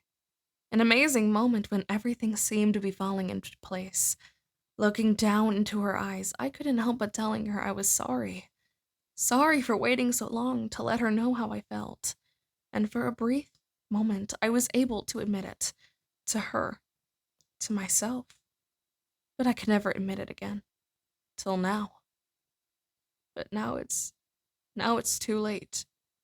And that's why, right at this moment, I feel so much hate toward myself. I do deserve to be on this list. Because if I hadn't been so afraid of everyone else, I might have told Hannah that someone cared, and Hannah might still be alive. I pulled my gaze back from the neon sign and pressed play on the Walkman. Sometimes I would stop by Monet's for a hot chocolate on my way home. I'd start my homework, or sometimes I'd read. But it wasn't writing poetry anymore. I needed a break. From myself. But I loved poetry. I missed it. And one day, after several weeks, I decided to go back to it. I decided to use poetry to make myself happy. Happy poems. Bright, happy, sunshiny poems. Happy, happy, happy. Like the 2 women pictured at the flyer at Monet's. They taught a free course on poetry. To love life. And they promise not only to teach you how to love poetry, but how through poetry, how we can better learn to love ourselves. Sign me up. D7 on your map. The communications room at the public library. The poetry class began at the same time the last bell rang at school, so I'd race over there and try to make it without being too late. But even when I was late, everyone seemed happy to have me there. To provide the feminine teen perspective, they called it. Looking around, I see I'm the only one left in Rosie's. They don't close for another 30 minutes, and even though I'm not eating or drinking anymore, the man behind the counter hasn't asked me to leave, so I'll stay. Imagine 10 or 12 orange chairs arranged in a circle, with the happy women from the flyer sitting at opposite ends. The only problem was, from day one, they weren't happy. Someone, whoever made that flyer, must have digitally turned their frowns upside down. They wrote about death, and about the evilness of men, about the destruction of, and I quote, the greenish-bluish orb with wisps of white. Seriously, that's how they described it. They went on to call Earth a knocked-up, gaseous alien needing an abortion. Another reason I hate poetry. Who says orb instead of ball? Expose yourself, they said. Let us see your deepest and darkest. My deepest and darkest? What are you, my gynecologist? Hannah, really? So many times I wanted to raise my hand and say, so when do we get to the happy stuff? You know, the stuff about loving life, poetry, to love life. That's what the flyer said, and that's why I'm here. In the end, I only made it through 3 of those poetry groups, but something did come of it. Something good? No. I wonder. See, someone else was in that group. Another high schooler with a perspective that was adored by the older poets. Who was it? Well, ladies and gentlemen, it is the editor-in-chief of our very own Lost and Found magazine. Ryan Shaver. You know who I'm talking about. And I'm sure you, Mr. Editor, cannot wait for me to say your name out loud. So, here you go, Ryan Shaver. The truth shall set you free. The motto of the Lost and Found. You've known this for a while, Ryan. I'm sure of it. At the first mention of poetry, you knew that this was about you. You had to. I'm sure you must have thought, this can't possibly be why I'm on the tapes. It wasn't a big deal. I remember. The poem from school. God, it was hers. Remember, this is one tight, well-connected emotional ball I'm constructing here. I closed my eyes tight, covering my eyes with my hand. I crushed my teeth together, jaw muscles burning, just to keep myself from screaming. Or crying. I don't want her to read it. I don't want to hear that poem in her voice. Now, ladies and gentlemen, would you like to hear the last poem I wrote before quitting poetry? Before quitting for good? No? Fine, but you've already read it. It's very popular at our school. I allow my eyelids, my jaw, to relax. The poem, we discussed it in English. We read it out loud many times. And Hannah was there for it all. Some of you may remember it now. Not word for word, but you know what I was talking about. The Lost and Found magazine. Ryan's collection of items found lying around campus. Like a love letter tossed under a desk, never discovered by its intended love. If Ryan found it, he'd scratch out the giveaway names and scan it for use in his upcoming magazine. Photographs that fell out of binders, he scanned them too. History notes covered in doodles by an extremely bored student, he scanned them. Some people may wonder how Ryan found so many interesting items to scan. Did he really find them all, or did he steal them?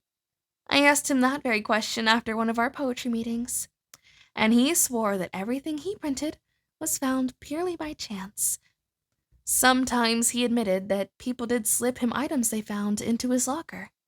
Those, he said, he couldn't vouch for 100%. That's why he scratched out the names and phone numbers, and photographs as a rule. Couldn't be too embarrassing. He'd gather 5 or 6 pages of good, quirky material and print up 50 copies. Then he'd staple them together and drop them off at random places throughout the school. Restrooms, locker rooms, on the track. Never in the same spot, he told me. He thought it was fitting for people to stumble across his magazine as he stumbled across items. But guess what? My poem? He stole it. Each week after our poetry group, Ryan and I would sit on the library steps and talk. That first week, we simply laughed about the poems that other people had written and read. We laughed about how depressing they all were. Wasn't this supposed to make us happy? He asked. Apparently, he signed up for the same reason that I did. I look up. The man behind the counter tugs on the strings of a heavy trash bag. It's closing time. Can I get a glass of water? I ask. After the second week of class, we'd sit on those library steps and read our own poems to each other. Poems we'd written at different points in our lives. He looks at me, at the skin rubbed raw by the napkin. But only happy poems. Poems about loving life. Poems that we would never read to that depression-loving group of miserable poets inside. And as poets never do, we explained ourselves, line for line. The third week, we took the biggest chance of all and handed each other our entire notebooks of poetry. He pours me a glass of ice water in front of me. Except for the glass and the napkin dispenser, the entire length of the counter is empty. Wow, that took a lot of courage. For me, definitely. And I'm sure for you too, Ryan. And for the next 2 hours, with the sun going down, we sat on those concrete steps, turning the pages. His handwriting was horrible, so it took me a bit longer to read through his poems. But they were amazing, much deeper than any of mine. His stuff sounded like real poetry, professional poetry, and someday, I'm sure of it, kids will be forced to analyze his poems in their English class. I touched the cold glass of water, my fingertips wrapping around it. Of course, I had no idea what his poems meant. Well, not exactly, but I felt the emotions precisely. They were absolutely beautiful. I felt almost ashamed at what he must have been thinking when he went through my notebook. Because reading through his, I realized how little time I had spent on mine. I should have taken the time to choose better words, more emotional words. But one of my poems grabbed him, and he wanted to know more about it, like when I wrote it. But I didn't tell him. I don't drink the water. I watch a single drop slide down the glass and bump against my finger. I wrote it the same day that students got angry that someone had the nerve to ask for help regarding suicide. Remember why they got upset? Because whoever wrote the note didn't sign her name. How insecure. So Ryan wanted to know why I had written that poem. With that one, I told him. The poem had to speak for itself. But I was interested in knowing what he thought it meant. On the surface, he said the poem was about acceptance. Acceptance from my mother. But more than that, I wanted her approval. And I wanted certain people, in this case a boy, to stop overlooking me. A boy? At the base of the glass, the water creates a delicate circle. The glass subtly suctions to the counter. When I lift it, it releases. I take a sip and let a small cube of ice slip into my mouth. I asked if he thought it meant anything deeper. I hold the ice on my tongue. It's freezing, but I want it to melt there. Part of me was joking. I thought he'd figured out my poem exactly.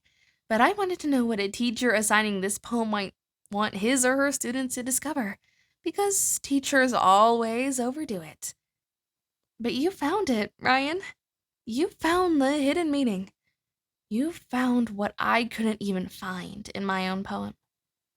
My poem wasn't about my mom, you said, or a boy. It was about me. I was writing a letter to myself, hidden in a poem. You know, I flinched when you told me that. I got defensive, even angry. But you were right. And I felt scared and sad by my own words. You told me that I wrote that poem because I was afraid of dealing with myself, and that I used my mom as an excuse, accusing her of not appreciating or accepting me, when I should have been saying those words in a mirror. And the boy, I asked, what does he represent? It's me. Oh God, it's me. I know that now. I cover my ears to block out any outside noise. The diner has gone almost completely silent, but I want to hear her words. I want to feel her words. All of them, as they're said. I waited for you to answer. I searched my backpack for a tissue. At any moment, I knew I might cry. You told me that no boy was overlooking me more than I was overlooking myself. At least that's what you thought it meant. And that's why you asked about the poem. You felt it went deeper than even you could figure out. And, well, Ryan, you're right. It went much, much deeper than that. And you knew it. If that's what you thought, then why did you steal my notebook? Why did you print my poem? The poem you called scary in the Lost and Found. Why did you let other people read it? It was never a lost poem, Ryan, and you never found it, so it didn't belong in your collection. But your collection is exactly where other people found it. That's where teachers stumbled across it right before their lectures on poetry. That's where classrooms full of students cut up my poem, searching for its meaning. Do you want to know what Mr. Porter said before handing out my poem? He said that reading a poem by an unknown member of our school was the same as reading a poem by a dead poet. That's right, a dead poet, because we couldn't ask either one about its true meaning. Then Mr. Porter waited, hoping someone would fess up to writing it. But that, as you know, never happened. So now you know. For all of those who need a refresher, here is Soul Alone by Hannah Baker. I meet your eyes. You don't even see me. You hardly respond when I whisper, "Hello, could you be my soulmate?" Two kindred spirits. Maybe we're not. I guess we'll never know. My own mother, you carried me in you, and now you see nothing but what I wear. People ask you how I'm doing. You smile and nod. Don't let it end there. Put me underneath God's sky and know me. Don't just see me with your eyes. Take away this mask of flesh and bone and see me for my soul alone. And now you know why. Did your teachers dissect me properly? Were they right? Did you have any clue that it was me? Yes, some of you did. Ryan must have told someone that he was proud that his collection made it into the curriculum. But when people confronted me, I refused to confirm or deny it, which pissed some of them off. Some of them even wrote parodies of my poem, reading them right in front of me in hopes of getting under my skin. I saw that. I watched two girls in Mr. Porter's class recite a version before the bell rang. It was all so stupid and childish and cruel. They were relentless, bringing new poems every day for an entire week. Hannah did her best to ignore them, pretending they weren't even there. This doesn't seem like a big deal, does it? No, maybe not to you. But school hadn't been a safe place of mine in a really, really long time. And after your photo escapades, Tyler, my home was no longer secure. And suddenly, even my own thoughts were being offered up for ridicule. Very nice, Ryan. Thank you. You're a true poet. I pull the headphones out of my ear and hang them around my neck. Look, man, I don't know what's going on with you, the man behind the counter says, but I'm not taking your money. He blows into a straw and pinches both ends shut. I shake my head and reach for my wallet. No, I'll pay. He winds the straw tighter and tighter. I'm serious. It was only a milkshake, and like I said, I don't know what's going on, and I don't know if I can help. But something's clearly gone wrong in your life, so I want you to keep your money. His eyes search mine, and I know he means it. I don't know what to say.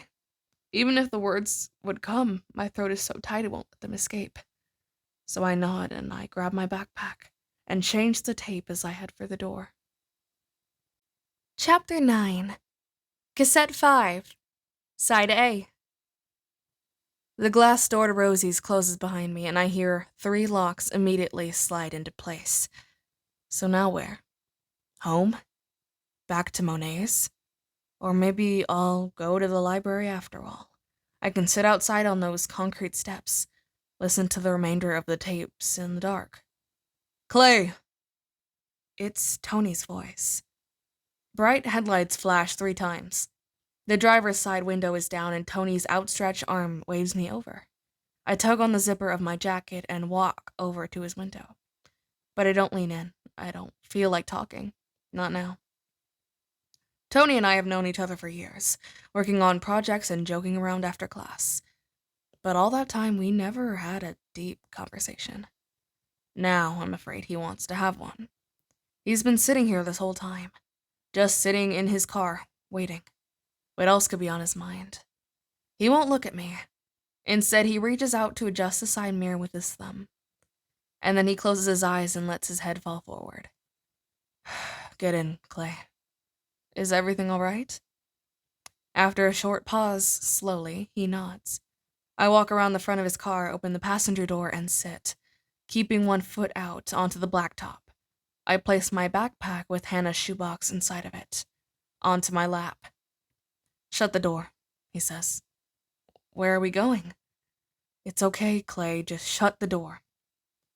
He winds up the handle on his door and the window slides up. It's cold outside. His gaze slips to the dashboard, and then to the stereo, and then to his steering wheel. He won't face me. The moment I pull the door shut, it's like a trigger on a starting pistol, and he begins. You know, you're the 9th person I've had to follow, Clay. What? What are you talking about? The second set of tapes, he says. Hannah wasn't bluffing. I got him. Oh, God. I cover my face with both hands. Behind my eyebrow, the pounding is back. With the base of my palm, I press it hard. It's okay, he says. I can't look at him. What does he know? About me? What has he heard? What's okay? What were you listening to in there? What? Which tape? I can't try to deny it.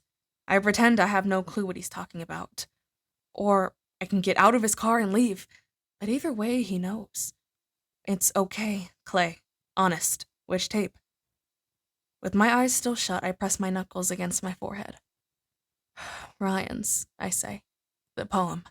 And then I look at him. And then he leans his head back, eyes closed. What? I ask. No answer. Why'd she give them to you? He touches the keychain dangling from the ignition. Can I drive while you listen to the next tape? Tell me why she gave them to you. I'll tell you, he says, if you just listen to the next tape right now. Why? Clay, I'm not joking. Listen to the tape. Then answer my question. Because the next tape is about you, Clay. He lets go of his keys. The next tape is about you. Nothing. My heart doesn't jump. My eyes don't flinch. I don't breathe. And then I snap my arm back, my elbow into the seat, and then I smash it into the door. I want to pound my head sideways into the window, but I pound back against the headrest instead. Tony lays a hand on my shoulder. Listen to it, he says, and don't leave this car. He turns the ignition. With the tears falling, I roll my head to face him, but he's staring straight ahead. I open the door of the Walkman and pull out the tape. The 5th tape, a dark blue number in the corner, number 9. My number, my tape. I am number 9. I drop the tape back into the Walkman, holding the player in both hands, and close it like a book. Tony puts his gear in and drives through the empty parking lot, heading for the street. Without looking, I run my thumb across the Walkman, feeling for the button that brings me into the story. Romeo, oh Romeo, wherefore art thou, Romeo? My story. My tape. This is how it begins? Good question, Juliet. And I wish I knew the answer. Tony shouts over the engine. Clay, it's okay. To be totally honest, there was never a point where I said to myself, Clay Jensen, he's the one. Just hearing my name, the pain in my head doubles. I feel an agonizing twist in my heart. I'm not even sure how much of the real Clay Jensen I got to know over the years. Most of what I knew was secondhand information, And that's why I wanted to know him better. Because everything I heard, and I mean everything, was good. It was one of those things where once I noticed it, I couldn't stop noticing it. Kirsten Remmert, for example. She always wears black. Black pants, black shoes, black shirt. If it's a black jacket, and that's the only black she's wearing, she won't take it off all day. And the next time you see her, you'll notice it, and then you won't be able to stop noticing it. Steve Oliver's the same way. Whenever he raises his hand to say something or ask a question, he always begins with the words, "All right." Mr. Oliver, all right. If Thomas Jefferson was a slave owner, Mr. Oliver, all right. I got 76.1225. Mr. Oliver, all right. Can I have a hall pass? Seriously, every time. And now you'll notice it too. Every time. Yes, I've noticed, Hannah. But let's get on with it. Overhearing gossip about Clay became a very similar distinction. And like I said, I didn't know him very well. But my ears perked up whenever I heard his name. I guess I wanted to hear something. Anything juicy. Not because I wanted to spread gossip, but just because I couldn't believe that someone could be that perfect. I glance at Tony and roll my eyes, but he's driving, looking straight ahead. If he actually was that good, great, wonderful. But it became a personal game of mine. How long could I go without hearing nothing but good things about Clay Jensen? Normally, when a person has a stellar image, another person is waiting in the wings to tear them apart. They're waiting for that one fatal flaw to expose itself. But not with Clay. Again, I look over at Tony. This time, he's smirking. I hope this tape doesn't make you run and dig for the deep, deep, dark, dirty secret of his, which I'm pretty sure is there. I mean, he has to have one or two of them, right? Yeah, sure, I've got a few. But wait, isn't that what you're doing, Hannah? You're setting him up as Mr. Perfect, just to tear him down. You, Hannah Baker, were the one waiting in the wings, waiting for a flaw, and you found it. And now you can't wait to tell everyone what it is and ruin his image. To which I say, no. And I hope you're not disappointed. I hope you aren't just listening, salivating for gossip. I hope these tapes mean more to you than that. And Clay, honey, your name does not belong on this list. I lean my head against the window and close my eyes, concentrating on the cold glass. Maybe if I listen to the words, but concentrate on the cold, maybe I can hold it together. You don't belong on here the same way as all the others. It's like that song. One of these things is not like the others. One of these things doesn't belong. And that's you, Clay. But you need to be here to hear my story so that you know what happened to me. I owe you that much. I pause. Why do I have to hear this? I ask. Why didn't she just skip me if I don't belong? Tony keeps driving. If he looks anywhere other than straight ahead, it's only briefly into the rearview mirror. I would have been happier never hearing this, I say. Tony shakes his head. No. It would drive you crazy not knowing what happened to her. I stare through the windshield at the white lines glowing with headlights, and I realize he's right. Besides, he says, she wanted you to know. Maybe, I think, but why? Where are we going? He doesn't answer. Yes, there are some major gaps in my story. Some parts I couldn't figure out how to tell, or couldn't bring myself to say out loud. Events I haven't come to grips with, that I'll never come to grips with. And if I never have to say them out loud, then I never have to think about them all the way through. But does that diminish any of your stories? Are your stories any less meaningful because I'm not telling you everything? No. Actually, it magnifies them. You don't know what went on in the rest of my life. At home, even at school. You don't know what goes on in anyone's personal life, but your own. And when you mess with one part of a person's life, you're not just messing with that part. Unfortunately, you can't be that precise and selective. When you mess with one part of a person's life, you're messing with their entire life. Everything affects everything. And let me tell you something. The next few stories are all centered around one night. The party. They're centered around our night, Clay. And do you know what I mean by our night? Through all the years we've spent going to the same school or working together at the movie theater, there is only one night where we truly connected. When we really connected. That night drags many of you into the story as well. And one of you, for the second time, Justin, a random night that none of you can take back. I hated that night. Even before these tapes, I hated it. That night, I ran to tell an old woman that her husband was fine. Everything was going to be fine, but I was lying.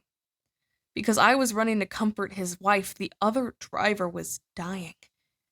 And the old man, by the time he got home to see his wife, he knew it. Hopefully, no one will hear these tapes except for those of you on these lists, leaving any changes they bring to your lives completely up to you. Of course, if these tapes do get out, you'll have to deal with the consequences, some of which may impact you legally.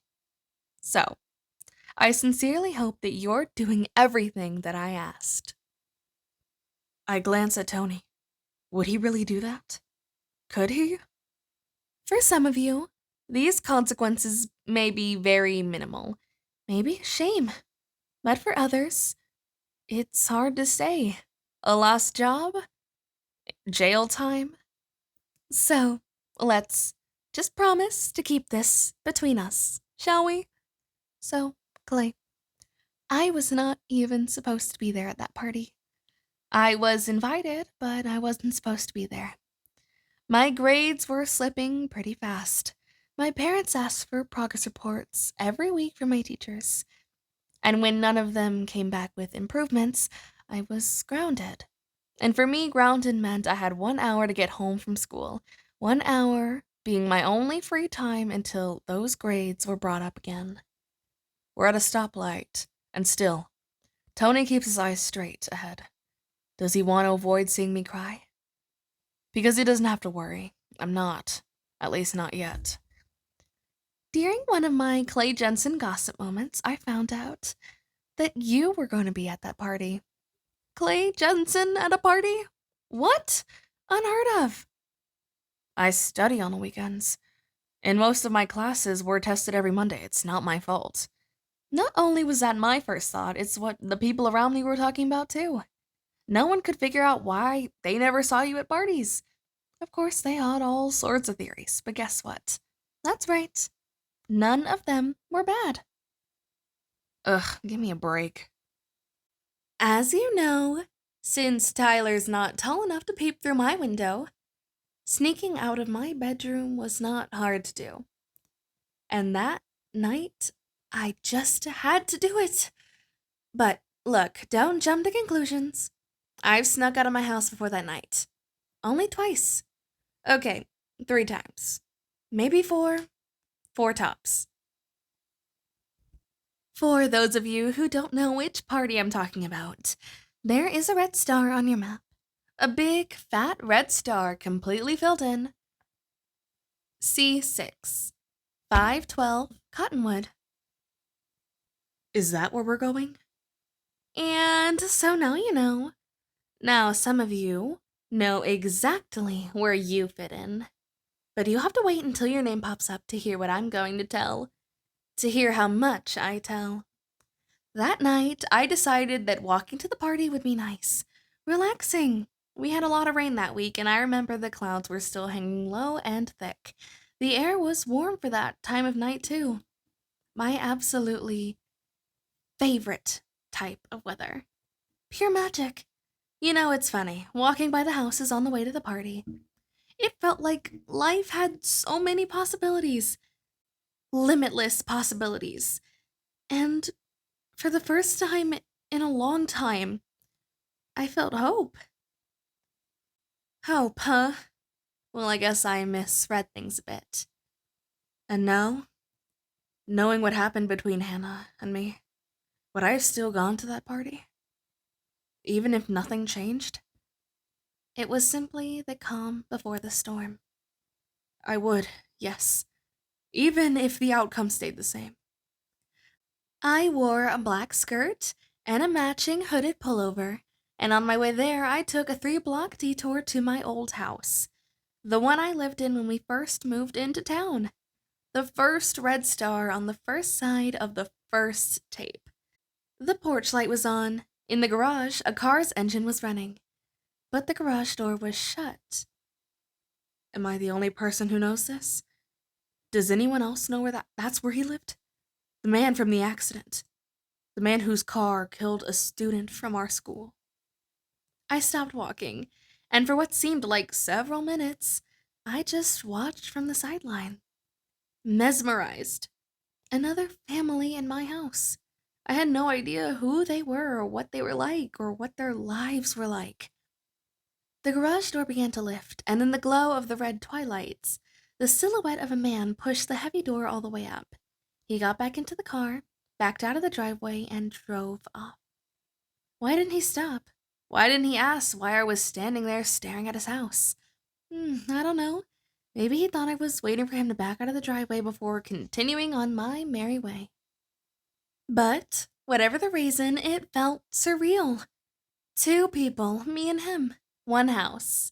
Yet he drove away with no idea with his link to me, the girl on the sidewalk. And for some reason at that moment, the air felt heavy, filled with loneliness, and that loneliness stayed with me throughout the rest of the night. Even in some of the best moments of that night, were affected by that one incident, by that one non-incident in front of my old house. His lack of interest in me was a reminder. Even though I had a history in that house, it didn't matter.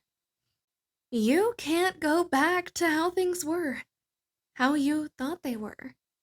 All you really have is now. Those of us on the tapes, we can't go back either. We can never not find a package on our doorstep or in our mailbox. From that moment on, we're different. Which explains my overreaction, Clay. That's why you'll get these tapes. To explain. And to say that I'm sorry. Does she remember? Does she remember that I apologized to her that night? Is that why she's apologizing to me? The party was well underway by the time I got there. Most people, unlike me, did not have to wait for their parents to fall asleep. The usual crowd hung out by the front door of the party, drunk off their minds, greeting everyone with a raised cup of beer. I would not think that Hannah would be a hard name to slur, but those guys did pretty well. Half of them kept repeating my name, trying to get it right, while the other half laughed. But they were harmless. Fun drunks make a nice addition to a party, not looking to fight, not looking to score, just looking to get drunk and laugh. The music was loud, but no one was dancing. It could have been like any party, except for one thing. Clay Jensen. I'm sure you heard a lot of sarcastic remarks when you first arrived, but the party, by the time I got there, to everyone else, you were just part of the party. But unlike everyone else, you were the whole reason that I came. With everything else going on in my life, going on in my head, I wanted to talk to you. Really talk. Just once. A chance we never seemed to get back at school or at work. A chance to ask, who are you? We didn't get that chance because I was afraid. Afraid that I had no chance with you. That's what I thought, and I was fine with that. Because what if I got to know you and you turned out just to be like they said? What if you weren't the person I hoped you were? That, more than anything, would have hurt the most. As I stood in the kitchen, in line to fill my cup for the first time, you walked up behind me. Hannah Baker, you said, and I turned toward you. Clay, hey. When she first arrived, when she walked through the front door, she caught me off guard. And like a freak, I turned around and ran through the kitchen and straight out the back. It was too soon, I told myself. I went to the party telling myself that if Hannah Baker showed up, I was going to talk to her. It was time. I didn't care who was there. I was going to keep my eyes focused on her and we were going to talk. But then she walked in and I freaked out. I couldn't believe it. Out of the blue, there you were. No, not out of the blue. First, I paced around the backyard, cussing myself out for being such a little pussy. Then I cut myself out of the gate, fully intent on walking home. But on the sidewalk, I beat myself up some more, and then walked past the front door. The drunk people greeted me again, and I went straight for you. It was anything but out of the blue. I don't know why, you said, but I think we need to talk. It took all the guts in the world to keep that conversation going. Guts and 2 plastic cups of beer. I agreed, with probably the dumbest smile plastered on my face. No, it was the most beautiful. And then I noticed the door frame behind you, leading to the kitchen. It had a bunch of pen and pencil marks scratched on it, keeping track of how fast the children in this house were growing up. And then I remembered watching my mom erase those marks from our old kitchen door, getting ready to sell the house and move here. I saw that. I saw something in your eye when you looked over my shoulder. Anywho, you took a look at my empty cup, poured half of your drink into mine, and asked if now would be a good time to talk. And please, don't read into that. Yes, it sounds all smooth and get the girl drunk, but it wasn't. It didn't seem that way to me. It wasn't. No one's gonna buy that, but it's true. Because if that was the case, he would have encouraged me to fill my cup all the way. So we walked into the living room, where one side of the couch was occupied by Jessica Davis and Justin Foley. But there was plenty of room on the other side, so we sat down. And what's the first thing we did? We set down our cups and just started talking. Just like that. She had to know it was them, Justin and Jessica, but she didn't say their name. The first boy she kissed during the story we all heard first. Sitting next to the girl who betrayed her and slapped her M&As, it was like she couldn't escape her past. Everything I could have hoped for was happening. The questions were personal, as if catching up for the first time, and yet the questions never felt intrusive. Her voice, if physically possible, comes out of the headphones feeling warm. I place cupped hands over my ears to keep her words from escaping. And they weren't intrusive, because I wanted you to know me. It was wonderful. I couldn't believe that Hannah and I were finally talking, really talking, and I didn't want it to stop. I loved talking with you, Hannah. It seemed like you could know me, like you could understand anything that I told you. And the more we spoke, I knew why. The same things excite us. The same things concerned us. You could have told me anything, Hannah. That night, nothing was off limits. I would have sat there and listened to you talk until you poured everything out. But you didn't. I wanted to tell you everything. And that hurt because some things were just too scary. Some things even I didn't understand. How could I tell someone I was really talking to the first time, everything that I was thinking? I couldn't. It was too soon. But it wasn't. Or maybe it was too late. But you're telling me now. Why did you wait till now? Her words, they're not warm anymore. She might want me to hear them that way. But they're burning me up instead.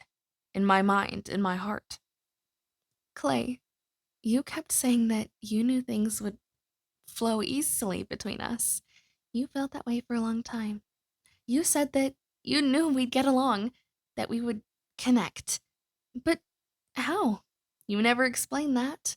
How could you know? Because I knew what people said about me. I heard the rumors and the lies, and I knew that those were always going to be a part of me. I knew they weren't true, Hannah. I mean, I hoped they weren't true, but I was afraid to find out.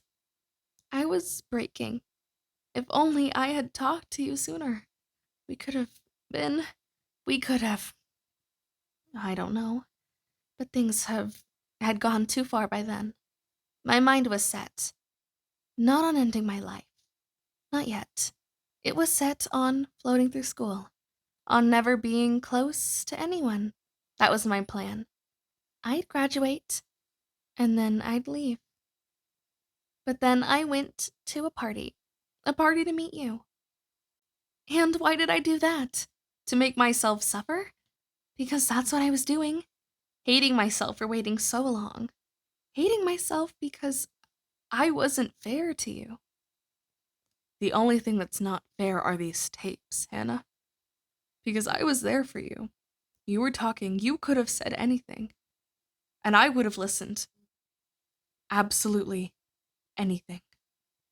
The couple sitting beside us on the couch. The girl was drunk and laughing and bumping into me ever so often, which was funny at first, but got old really fast. Why isn't Hannah saying her name? I started to think maybe she wasn't so drunk after all. Maybe it was all a show for the guy that she was talking with. When they were actually talking, maybe she wanted the couch all to herself and the guy. So Clay and I left. We walked around the party, shouting over the music wherever we went. Eventually, successfully, I spun the conversation around. No more big, heavy topics. We needed a laugh. But everywhere we went, it was too noisy to hear each other. So we wound up in the doorway to an empty room. I remember everything that happened next. I remember it perfectly. But how does she remember it? While we were standing there, our backs against the doorframe, drinks in hand, we couldn't stop laughing. And yet the loneliness I entered the party with came rushing back. But I wasn't alone. I knew that. For the first time in a long time, I was connected with another person from school. How in the world was I alone? You weren't, Hannah. I was there. Because I wanted to be. That's all I can say. It's all that made sense to me. How many times had I let myself connect with someone only to have it thrown back in my face? Everything seemed good, but I knew it had the potential to be awful. Much, much more painful than the others. Hannah, there was no way I was going to let that happen. So, there you were, letting me connect with you. And when I couldn't do that anymore, when I pulled the conversation to a lighter topic, you made me laugh. You were hilarious, Clay. You were exactly what I needed. So, I kissed you. No, I kissed you, Hannah. A long and beautiful kiss. And what did you say when we came up for air? With the cutest, littlest, boyish smirk, you asked, what was that for? Right. You did kiss me. To which I said, you're such an idiot. And we kissed some more. An idiot. Yes, I remember that too. Eventually, we shut the door and moved deeper into the room. We were on one side of the door, and the rest of the party, with its loud but muffled music, was on the other. Amazing. We were together, and that's what I kept thinking the whole time. Amazing.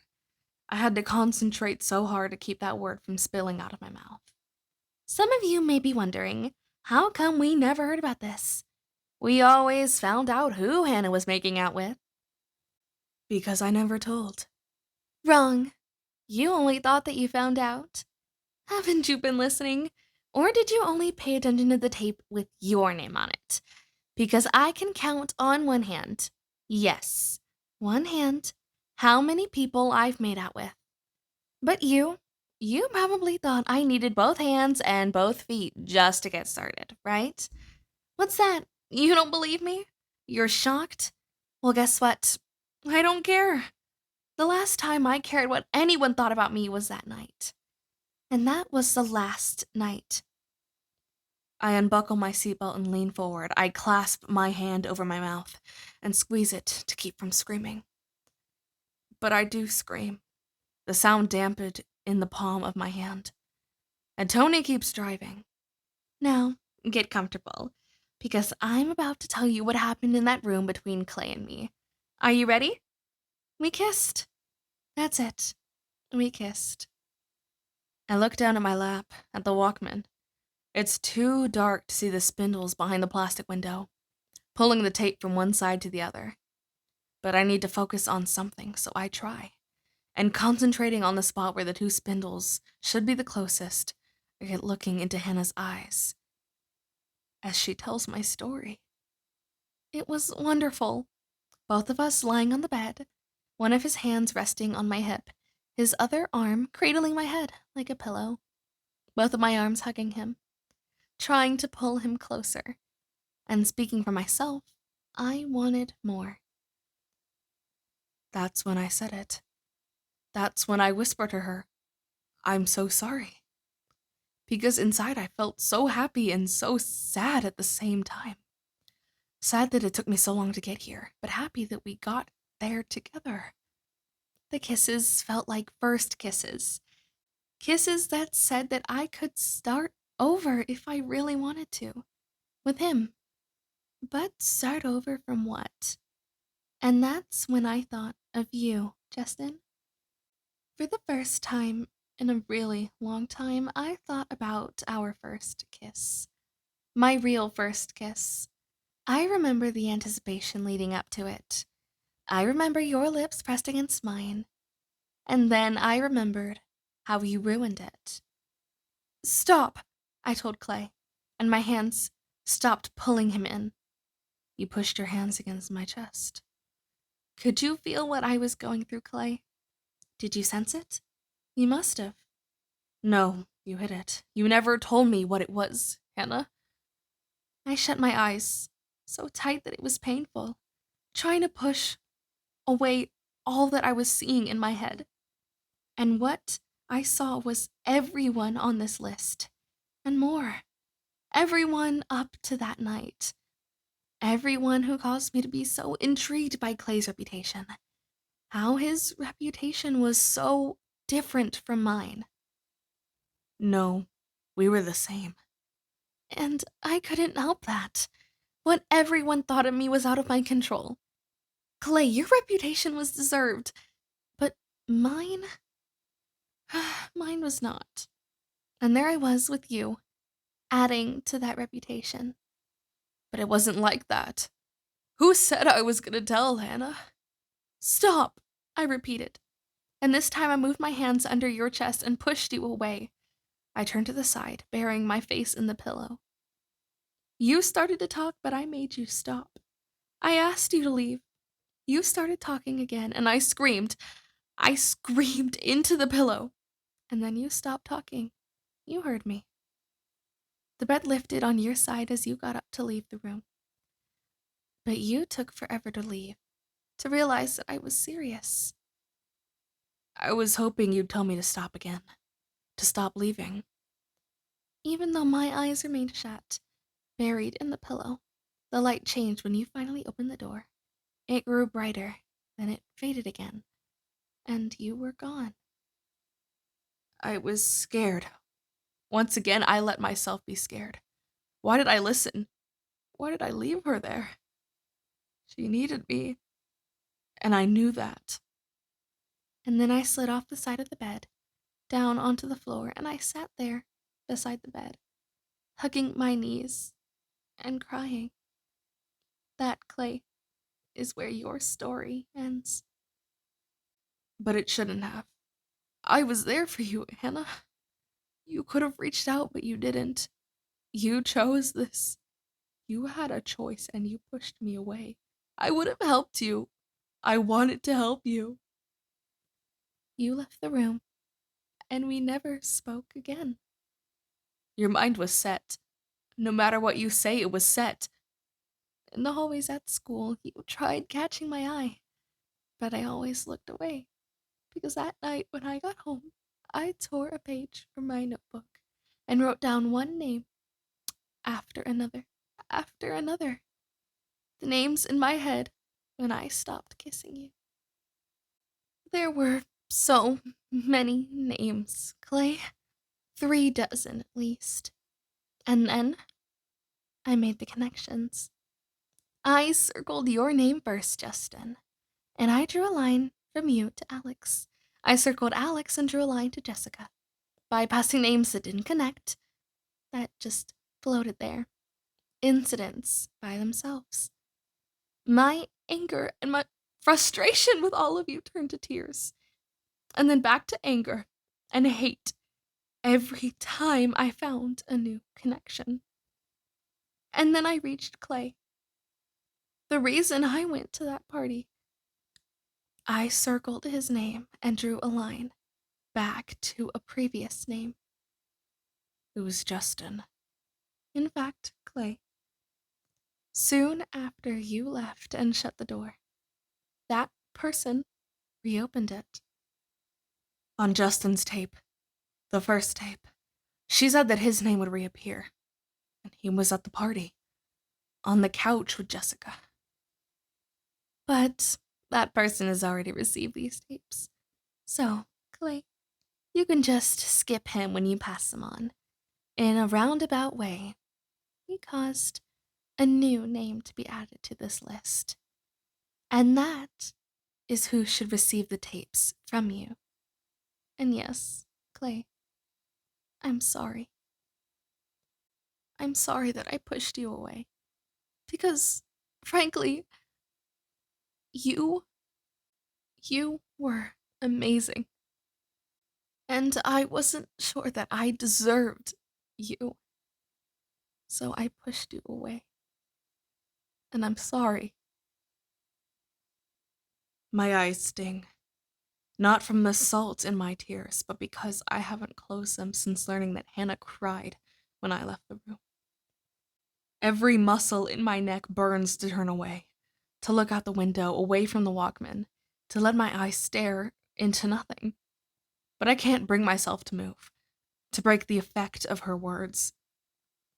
Tony slows the car and pulls over to the curb. You okay?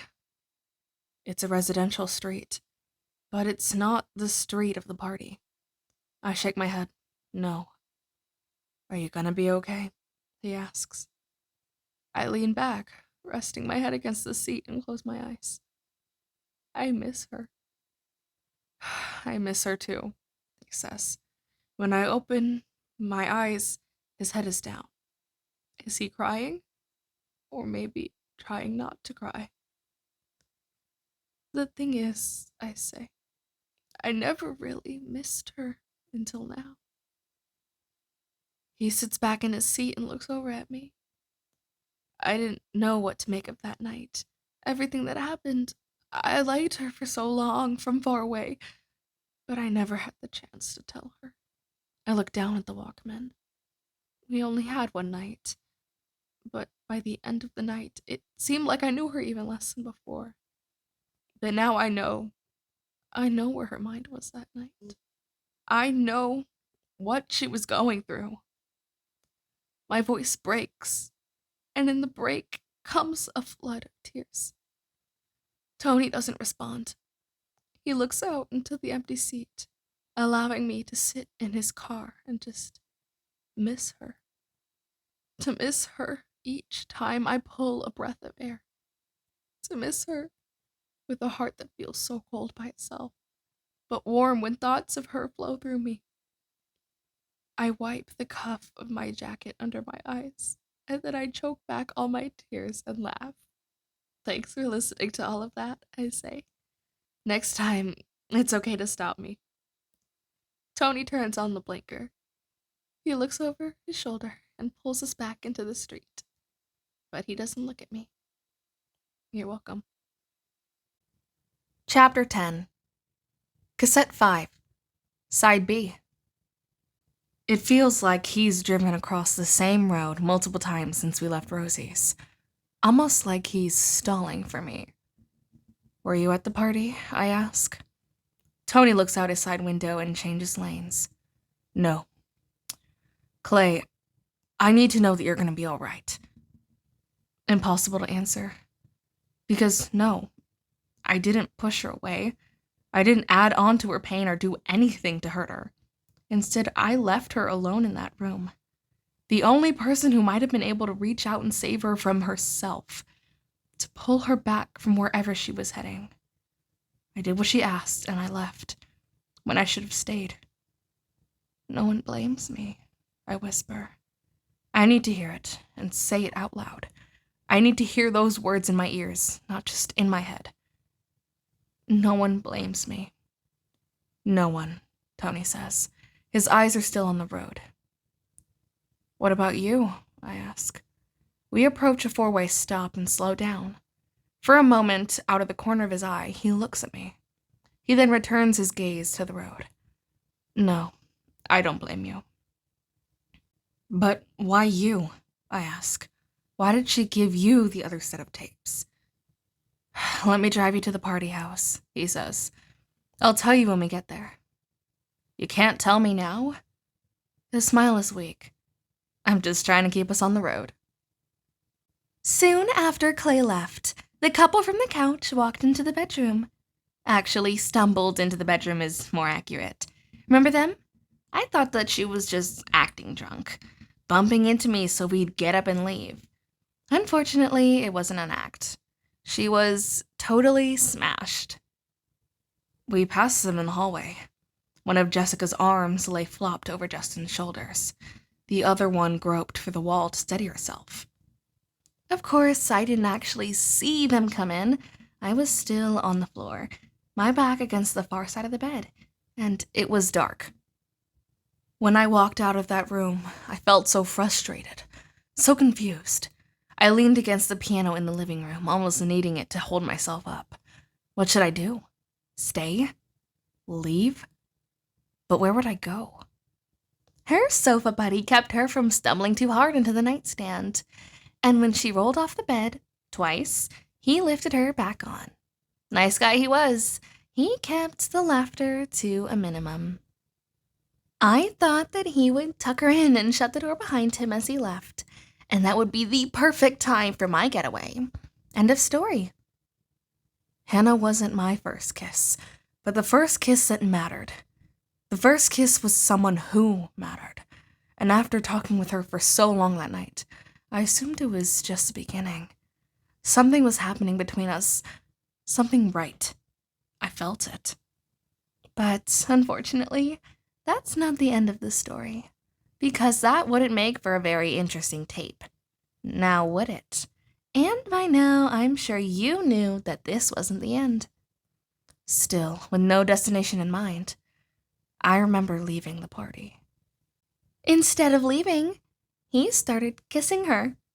I know, some of you would have easily stayed for such an amazing opportunity, a close encounter of the sexual kind. Even if you never saw it, at least you'd hear it. But two things kept me down on that floor, with my forehead pressed against my knees. I realized how much I must have drunk that night, and with my balance not what it should have been, to run across the floor felt a little hazardous. So that's one excuse. Excuse number two is that things seemed to be winding down up there. Not only was she drunk and clumsy, she seemed to be completely unresponsive. From what I could tell, it didn't go much beyond kissing, and it seemed to be one-sided kissing at that. Again, nice guy he was, he didn't take advantage of the situation. He wanted to. He tried for the longest time to get a reaction out of her. Are you still awake? Do you want me to take you to the bathroom? Are you gonna puke? The girl wasn't totally passed out. She grunted and groaned a little bit. It dawned on him, finally, that she wasn't in a romantic mood and probably wouldn't be for a while. So he tucked her in and said that he'd check on her in a bit, and then he left. At this point, you might be wondering, who are these people, Hannah? You forgot to tell us their names. But I didn't forget. If there's one thing I still have, it's my memory. Which is too bad. Maybe if I forgot things once in a while, we all might be a little bit happier. The mist was very heavy when I left the party, and as I walked through the neighborhood, it started to drizzle, then rain. But when I first started walking, it was just a thick mist that left everything sort of hazy. Now, you'll have to wait for a name on this one. Though if you've been paying close attention, I gave you the answer a long time ago. Now, before I say his name out loud, this guy needs to stew up a bit to remember everything that happened in that room. And he remembers. I know he does. You know, I would love to see his face right now. His eyes shut tight, jaw clenched, fists pulling out his hair. And to him I say, deny it. Go on. Deny that I was ever in that room. Deny that I know what you did. Or not what you did, but what you didn't do. What you allowed to happen. Rationalize why this isn't the tape you're making it a turn to. It must be a later tape. It has to be a later tape. Oh, really? And you'd like that? A later tape would make things so much better. Don't bet on it. I know that she wasn't your girlfriend and that you hardly ever talked to her and barely knew her. But is that really your best excuse for what happened next? Or is that your only excuse? Either way, there is no excuse. I stood up, stabilizing myself on the bed. Your shoes, the shadow of your shoes, were still visible in the light coming underneath the door. Because when you left that room, you took post right outside, and I let go of the bed and started walking toward that sliver of light, not sure what I'd say when I opened the door. But halfway there, 2 more shoes came into view, and I stopped.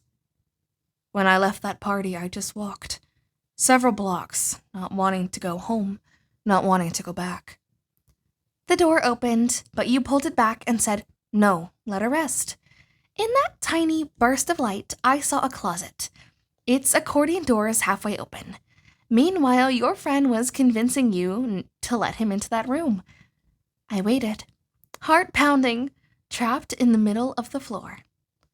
And then the bedroom door opened up again. But again, you pulled it shut and tried to make a joke out of it. Trust me, you said, she won't move. She'll just lay there. And what was his response? What was it?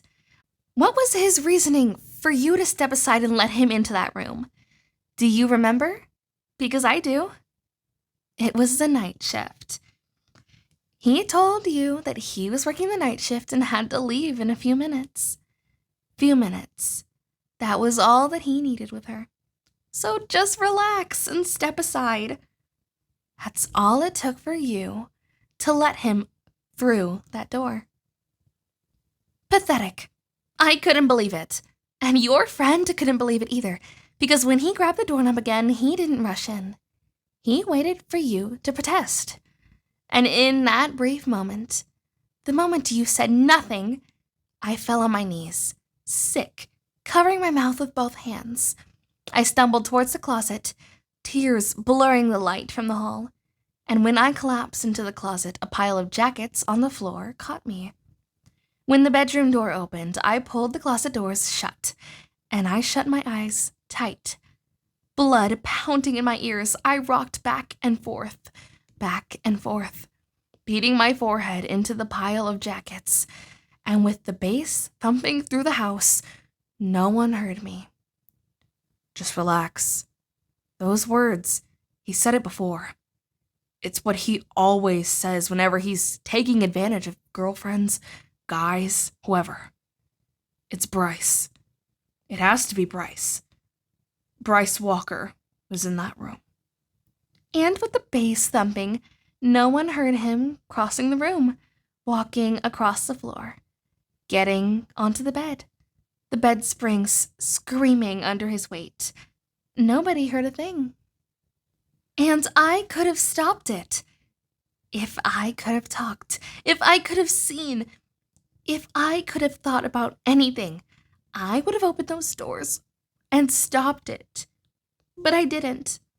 And it doesn't matter what my excuse was. That was my mind in a meltdown. It's no excuse. I have no excuse. I could have stopped it. End of story. But to stop it, it felt like I'd have to stop the entire world from spinning. Like things had been so out of control for so long that whatever I did hardly mattered anymore. And I couldn't stand the emotions. I wanted the world to stop. I wanted the world to end. For Hannah, the world did end. But for Jessica, it didn't. It went on. And then Hannah hit her with these tapes. I don't know how many songs went on with my face buried in those jackets. The beats kept sliding from one song to another. And for a while, my throat felt so scratched, so raw and burning. Had I been screaming? With my knees on the floor, I felt vibrations whenever anyone walked down the hall. And when footsteps within the room, several songs after he entered the room, I pressed my back against the closet wall, waiting for the closet doors to be torn open, to be yanked out of my hiding place. And then, what would he do to me then? Tony's car pulls over. The front tire scrapes the curb. I don't know how we got here, but the house is right outside my window now. The same front door where I entered the party. The same front porch where I left. And to the left of the porch, a window. And behind that window, a bedroom. And a closet with accordion doors. Where Hannah, on the night I kissed her, disappeared. But light from the hallway seeped into the room, into the closet, and his footsteps walked away. It was over. After all, he couldn't be late for work, could he? So what happened next? Well, I ran out of that room and straight down the hall. And that's where I saw you. Sitting in a room, all by yourself. The person who this tape revolves around. Justin Foley. My stomach lurches and I fling the car door open. Sitting on the edge of a bed, with the lights turned off, you were there. Sitting there, staring at nothing, while I stood in the hallway, frozen, staring at you. We'd come a long way, Justin, from the first time I watched you slip on Kat's lawn, to the first kiss at the bottom of the slide, to now. First, you started a chain of events that ruined my life, and now you were working on hers. Outside that very same house, I throw up. I keep my body hunched over and my head hanging over the gutter. Eventually, you turned my way. The color in your face gone, your expression blank, and your eyes looked so exhausted. Or was it pain that I saw there? Stay there as long as you want, Tony says. Don't worry, I think. I won't puke in your car.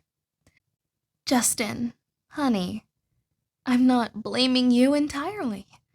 We're in on this one together. We both could have stopped it. Either one of us. We could have saved her. And I'm admitting this to you. To all of you. That girl had 2 chances, and both of us let her down. The breeze feels cool on my face, cooling the sweat on my forehead and neck. So, why is this tape about Justin? What about the other guy? Isn't what he did worse? Yes, absolutely yes. But these tapes need to be passed on. And if I sent them to him, they would stop. Think about it. He raped a girl. He would leave town in a second if he knew. Well, if he knew that we knew. Still hunched over, I breathe in as fully as possible. And then hold. And release. Breathe. Then hold. Release. I sit upright on the seat, keeping the door open just in case. Why you? I ask. Why do you have these tapes? What did you do? A car drives by and we both watch it turn left 2 blocks away. It's another minute before Tony finally answers. "Nothing," he says. And that's the truth. For the first time since approaching me at Rosie's, Tony addresses me, eye to eye, and his eyes, catching the light from a lamppost half a block away, I see tears. "Finish this tape, Clay, and I'll explain everything." I don't answer. "Finish it. You're almost done." "So, what do you think of him now, Justin? Do you hate him? The friend that raped her. Is he still your friend?" "Yes, but why?" "It must be denial. It has to be. Sure, he's always had a temper. Sure, he goes through girls like used underwear. But he's always been a good friend to you. And the more you hang out with him, the more he seems like the same old guy from before, right? And if he acts like the same guy, then he couldn't possibly have done anything wrong. Which means that you didn't do anything wrong. Right? Great. That's great news, Justin. Because if he didn't do anything wrong, and you didn't do anything wrong, then I didn't do anything wrong. And you have no idea how much I wish I didn't ruin that girl's life. But I did. At the very least, I helped. And so did you. You're right. You didn't rape her. And I didn't rape her. He did. But you and I, we let it happen. This is our fault. Chapter 11. Cassette 6. Side A. Tony takes his keys out of the ignition. Something to hold on to while he talks. "Look, Clay, I've been trying to figure out how to say this the whole time we've been driving. The whole time we've been sitting here. Even when you were out puking your guts. You noticed I didn't puke in your car, right?" "I did," he smiles, looking down at his keys. "Thanks, I appreciate that." I close the car door. My stomach is settling. "She came over to my house," Tony says. "Hannah. And that was my chance." "For what?" "Clay, the signs were all there," he says. "I had my chance too," I tell him. I take off the headphones and hang them on my knee. "At the party, she was freaking out when we kissed, and I didn't know why. That was my chance." Inside the car, it's dark and quiet. With the windows rolled up, the outside world seems deep asleep. "We're all to blame," he says. "At least a little." "So she came over to your house?" "Yeah, with her bike. The one she always rode to school." "The blue one?" I say. "Let me guess, you were working on your car?" He laughs. "Would have thought, right? But she never came over to my house before, so I was a little surprised. You know, we're friendly at school, so I didn't think too much of it. What was weird, though, is why she came over." "Why?" He looks out the side window and his chest fills with air. "She came over to give me her bike." The words sit there, undisturbed, for an uncomfortable amount of time. "She wanted me to have it," he said. "She was done with it. When I asked for a reason, she just shrugged. She didn't have one. But it was a sign. And I missed it." I summarize a bullet point from the handout at school. Giving away possessions. Tony nods. "She said that I was the only one she could think of that might need it. I drive the oldest car in school. She said that if it ever broke down, I might need a backup." "Oh, please, but this baby never breaks down," I say. "This thing always breaks down," he says. "I'm just always around to fix it." So I told her I couldn't take her bike, not without giving her something in return. "What did you give her?"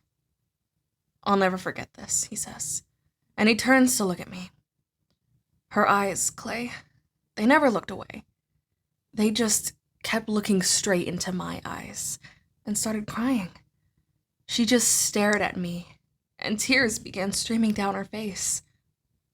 He wipes away tears from his own eyes and then wipes a hand across his upper lip. Should have done something. The signs were there, all over, for anyone willing to notice. What did she ask for? She asked me how I made my tapes, the ones that I play in my car. He leans his head back and takes a deep breath. So I told her about my dad's old tape recorder. He paused.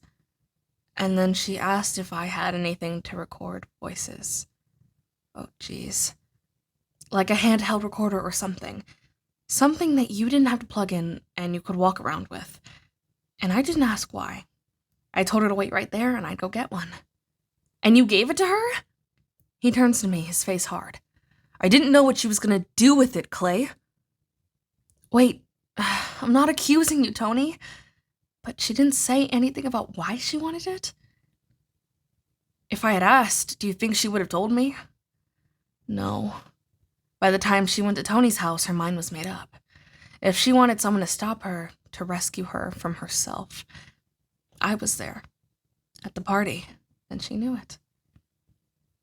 I shake my head. She wouldn't have told you. A few days later, he says, when I got home from school, there was a package sitting on my porch. I take it up to my room and start listening to the tapes. But it doesn't make any sense. Did she leave you a note or something?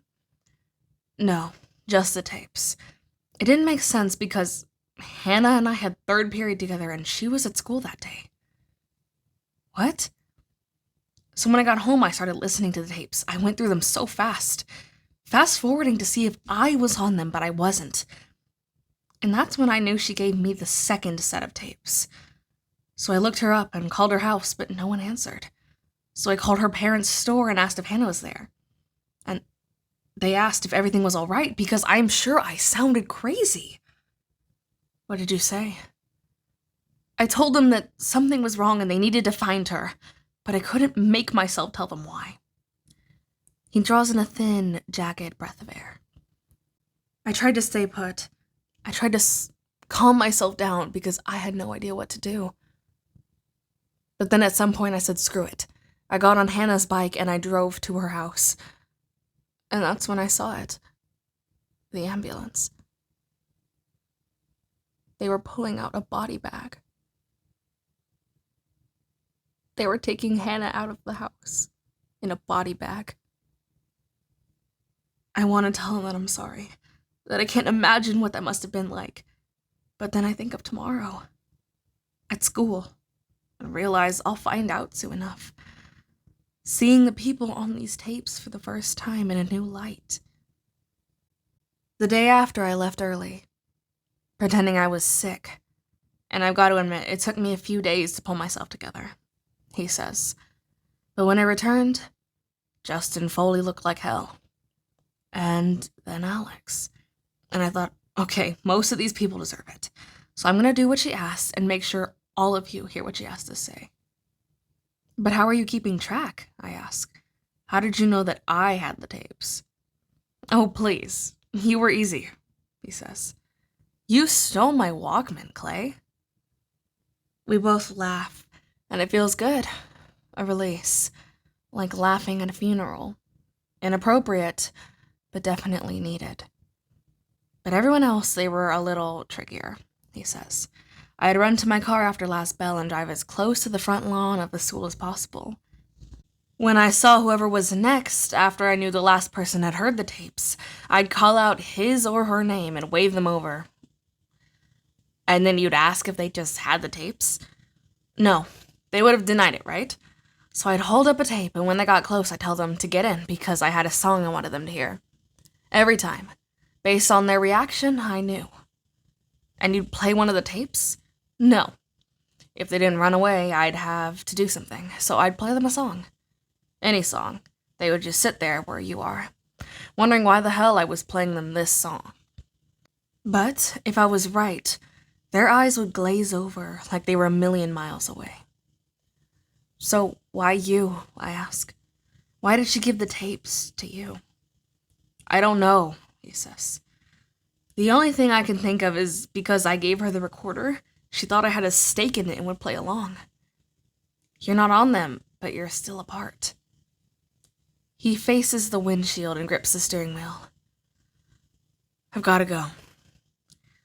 Look, I didn't mean anything by it. Tony, I'm sorry, I say. Honest. I know, but it's late. My dad's gonna start wondering if I broke down somewhere. What? You don't want him messing around under your hood again? I grab the door handle and then, remembering, I let go and pull out my phone. I need you to do something, okay? Can you say hello to my mom? Yeah, sure. I open my phone and scroll through the list of names. Hit send and she picks up right away. Clay? Hey, Mom. Clay, where are you? She sounds hurt. I told you I might be out late. I know you did, but I was just hoping to hear from you by now. I'm sorry, but I'm gonna need to stay a little longer. I might need to stay at Tony's tonight. Right on cue. Hello, Mrs. Jensen. She asked if I'd been drinking. Mom, no, I swear. Well, okay. This is for a history project, right? I flinch. She wants to believe my excuse is so bad. Every time I lie, she wants to believe me so much. I trust you, Clay. I tell her I'll be home before school to get my stuff, and then we hang up. Where are you gonna stay? Tony asks. I don't know. I'll probably go home, but I don't want her to worry if I don't. He turns the key and the engine starts, and he flips on the headlights. Do you want me to take you somewhere? I grab the door handle and nod towards the house. This is where I'm at the tapes, I say, but thanks for the offer. His eyes stare straight ahead. Honestly, thank you, I say. And when I say it, I mean it. For more than just the ride. For everything. For how he reacted when I broke down and cried in his car. For trying to make me laugh on the most horrible night of my life. It feels good knowing someone understands what I'm listening to, what I'm going through. Somehow it makes it not as scary to keep listening. I get out of the car and shut the door. His car pulls away and I press play. Welcome back to the party, everyone. But don't get too comfy. We'll be leaving in just a minute. Half a block away, Tony's Mustang stops in an intersection, takes a left and drives away. If time was like a string, connecting all of your stories, that party would be the point where everything knots up. And that knot keeps growing and growing, getting more and more tangled, dragging the rest of your stories into it. When Justin and I finally broke that painfully awful stare, I wandered down the hall and back into the party. Staggered in, really. But not from the alcohol, but from everything else. I sit on the curb, a few feet away from where I vomited out of Tony's car. If whoever lives here, because I have no idea who does, wants to come out here and ask me to leave, I welcome it. Please do. I grabbed the piano in the living room and then the piano bench, and I sat. I wanted to leave, but where would I go? I couldn't go home. Not yet. And wherever I went, how would I even get there? I was too weak to walk. At least I thought I was too weak. But in the truth, I was too weak to try. The only thing I knew for certain was that I wanted to get out of there and not think about anything or anyone anymore. And then a hand touched my shoulder. A gentle squeeze. It was Jenny Kurtz. Jenny, this one is for you. Jenny asked if I needed a ride home, and I almost laughed. Was it so obvious? Did I look that terrible? So I looped my arm in hers, and she helped me up, which felt good, letting someone help me. We walked up to the front door through a crowd either passed out on the porch or smoking in the yard. Somewhere at that moment, I was walking from block to block, trying to figure out why I left that party. Trying to understand what had just happened between me and Hannah. The sidewalk was damp, my feet numb, heavy, shuffled across the pavement. I listened to the sound of every pebble and leaf that I stepped on.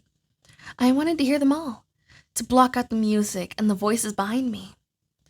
While blocks away, I could still hear that music. Distant, muffled, like I couldn't get far enough away. And I can still remember every song that played.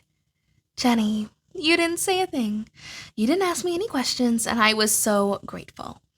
Maybe you had things happen or had seen things happen at parties that you just couldn't discuss. Not right away, at least. Which is sort of fitting, because I haven't discussed any of this until right now. Well, no. I tried. I tried once, but he didn't want to hear it. Is that the 12th story? Or the 13th? Or something else entirely? Is it one of the other names written on her paper that she won't tell us about? So, Jenny, you led me back to your car. And even though my thoughts were somewhere else, my eyes focused on nothing. I felt your touch. You held my arm, which, with such tenderness as you lowered me into the passenger seat of your car. You buckled me in, got into your seat, and we left. What happened next? I'm not entirely sure. I wasn't paying attention because in your car I felt secure. The air inside was warm and comforting. The wiper blades on a low speed, gently pushing out my thoughts into the car, into reality. The rain wasn't heavy, but it blurred the windshield just a little bit. Just enough. It made the world around me seem almost dreamlike, and I needed that. It kept my world from becoming too real too fast. And then it hit. There's nothing like an accident to bring the world crashing down. An accident? Another one? 2 in one night? How come I've never heard about this one? The front wheel on my side slammed into and jumped the curb. A wooden post smacked into your front bumper and snapped back like a toothpick. Oh no. A stop sign fell backward in front of your headlights. It got caught under your car and you screamed and slammed on the brakes. In the side mirror, I watched sparks fly onto the road as we slid to a stop. Okay, now I'm awake. We sat for a moment, staring through the windshield. No words, not a glance between us. The wipers smeared rain from side to side. My hand stayed gripped on my seatbelt. Thankfully, we only hit a sign. The accident with the old man. And the guy from the school. Did Hannah know? Did she know that Jenny caused it? Your door opened and I watched you walk out to the front of the car, then crouch between the headlights for a closer look. You ran your hand over the dent and let your head droop forward. I couldn't tell if you were pissed or if you were crying. Or maybe you were laughing at how horrible the night was turning out. I know where to go. I don't need the map. I know exactly where the next star is. So I stand up to start walking. The dent wasn't bad. I mean, it wasn't good, but you had to feel some relief. It could have been a whole lot worse. It could have been so much worse. For example, you could have hit something else. She knows. Something alive. Whatever your initial thoughts were, you stood up with a blank expression, just standing there, staring at the dent, shaking your head. And then you caught my eye, and I'm sure I saw a frown, even if it only lasted for a split second. And then that frown turned into a smile, followed by a shrug. And Jenny, what were your first words when you got back in the car? Well, that sucks. And then you put your key into the ignition and well, I stopped you. I couldn't just let you drive away. At the intersection where Tony turned left, I take a right. It's still 2 blocks away, but I know it's there. The stop sign. You shut your eyes and say, Hannah, I'm not drunk. Well, I didn't accuse you of being drunk, Jenny, but I was wondering why the hell you couldn't keep your car on the road. It's raining, you said. And yes, true, it was. Barely. I told you to park the car. You told me to be reasonable. We both lived close by and you'd stick to the residential streets, as if that made it any better. I see it. A metal pole holding up a stop sign. Its reflective letters visible even this far away. But on the night of the accident, it was a different sign. The letters weren't reflective, and the sign had been fastened to a wooden post. Hannah, don't worry, you said. And you laughed. Nobody obeys stop signs anyways. They'll just roll on through. Look, I just did people a favor. Now that there isn't one, it's legal, right? People will thank me. Again, I told you to park the car. We'd get a ride home from someone at the party. I'd pick you up first thing in the morning and drive you to your car. But you tried again. Hannah, listen. Park it, I said. Please. And then you told me to get out, but I wouldn't. I tried reasoning with you. You were lucky it was only a sign. Imagine what could happen if I let you drive us all the way home. But again, get out. I sat there for a long time, my eyes shut, listening to the rain and the wipers. Hannah, get out! So I did, finally. I opened the car door and stepped out. But I didn't shut it. I looked back at you and you stared through your windshield, through the wipers, gripping the wheel. I asked if I could use your phone. I saw it sitting there right below the stereo. Why, you asked. I'm not sure why I told you the truth. I should have lied. We need to at least tell someone about the stop sign, I said. You keep your eyes straight ahead. They'll trace it. They can trace phone calls, Hannah. And then you started up the car and told me to shut the door. I didn't. So you reversed the car, and I jumped back to keep the door from knocking me over. You didn't care that the metal sign was crushing and grating on the other side of your car. When you cleared it, the sign lay at my feet, warped and streaked with silver scratches. You revved the engine, and I took the hit, stepping back onto the curb. And then you peeled away, causing the door to slam shut, picking up speed the further you got. And you got away. In fact, you got away with much more than knocking down a sign, Jenny. And once again, I could have stopped it somehow.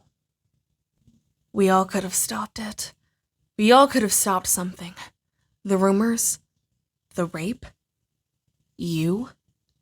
There must have been something I could have said. At the very least, I could have taken your keys. Or at the very, very least, I could have reached in, stolen your phone, and called the police. Actually, that's the only thing that would have mattered, because you found your way home in one piece, Jenny. But that wasn't the problem. The sign was knocked down. That was the problem. B6 on your map. 2 blocks away from the party. There's a stop sign. But on that night, there wasn't, and it was raining, and someone was trying to deliver his pizzas on time, and someone else, headed for the opposite direction, was turning. The old man. There was no stop sign on that corner, not that night, and one of the drivers, died. No one knew who caused it. Not us, not the police. But Jenny knew, and Hannah. And maybe Jenny's parents too, because someone fixed her bumper real fast. I never knew that guy in the car. He was a senior. And when I saw his face in the newspaper, I didn't recognize him. Just one of the many faces of people at our school that I never got to know. And I never would. I didn't go to his funeral either. Yes, maybe I should have, but I didn't. I couldn't. And now I'm sure it's obvious why. She didn't know. Not about the man in the other car. She didn't know it was a man living in her old house. And I'm glad. Either she watched him pull out of his garage, she watched him drive away without noticing her. But some of you were there, at his funeral. Driving to return a toothbrush. That's what the wife told me as I waited for her on her couch for the police to bring him home. He was driving to the other end of town to return their granddaughter's toothbrush. They'd been keeping an eye on her while her parents were on vacation, and she left it behind by accident. The girl's parents said there was no need to drive across town just for that. They had plenty of extras. But that's what he does, the wife told me. That's the kind of person that he is. And then the police came. For those of you who did go, let me describe what school was like on the day of his funeral. In a word, it was quiet. About a quarter of the school took the morning off. And for those of us who did go to school, the teachers let us know that if we simply forgot to bring a note from home, they wouldn't mark us absent if we wanted to attend the funeral. Mr. Porter said that funerals can be part of the healing process, but I doubted that very much. Not for me. Because on that corner, there wasn't a stop sign that night. Someone had knocked it over, and someone, yours truly, could have stopped it. On the day of the funeral, so those of you who did attend it wouldn't miss any work, the rest of us did nothing. In every class, the teachers gave us free time. Free to write, free to read, free to think. And what did I do? For the first time, I thought about my own funeral. More and more, in very general terms, I've been thinking about my own death. Just the fact of dying. But on that day, with all of you at a funeral, I began thinking of my own. I reached the stop sign, and with the tips of my fingers, I reached forward and touched the cold metal pole. I could picture life, school, and everything else continuing on without me. But I could not picture my funeral. Not at all. Mostly because I couldn't imagine who would attend and what they would say. I have no idea what you all think of me. I don't know what people think of you either, Hannah. When we found out, and since your parents didn't have a funeral in this town at all, no one said much about it. I mean, it was there, we felt it. Your empty desk, the fact that you would not be coming back. But no one knew where to begin. No one knew how to start that conversation. It's now been a couple weeks since the party. So far, Jenny, you've done a great job hiding from me. I suppose that's understandable. You would like to forget what we did. Forget what happened with your car and the stop sign. The repercussions. But you never will. I, on the other hand, have to think about it for another day. My last day. If I had known that the two cars were going to crash on that corner, I would have run back to the party and called the cops immediately. But I never imagined that would happen. Never. So instead I walked, not back to the party. My mind was racing all over the place, and I couldn't think straight. I couldn't walk straight. I want to look back over my shoulder to see the stop sign with the huge reflective letters pleading with Hannah. Stop. But I keep facing forward, refusing to see it as more as it is. It's a sign. A stop sign on a street corner. Nothing more. I turned corner after corner, no idea where I was going. We walked those streets together, Hannah. Different routes, but at the same time. On the same night. We walked those streets to get away. Me from you, and you from the party. But not just the party. From yourself. And then I heard the tires squeal, and I turned, and I watched two cars collide. Eventually, I made it to a gas station. C7 on your map. And I used a payphone to call the police. As it rang, I felt myself hugging the receiver. Part of me hoping that no one would answer. I wanted to wait. Wanted the phone to just keep ringing. And I wanted life to stay right there, on pause. I can't follow her map anymore. I'm not going to that gas station. When someone did answer, I sucked in all the tears that wet my lips. I told him that on the corner of Tanglewood and South, but then she cut me off. She told me to calm down, and that's when I realized how hard I'd been crying, how much I was struggling to catch one good breath. I moved across the street.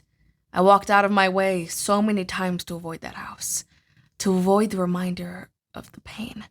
My one night with Hannah Baker. I have no desire to see it twice in one night. She told me that the cops had already been dispatched and were on their way. I swing my backpack out in front of me and pull out the map. I was shocked. I couldn't believe you actually called the police, Jenny. I unfold the map to give it one last look. But I shouldn't have been shocked, because as it turns out, you didn't call them. Then I crumble it up, crushing the map into a ball the size of my fist. At school the next day, when everyone replayed the events of what happened the previous night, that's when I found out who called. And it wasn't to report a fallen stop sign. I stuff the map deep into a bush and walk away. It was to report an accident. An accident caused by a fallen sign. An accident that I was never aware of until then. But that night, after hanging up the phone, I wandered the streets some more because I had to stop crying. Before I went home, I needed to calm down. If my parents caught me sneaking back with tears in my eyes, they'd ask me way too many questions. Unanswerable questions.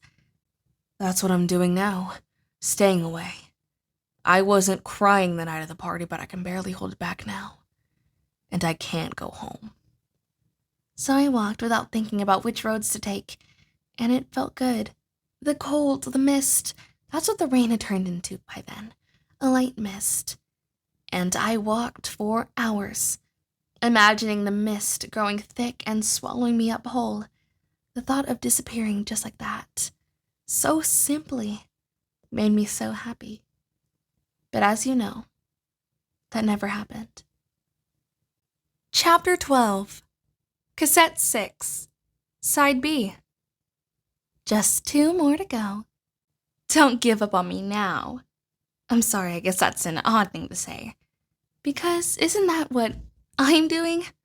Giving up? Yes, as a matter of fact, I am. And that, more than anything else, is what this all comes down to. Me giving up on me. No matter what I've said so far, no matter who I've spoken to, it all comes back, it all ends with me. Her voice sounds calm, content with what she's saying. Before the party, I thought about giving up so many times. I don't know, maybe some people are just preconditioned to think about it more than others, because every time something bad happened, I thought about it. Okay, I'll say it. I thought about suicide. The anger, the blame, it's all gone. Her mind is made up. The world is not a struggle for her anymore. After everything I've talked about on these tapes, everything that occurred, I thought about suicide. Usually it was just a passing thought, though. I wished that I would die. I've thought those words many times. It's a hard thing to say out loud. It's even scarier to feel that you might mean it. But sometimes I took things further, and I wondered how I would do it. I would tuck myself into bed and wonder if there was anything in the house I could use. A gun? No, we never owned one, and I wouldn't even know where to get one. What about hanging? Well, what would I use? Where would I do it? And if I even knew what and where, I could never get beyond the visual of someone finding me, swinging, inches from the floor. No, I couldn't do that to my mom and dad. So how did they find you? It became a sort of sick game, imagining ways to kill myself. And there are some pretty weird and creative ways. You took pills. That we all know. Some say you passed out and drowned in a bathtub full of water. It came down to 2 lines of thinking. If I wanted people to think it was an accident, I'd drive my car off the road, someplace where there's no chance of survival. And there are so many places to do that on the outskirts of town. I've probably driven by each of them a dozen times in the past couple weeks. Others say you drew the bathwater but fell asleep on your bed while it was filling. Your mom and dad came home, found the bathroom flooded, and called your name. But there was no answer. And then there are these tapes. Now, can I trust the 12 of you to keep a secret? To not let my parents find out what really happened? Will you let them believe that it was an accident, if that's the story that's going around? She pauses. I don't know. I'm not sure. She thinks we might tell. She thinks we'll walk up to her friends and say, "You want to know a horrible secret?" So, I've decided on the least painful way possible. Pills. My stomach pulls, wanting to rid my body of everything. Food, thoughts, emotions. But what kind of pills? And how many? I'm not sure. And I don't have that much time to figure it out because tomorrow I'm going to do it. Wow. I sit down on the curb of a dark and quiet intersection. I won't be around anymore. Tomorrow. Most houses on the connecting 4 blocks give a little indication that anybody inside is awake. A few windows glow with the faint blue lights of a late-night TV. About a third of them have a porch light on. But for the rest, other than a cut lawn or a car out front, it's hard to tell that anybody lives there at all.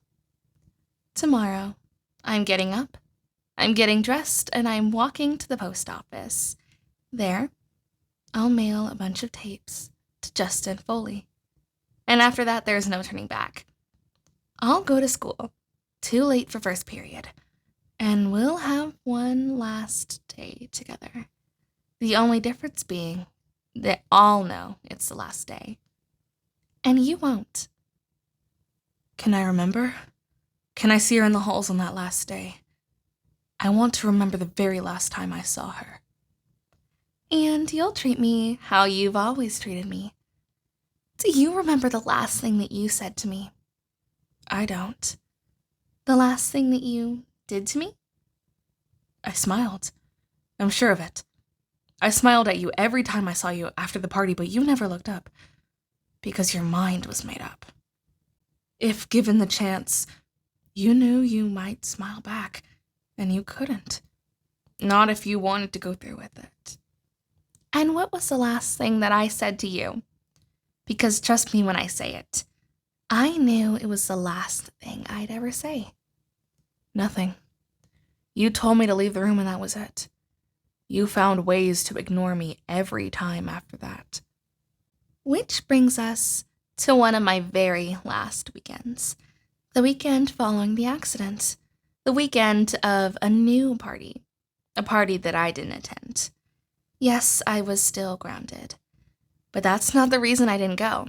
In fact, I wanted to go. It would have been much easier than the last time because I was house sitting that weekend. A friend of my father's was out of town and I was watching his house for him. Feeding his dog, keeping an eye on things. Because there was supposed to be a rager a few doors down. And there was. Maybe not as big as the last party, but definitely not one for beginners. I have heard people say that after a particularly bad experience with tequila, just the smell of it can make them barf. And while this party didn't make me barf, just being near it, just hearing it, it twisted my stomach into knots. 1 week was nowhere near enough time to get over the last party. The dog was going crazy, yapping every time someone walked by the window. I would crouch down, yelling at him to get away from there. But I was too afraid to go over and pick him up. Too afraid that someone might see me and call my name. So I put the dog in the garage, where he could yap all he wanted. Wait, I remember it now. The last time I saw you. The bass thumping down the block was impossible to shut out. But I tried. I ran through the house, closing curtains and twisting every blind I could find. I remember the last words that we said to each other. And then I hid myself in the bedroom with the TV blasting. And even though I couldn't hear it, I could feel the bass pumping inside of me. I shut my eyes tight. I wasn't watching the TV anymore. I wasn't in that room anymore. I could only think back to that closet, hiding inside it with a pile of jackets surrounding me. And once again, I started rocking back and forth, back and forth. And once again, no one was around to hear me cry. In Mr. Porter's English class, I noticed your desk was empty. But when the bell rang and I walked into the hall, there you were. Eventually, the party died down.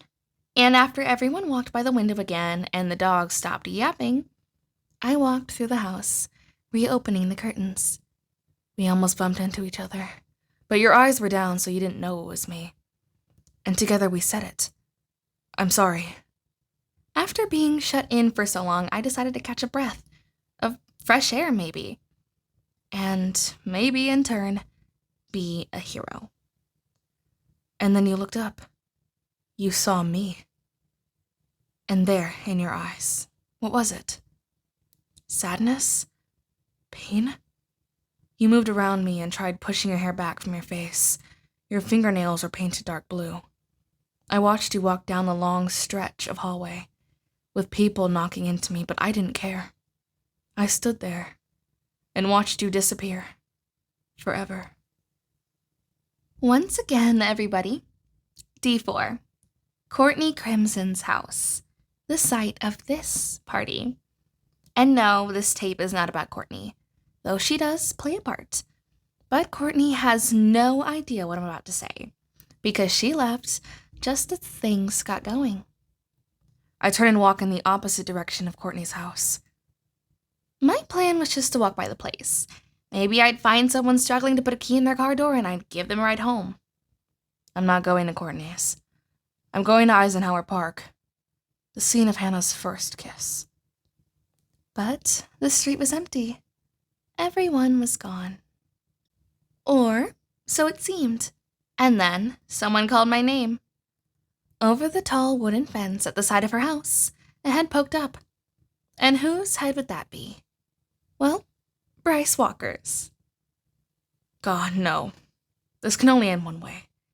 If anyone can shovel more shit into Hannah's life, it's Bryce. Where are you going? He asked. How many times had I seen him, with any of his girlfriends, grabbing their wrists and twisting, treating them like meat. And that was in public. My body, my shoulders, everything was set to keep walking by the house, and I should have kept walking. But my face turned toward him, and there was steam rising up from his side of the fence. Come on and join us, he said. We're sobering up. And whose head would pop up beside his? Miss Courtney Crimson's. Now there's a coincidence. She was the one who used me as a chauffeur to attend a party. And there I was, crashing her after party. She's the one who left me stranded with no one to talk to, and there I was at her house, where she had nowhere to go. That's not why you did it, Hannah. That's not why you joined them. You knew it was the worst choice possible. You had to have known that. But who am I to hold a grudge? That's what you did. You wanted your world to collapse around you.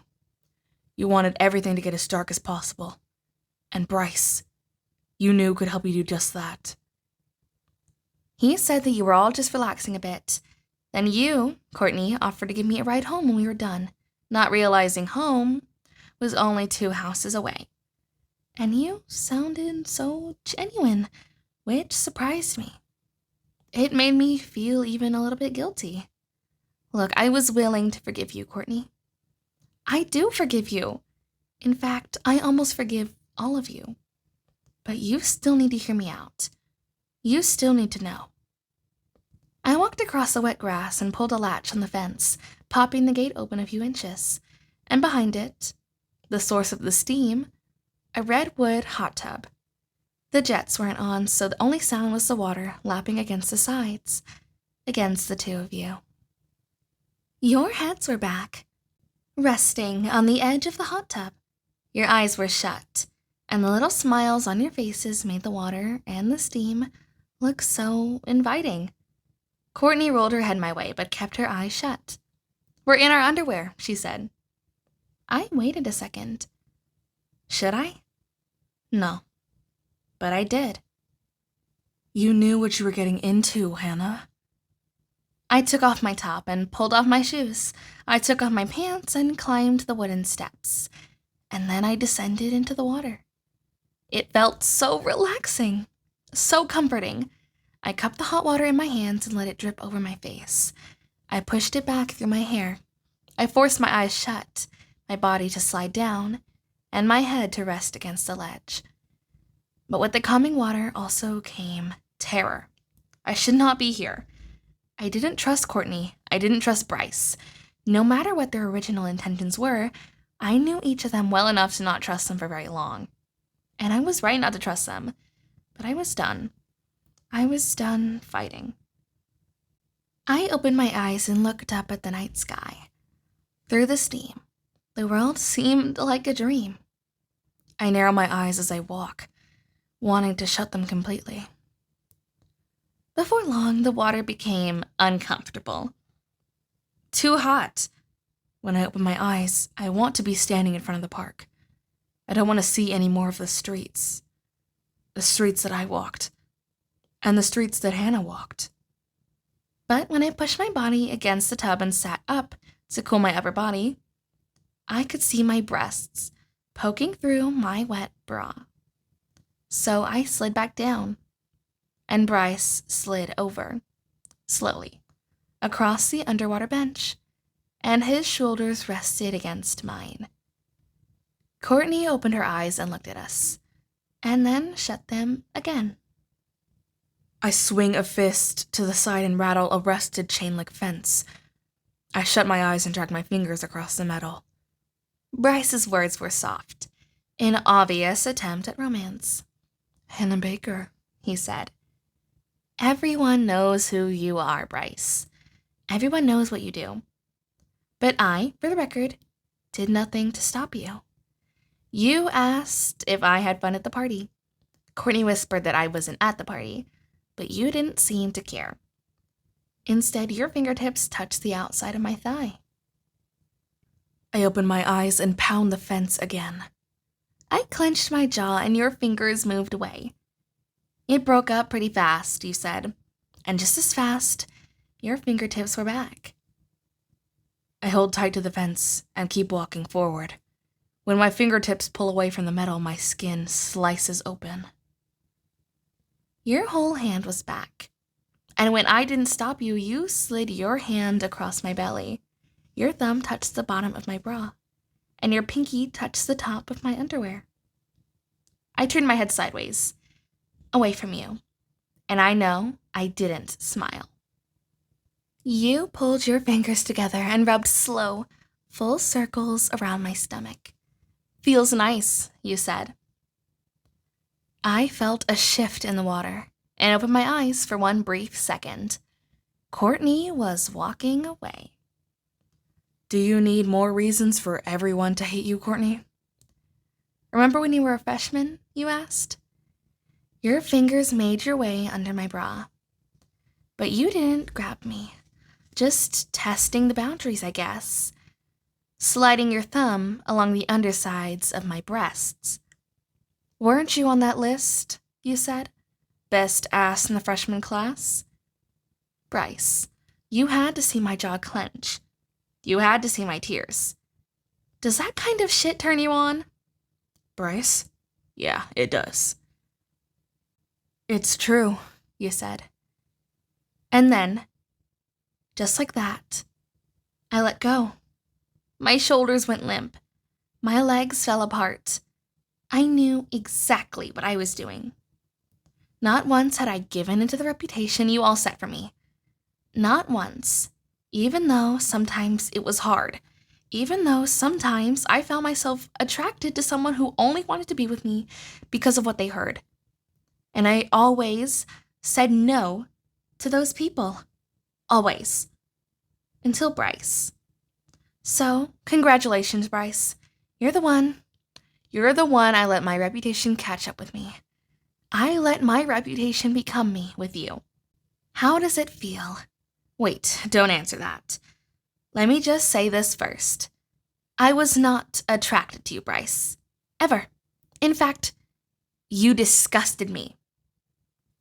You were touching me, but I was using you. I needed you so I could let go of me completely. For everyone listening, let me be clear. I did not say no or push the hand away. All I did was turn my head, clench my teeth, and fight back tears. And he saw that. He even told me to relax. "Just relax," he said. "Everything will be okay. as if letting him finger me was a cure to all my problems. But in the end, I never told you to get away.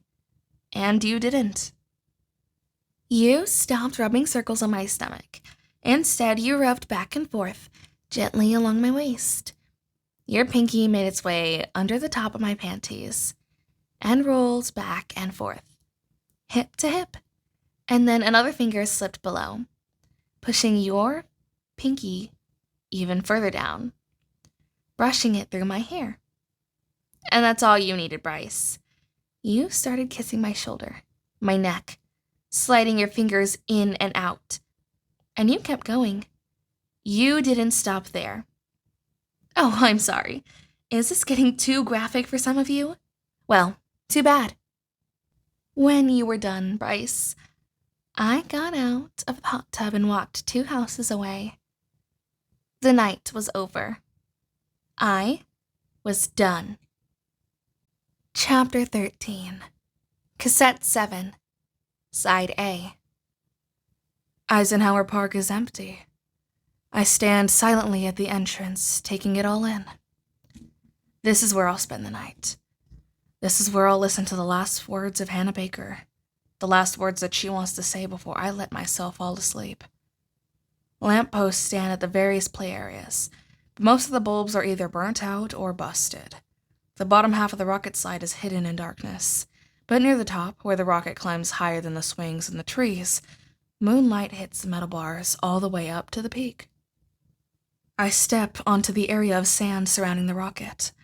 I duck beneath its bottom platform, lifted from the ground by 3 large metal fins. Above me, a circle the size of a manhole is cut to the lowest level. A metal ladder descends onto the sand. And when I stand up, my shoulders poke through the hole.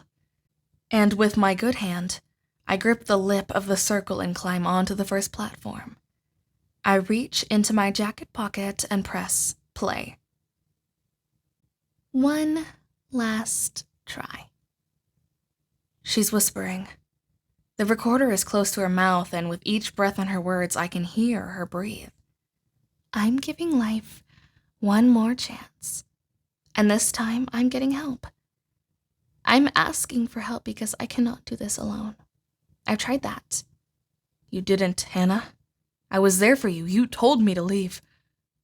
Of course, if you're listening to this, I failed. Or he failed. And if he fails, the deal is sealed. My throat tightens and I start climbing up the next ladder. Only one person stands between you and this collection of audio tapes. Mr. Porter. No, he can't know about this. Hannah and I both have Mr. Porter for first period English. I see him every day. I don't want him to know about this. Not about me, not about anyone. To bring an adult into this? Someone from school? Is beyond what I would have imagined. Mr. Porter, let's see how you do. The sound of Velcro tearing apart, then stuffing. She's shoving the recorder into something. A backpack? Her jacket? She knocks, and knocks again. Hannah, I'm glad you could make it. The voice is muffled, but it's him. Deep, but friendly. Come in, sit here. Thank you. Our English teacher, but also the guidance counselor for students with the last names A through G. Hannah Baker's guidance counselor. Are you comfortable? Do you want some water? I'm fine, thank you. So, Hannah, how can I help you? What would you like to talk about? Well, that's... I don't know, really. Just everything, I guess. Well, that might take a while. A long pause. Too long. Hannah, it's okay. I've got as much time as you need. Whenever you're ready. It's just things. Everything is so hard right now. Her voice is shaky. I don't know where to begin. I mean, I kinda do, but there's just so much and I don't know how to sum it all up. You don't need to sum it all up. Why don't we begin with how you're feeling today? Right now? Right now. Right now, I feel lost, I guess. Sort of empty. Empty how? Just empty? Like nothing. I don't care anymore.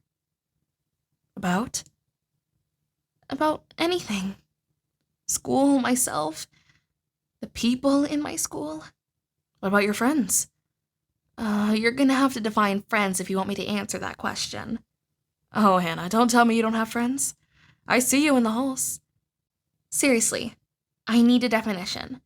How do you know what a friend is? Well, it's someone you can turn to when... Well, then I don't have any. That's why I'm here, isn't it? I'm turning to you. Yes, you are, and I'm glad you're here, Hannah.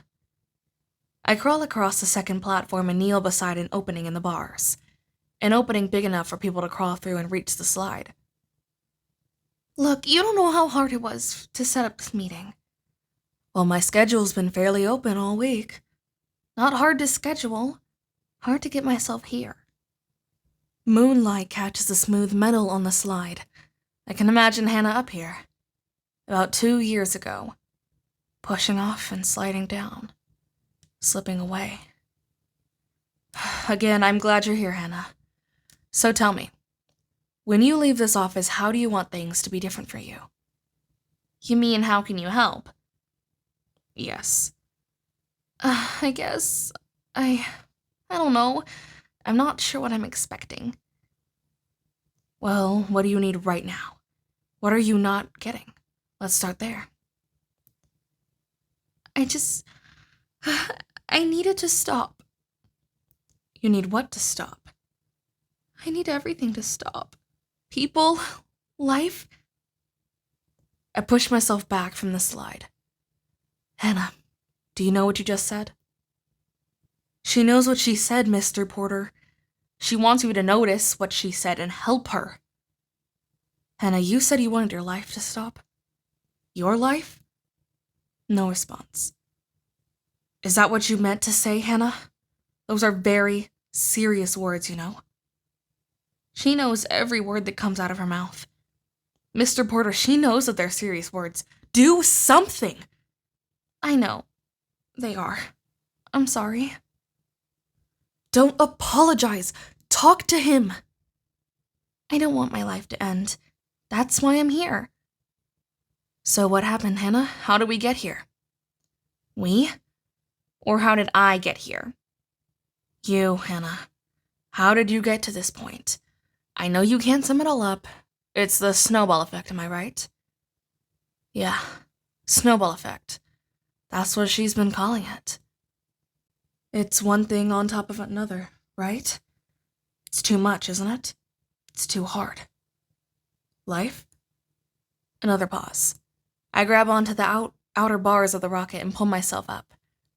My hand hurts and it stings to put my weight on it, but I don't care. Here, take this. An entire box of tissues just for you. Never been used. A laugh. He got her to laugh. Thank you. Now, let's talk about school, Hannah, so I can get some idea on how you got to this point. Okay. I start climbing to the top level. When you think of school, what's the first thing that comes to mind? Learning, I guess. Well, that's good to hear. I'm kidding. Now Mr. Porter laughs. I do learn here, but that's not what school is for me. Then what is it for you? A place.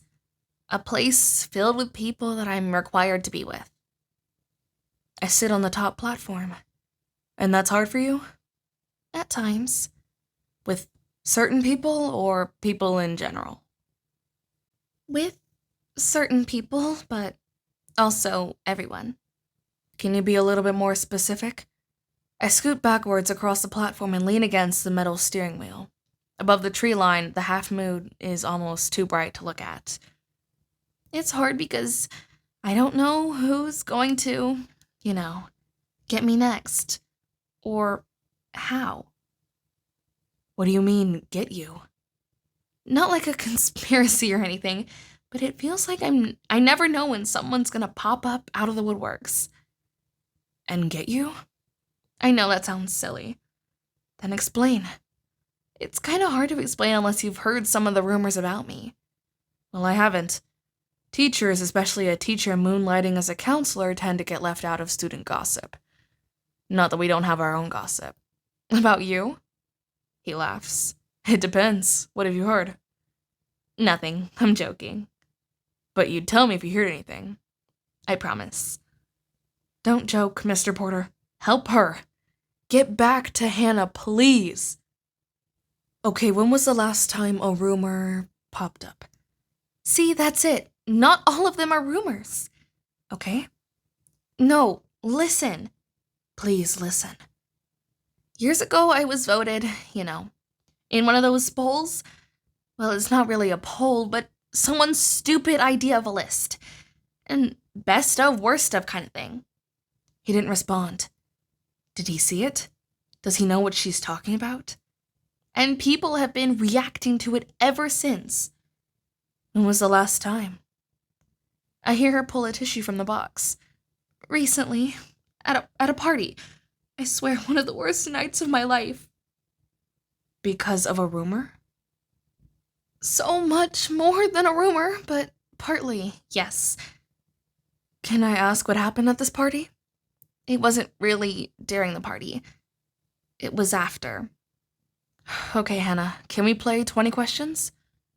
What?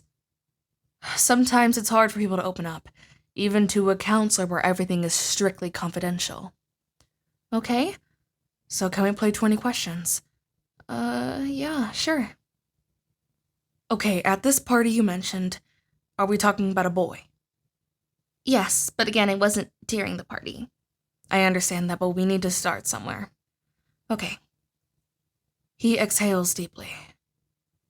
I'm not going to judge you, Hannah, but did anything happen to you that night that you regret? Yes. I stand up and walk to the outer bars of the rocket, wrapping my hands around two of the bars. I touch my face to the empty space between them. Okay, did anything happen with this boy? And you can be totally honest with me, Hannah. Did anything happen that might be considered illegal? You mean rape? No, I don't think so. Why don't you know? Because there were circumstances. Alcohol? Maybe, but not with me. Drugs? No, just more circumstances. Are you thinking of pressing charges? No, No. I exhale a full breath of air. Then what are your options? I don't know. Tell her, Mr. Porter. Tell her what her options are. What can we do to solve this problem, Hannah? Together. Nothing. It's over. Something needs to be done, Hannah. Something needs to change for you. I know, but what are my options? I need you to tell me. Well, if you don't press charges, if you're not even sure you can even press charges, then you have two options. What? What are they? She sounds hopeful, putting too much hope in his answers. One, you can confront him. We can call him in here and discuss what happened at this party. I can call you both out of. You said there was two options. Or two, and look, Hannah, I'm not trying to be blunt, but you can move on. You mean do nothing? I grip the bars and shut my eyes tight. It's an option. And that's what we're all talking about. Look, something happened, Hannah, I believe you. But if you won't press charges, if you won't confront him, you need to consider the possibility of moving beyond this. And if that's not a possibility, then what? Because guess what, Mr. Porter? She won't do this. Move beyond this? Is he in your class, Hannah? He's a senior. So he'll be gone next year. You want me to move beyond this? It's not a question, Mr. Porter. Don't take it as one. She's thinking out loud. It's not an option because she can't do it. Tell her that you're going to help her. There's a rustle. Thank you, Mr. Porter. No. Hannah, wait, you don't need to leave. I scream over the bars, through the trees. No! I think I'm done here. Do not let her leave. I got what I came for. I still think there's more we can talk about, Hannah. No, I think I've figured it all out. I just need to move on and get over it. Not get over it, Hannah, but sometimes there's nothing left to do but move on. Please do not let her leave that room. You're right. I know. Hannah, I don't understand why you're in such a hurry to leave. Because I need to get on with things, Mr. Porter. If nothing's gonna change, then I better get on with it, right?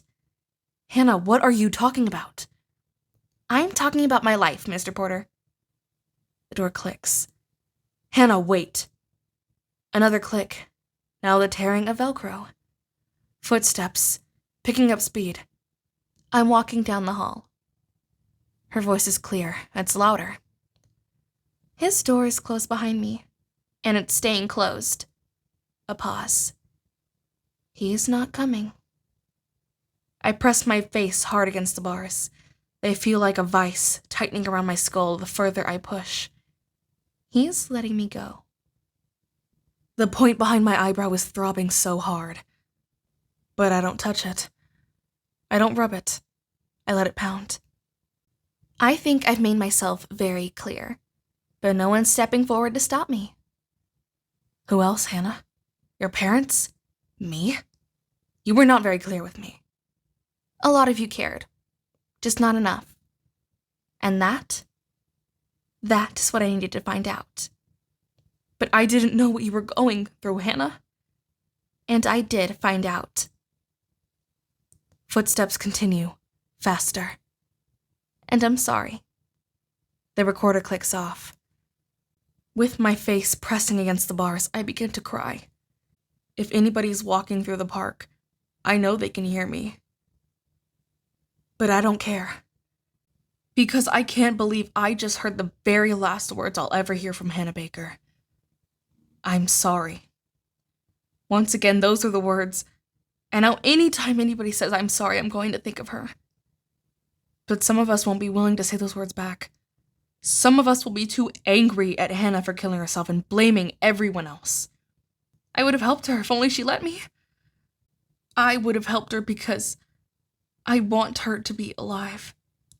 The tape vibrates in the Walkman as it reaches the end of its spool. Chapter 14. Cassette 7, Side B. The tape clicks itself over and keeps playing. Without her voice, the slight static hum that constantly plays beneath her words grows louder and louder. Over the 7 tapes and 13 stories, her voice was kept at a slight distance by this steady hum in the background. I let this sound wash over me as I hold onto the bars and close my eyes. The bright moon disappears. The swaying of the treetops disappear. The breeze against my skin. The fading pain in my fingers. The sound of this tape winding from one spool to the next reminds me of everything I've heard over the last day. My breathing begins to slow. The tension in my muscles starts to relax. Then a click in the headphones. A slow breath of air. I open my eyes to the bright moonlight. Aunt Hannah with warmth. Thank you. That was 13 Reasons Why, a novel by J. Asher. Narrated by Bookbee. Thank you so much for listening.